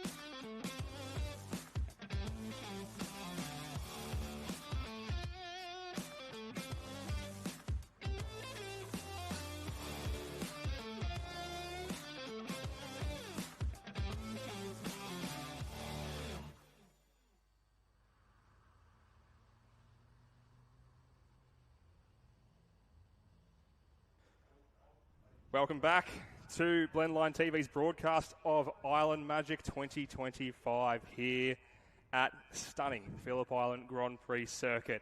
Looks a little hazy off in the distance on the horizon, but it has been a perler of a day here so far. No rain whatsoever. The only fluid that's been hitting the track is the oil dam, which has been covered up there on the runoff of 4. And I might be a little bit biased here, but I reckon we've saved some of the best racing for last. We don't want to take too much shine off Improved Production Nationals, who've been putting on an incredible show here this weekend. But, folks, if you're sticking around and you're not familiar with the action that the Porsche 944s bring to the table, I highly recommend familiarising yourself with it as soon as you can trackside. Matt Dunlop is my name. Alongside me is Joey Kellick, who it's great to have alongside me in the box once again. Joey, it's crunch time. It's the pointy end of the season for these fellas, and there's going to be a massive battle at the front of the field here. Crunch, crunch, crunch. It is definitely crunch time. It's very, very exciting times here. Island Magic is always a fantastic way to round out the year, and we have another championship on the line. We certainly do, and we've got some silverware in the form of the Isola de Capri Endeavour Cup. Let's have a look at the grid as they line up. It's going to be Adam Brewer on pole position with Jamie Westaway alongside in second. Championship reigning champion Cameron Bella is third. Also championship leader Cameron Bella is third. Mark Verdino is alongside them. Number 44 starts fourth. Behind them, Carter Fox is out of his usual steed. He's borrowed Andrew Jackman's number 20 machine, and he'll be starting out of fifth alongside Mark Torbitz, who has been up. It's been a bit of a roller coaster in terms of the performance of that car recently, but he had an awesome outing here at Phillip Island earlier in the year, and he's looking to recapture that as much as possible from sixth position. Behind them, it is Anthony Westaway, the inaugural Veterans Cup champion in the 944 Challenge. So congratulations to Tony Westaway. The what cup? The Veterans Cup. It's a new trophy they've brought in for the 944s this season. And Anthony Westaway has his hands on that one. So that is awesome. A well-deserved effort there from Tony Westaway. He'll be starting out of 7th and looking to cap off a great year with some great success here at Phillip Island. That's fantastic. I hope they bring out a middle-aged man's cup. I might be able to compete in that one. Get back in the car, Joey. Go for a run. Tony Andrzejewski is back in the car as well. It's great to see the number 27 purple machine out on track here too. And then it'll be Sam Rofe in the number 68, who has been on a really good uptick of form since their last outing at Sandown. He'll be looking to capture that alongside Manny Metsasama in the number 10. Then Josh Brisbane, who had his best ever race finish in a 944 here earlier this year with a 4th position. So bit of a lower start here from 11th with Josh Brisbane, but I reckon he'll be chomping at the bit to make up as many of those spots as possible. And then we've got the 2 pit lane clothing cars rounding out the field here. Jack Atley in the 35, and we welcome back Andy Tudor, who has been having a gallivanting around the country in an Audi R8 LMS Ultra, and is back behind the wheel of a Porsche 944 on the right-hand side there. So we are still a little bit delayed as we clean up a little bit from the last races, but this is going to be a rip snorter, as is all of tomorrow's action, and tickets are still available. So pop on down, grab one at the gate, get some more info at pyarc.com.au, because it is so much action that we have coming up. Let's quickly just have a look at what we're dealing with tomorrow. XL's historics, and then so much improved production. I'm going to flub my classes here as I walk through these, and Steve DeVries is going to shake his head in the distance. But we've got all the rest of the group heats for the overs. They'll then go to a repechage, as well as unders having their races, while you can also see Formula V's, National Sports Sedans, and Porsche 944s, along with XLs dotted throughout. And then we'll be giving away plenty of silverware in the afternoon. Lots of trophies up for grabs. IPRA Nationals, you'll not want to miss that. This Porsche 944 Endeavour Cup trophy, as well as so much other silverware here at Phillip Island. It is the last weekend of school here for, I guess, for Victorian racing. A lot of the Victorian state stuff, of course, is already done with the state series having wrapped up. But this is a great swan song for the motorsport here. And we will be live from 9:05 Australian Eastern Daylight Time. Do not miss a moment of it, folks. Make sure you're tuned in. Or, even better, get your backside trackside. Come on down and experience it firsthand. It's a great place to watch racing. And these 944s are going to demonstrate exactly why as they take to the track. So we're just seeing them all circulate around. Let's have a very quick look at the championship position points. Yeah, this is what I want to know, Matt. Where are we at in the championship points situation? In short, Cameron Bella almost has a hand on the trophy. He has a fingernail on the trophy at the moment, does he? He's got a fingernail on it. All he has to do is finish this weekend's 3 races 4th or above, and he has locked it in. Really? Well, crazier things have happened, especially at this track before. They certainly and have. especially in particular to him. Oh, yeah, absolutely. And especially when he's dealing with competition like Jamie Westaway and Adam Brewer, both of whom are still in with a mathematical shot. There was obviously a lot of work that they have to do to get up there, and it would have to rely on a bit of misfortune on the part of Cameron Bella. But Jamie Westaway and Adam Brewer, the number 28, number 3 cars, are only separated by 5 points. So second place and first place are still up for grabs here. And there's a lot of battles all the way up and down as well. Verdino is just trying to hold off Mark Torberts in that battle. There's a lot still to play for, and we'll have a full rundown of the points tomorrow as we see how today washes out. But Adam Brewer, a little birdie told me that Adam Brewer qualified. I missed qualifying this morning because I was a little busy. I had to play 18 holes of golf. Then I went for a surf. Then I went for a wine tasting. Then I had an oyster lunch. Jeez, so I was a little tired up. But someone told me that Adam Brewer has got qualified about 7/10 in front of Jamie Westaway. Is that right? Let's have a look at these numbers. Adam Brewer, pole position 148.6593. Second, Westaway 149.3644. I mean, that's crazy. That is unheard of. That is 7/10, and that is mental. Brewer is a rocket, I've heard. He absolutely is. We've been singing his praises. I've been singing his praises for so long since he joined the category. His progression through has been nothing short of just a joy to watch. I've always regarded him as that Mr. Consistency. He's always been there or thereabouts on the podium, and now steady on, mate. Jeez, I'm sensing cash for comments vibe happening. And this year he's had a great run on podiums, but now he's got some really good, some race wins under his belt. Yeah. And as mentioned, he's genuinely in with a shot at the title. But that car there, look at that thing. It looks like it has been through a crusher, it looks like a scrunched up bit of tinfoil that has been flattened back out again. That poor car. But let me just say, he has his fingernail on his unprecedented 6th championship in that car. That car is a very fast, very reliable, very strong car, despite what it looks like. A very special car in the history of this challenge. No other driver has won more than 4 titles. Bella is on the hunt for number 6. He is a force to be reckoned with, is the driver of the number 1 bright blue cyan machine.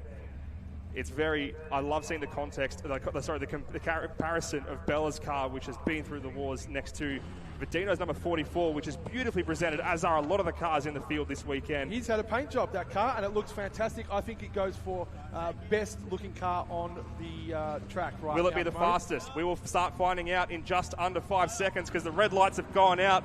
We're underway here at Phillip Island for race 1 of the Porsche 944s, and it's a pretty clean getaway from the whole field. Adam Bella looks to have a pretty decent run down the main straight, and Jamie Westaway has had to tuck in behind. He's already on the defence because look at Bella in the number 1, all over the back of them. This 3-way battle between Bella, Brewer and Westaway has kicked off immediately, and those 3 will not be losing sight of each other if they can avoid it whatsoever. But there will be so much action all the way up and down this field. We look here at Tony Westaway, who is currently sitting in, I believe, 6th or 7th position, holding off Sam Rofe and Tony Andrzejewski. But this is the battle for the lead as they go through Stoner and into Miller for the first time. Is anyone going to try to make a move here in the first of these 8 laps, or are they all going to keep it line astern? They do. No heroics this time around, but these guys love jamming up the inside where they can, surprising each other with their moves, and they're just going to be exploring where the grip is as Jamie Westaway tries to have a look up the inside at Siberia already. Thinks better of it because Adam Brewer was able to find quite a bit of pace around that middle line there at Siberia. Not sure if he was looking up the inside or if he was being defensive and looking in that rear view, because that was an odd line. Now, it's good to see that Verdino has managed to creep back onto the back of this top 3 with Torberts clinging onto the back of Verdino there with a small gap back to our buddy Fox. And, we can see Andrzejewski there as well, and then Rofe. This is pretty tight. This is really tight. The whole field, there's not a big field spread at the moment. As we can see them coming around the back to the last complex, these top sort of 7 cars, all very, very evenly spaced. They certainly are, and they will benefit at least a little bit from the slipstream here at Phillip Island. Not a particularly potent slipstream today because the wind is pretty mild, but these cars will find it regardless as they cross the stripe for the first time in anger. Will anyone be trying to make a move down into turn 1? Not this time around. So it is Brewer who still leads from Westaway and Bella. Then it is Verdino 4th. Mark Torbus behind him in 5th. And then we see Carter Fox. Tony Andrzejewski is past Tony Westaway. And then it's Sam Rofe, Jack Atley, Manny Metzasama. And then we see Josh Brisbane and Andy Tudor bringing up the rear there. So 13 cars here who are giving it everything here at Phillip Island. A few different lines there on the exit of the Southern Loop. It's always good to see the drivers because the conditions here, they can change so readily. You sort of have to, even like, the changes in the air, the moisture in the air, it does make things a little bit different each time. Even though there's not many setup changes you can make with this car, there's always slight milliseconds and just slight little bits of improvement to be found in places, and you just got to be able to dig for it. And some of these drivers, the cars are pretty evenly matched, but it's very much a measure of who can find those extra tenths in the most unlikely places. Yeah, you're absolutely right. You've hit the nail on the head there. Interesting to see Verdino and Torbitz. They are just sort of hanging on to the top 3. As we see, we've got such a great vantage point in this comp box. You can see the gap between the top 3 and then back to Verdino, sort of elasticizing. It's creeping out and creeping back in. As we see them come over there at Lukey Heights, we can see that's crept out again, and we will see them through the last 2 corners. The top 3 get another bigger gap on Verdino, but Verdino seems to close that gap through Southern Loop. So we'll see how that plays out. But we're a couple of laps into it now, so we might be seeing some sort of an effort for some position passing here into turn 1. Let's see how we go. We certainly will. There's plenty of position passing happening down the rear end of the field as well. They'll be battling everywhere you can look as we see Brisbane trying his best to hold off Rofe as they go across the stripe once more. There's Westaway. He goes for the lunge in turn 1, gets the move done, easy as you like. Brewer didn't make that particularly difficult for him, and it was probably in his best interest not to try and fight that too hard because now he's not too far out of alignment when he goes through Southern Loop and he can keep the pace on. And look, he's already really he's got himself attached to the back bumper of the number 28 already, and he's got himself almost in prime position for a look into turn 4. He's already going around the outside. He's feeling very confident in the pace of that number 3. Is he going to be the last of the late breakers here? No, he won't. Jamie Westaway just holds on around the outside of Miller Corner. Awesome defensive driving, but there was not much in it. That was so impressive. I mean, he didn't defend. He just broke later. He did. That was wild. That was awesome. He got a little bit toey. You could see the back end wanted to step out under the brakes. He was having that foot through the firewall, bringing that thing to a stop, and just did so without losing much time. Awesome bit of driving from the number 28, but that is the number 56. No.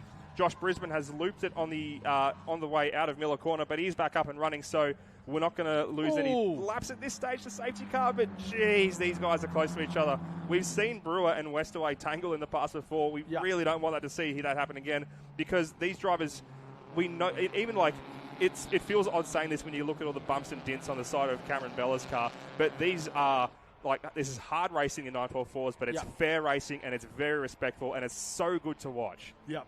No, they definitely. There's definitely a lot of mutual respect between these drivers, and they're all pretty small operations. They're developed and tuned to within an inch of their lives. These cars, but here we see Brewer is making a move now. He's trying to have a look around the outside. He's got a fair bit of pace, but is he going to have his nose in front? No, he won't. Thinks better of it. Tucks just back inside and chucks back in behind, I should say, the number 28 of Westaway, who's... I wouldn't say he's feeling comfortable out the front because there's still more than half the race to go, of course, and these guys are not letting him go anytime soon. In all honesty, I'm surprised to see that Bella hasn't been leading this race at all yet. He's been sitting pretty in third position. I don't think he's been struggling, though. I think he might be biding his time. That's exactly what I was thinking. That's something that I was going to bring up. It's a question worth asking. Is he struggling to stay on the pace with these two? Or is he just biding his time, letting these guys duke it out and just dissecting what they're up to in front of him and getting ready to pounce? I think it's the latter. I think that we're going to see something from him. He was saying that he wasn't feeling incredibly fast and that Brewer was the one to watch, but everything changes once we get into a race situation here, and we know that Bella is king. That's absolutely right. He's got so much experience under his belt. He's been there, done that, won it all, and he knows all the tricks in the trade, does Cameron Bella. So I would not be shocked at all if his strategy for at least the first half of the race is just to fill the mirrors of those cars in front of him and pile on the pressure, wait for them to step out of line, and then capitalise. I like to think that that's what Bella might be doing here. It's going to be a juicy contest at the front and in the midfield as we see Jack Atlee leading this little pack of cars for the battle for 9th. So behind him, we have the number 10 of Metasama, Sam Roth and Andy Tudor there as well. So that's 9th through 12th. These cars are seeing effectively the rear of the grid. Josh Brisbane is still out there circulating, but he's a long way behind on account of that spin earlier. So Sam Roth, it'll be interesting to see what he can do here at Phillip Island. Was really, really quick at Sandown last time out, having his best weekend of the year when he was there. And it's a kind of similar track here at Phillip Island. It's obviously a very fast track, but it's much more flowing, fast-flowing corners as opposed to Sandown's very stop-start nature. So it is a little bit different. It demands very different things of a driver. So it'll be interesting to see how much of that pace from Sandown he can apply here as we see Metasama leading him through turn 2. As we look up the front now, Adam Brewer is taking a look up the inside of Westway once again, who's not going to let him past. He's still too late on the brakes to let anyone have a run on him through Miller. He is sensational in turn 4. Interestingly, we're seeing maybe our questions have been answered. There's a bit of a gap back to Bella here. They've crept out on him. I don't know if he's made a mistake. I mean, that's quite rare. He's not a guy that makes mistakes very often, but they have scampered away from him just at the minute, so we keep an eye on that. You're not wrong at all. His lap time last time around was a 1:49.83, which was not too shabby at the front there. So if he has made a mistake, it would have happened after he crossed the stripe through 1 or potentially 2. So we'll take a look and see if he's able to bring back that gap, which is now out to almost a second between him and the leader. So he's bringing it back pretty quickly now. Not like super rapidly, but he is not losing pace here, I would say. Let's take a look, and we'll keep an eye on that timing screen. As long as these two at the front keep throwing elbows and battling it out, they're going to be taking time off each other as well. So Cameron Bell will be very much enjoying watching that battle from what is one of the best seats in the house right now. Well, that's true, and I know from personal experience he is incapable of sandbagging. Despite what you said, he only needs to finish in the top 4 to take the championship. He is comfortably in 3rd, but he will be doing everything he can to catch those two. He certainly will be. Fastest lap of the race goes to Jamie Westerway with a 1:49.1. He just gets it on the inside. That was immediately bettered by Adam Brewer, who did a 1:48.8. But Westerway was able to keep the lead through turn 1. It's such a hot spot for action here as they have been going through there. We are looking to potentially have a shortened race here as well. We've just got word in our ear that this may be the final lap here at Phillip Island. So if they're going to get any moves done, they need to get them done as soon as possible. Brewer's going to have another look up the inside at Honda here, but he can't get it done. Westerway's too good on the brakes, gets right in front of him, gives him no opportunity whatsoever to pass, but Brewer is swarming all over the rear bumper of the number 28, trying to find a way past any way possible, filling all 3 of the mirrors on that bronze number 28 machine, but Jamie Westerway is sitting very, very pretty at the moment. Cameron Bella hasn't been able to make that much time back up. He's actually lost a bit more on that last lap. So I don't think he's going to be able to make a run here unless something happens at the front, which we hope it doesn't, because they're looking to go side by side almost across Lukey Heights. Brewer thinks better of it, but Brewer also knows that he's got one more opportunity for a pass. Is he going to have a lunge down into MG? No, he's not. Keeps it nice and tight on the inside.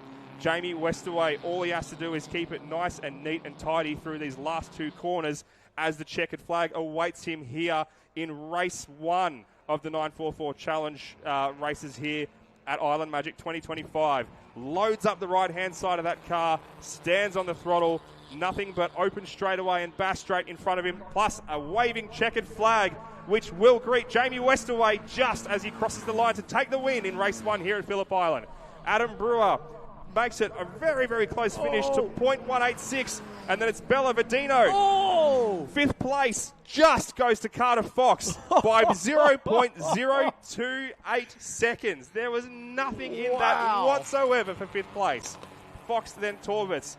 Andrzejewski and Tony Westerway have crossed the stripe in 7th and 8th, and now we see Jack Atlee bring them home for 9th. 10th will go to Roth, and then 11th will just go to Manny Metasama. Andy Tudor comes home in 12th position, and we see Josh Brisbane in the number 56 car, who was able to keep it on the track and finish, albeit down in 13th place. Great to see 13 starters all finish the race here in race 1. Awesome stuff there. Joey Kellick, thank you so much for joining me in the box. It's been a pleasure to commentate alongside you as we take a look at those results one more. Westaway from Brewer from Bella. Cameron Bella is still in with a shot at this championship. He's doing all he needs to so far, so he could still very well clinch the title tomorrow. You do not want to miss a moment, folks. Behind that podium, we have Mark Vadino, Carter Fox in that number 20 machine you see there in 5th. And then as they come across the exit road, Mark Torbitz ahead of Tony Andrzejewski, Anthony Westaway, our Veterans Cup champion for 2025, Jack Atley in 9th, and Sam Rofe in the number 68 machine rounds out the top 10. Manny Metzasama, Andy Tudor, who both go side by side there, with Joshua Brisbane coming home in 13th. That's actually Jack Atley who's side by side. The Pit Lane Clothing boys, Darren Smith, are bringing it home in a formation finish as they go to the exit road here to round out Saturday's action, which has been a cracking day here at the Island Daz. Great to see 2 Pit Lane Clothing cars exiting the track together and racing together. Good mates that go racing together stay together, mostly. But it depends how much action you get out on track against your teammate. In Formula One, that's the dude you got to beat the most, isn't it, really? Matt, fantastic, good call there, mate. And as always with the historic touring cars, the 35th Island Magic, where we've got 50% of it done, haven't we? Ticked off. Well, almost. We got 50% of the on-track action here, but in terms of racing, we've only got a third of it done. We've got a bumper day of nothing but racing tomorrow. And certainly, thanks for correcting me on that. I really appreciate it. I'm still blown away that this is 35 years in a row. Here is tomorrow's program. 9:10, the Hyundai XLs will light it up here at the Phillip Island Grand Prix circuit. Historic touring cars are next on the board then. The Improved Production Nationals, the over 2 litres for groups B and D. Formula V, race 2, Improved Production Nationals under 2 litre. Their second race, and that is going to be interesting because there is some repairs for cars that need to be done overnight. National Sports Sedans, they're on their way to the 50k plate later on Sunday afternoon. Their race 2 at 11 o'clock. Improved Production Nationals over 2 litre at 11:30. Porsche 944s, and then we have the turnaround for the afternoon's racing. Improved Production Nationals, and we start to hone in on who gets to go at the 4 o'clock start for the over 2 litres. The 254, exactly, 254 start for the under 2 litres, and the Ramada Resort National Sports Sedans and State Sports Sedans for the 50k plate at 3:28 precisely, Matt. I want you there for that, 3:28. But you'll be wrapping it all up tomorrow, mate, with the 944s again at 4:30. Got to be there at 9:05 a.m. sharp, though, folks, if you don't want to miss a moment of this, because I sure as hell don't want to miss a moment. It's going to be sensational action here tomorrow. We can't wait. Thank you very much for joining us. Thank you very much for all of your commentary efforts alongside me here, Darren, as well as everyone who's joined us in the box. It's been an awesome effort from everyone, and we are looking forward to doing it all again tomorrow. I tell you what, it's been awesome to watch Steve DeVries doing all the heavy lifting here today. I've had a bit of a relaxing day in the commentary booth. Steve has certainly done a lot of the heavy lifting. Tom Reed and, of course, Joel joined us right throughout the call as well. To Callum Brannigan and Emma Dean down there in the pit lane doing a terrific job, and all of the crew in behind Blendline TV, as always, trackside, in the van, everywhere doing a terrific job. Big shout out to all of the trackside officials and indeed all the competitors from where you've travelled from. We'll see you tomorrow.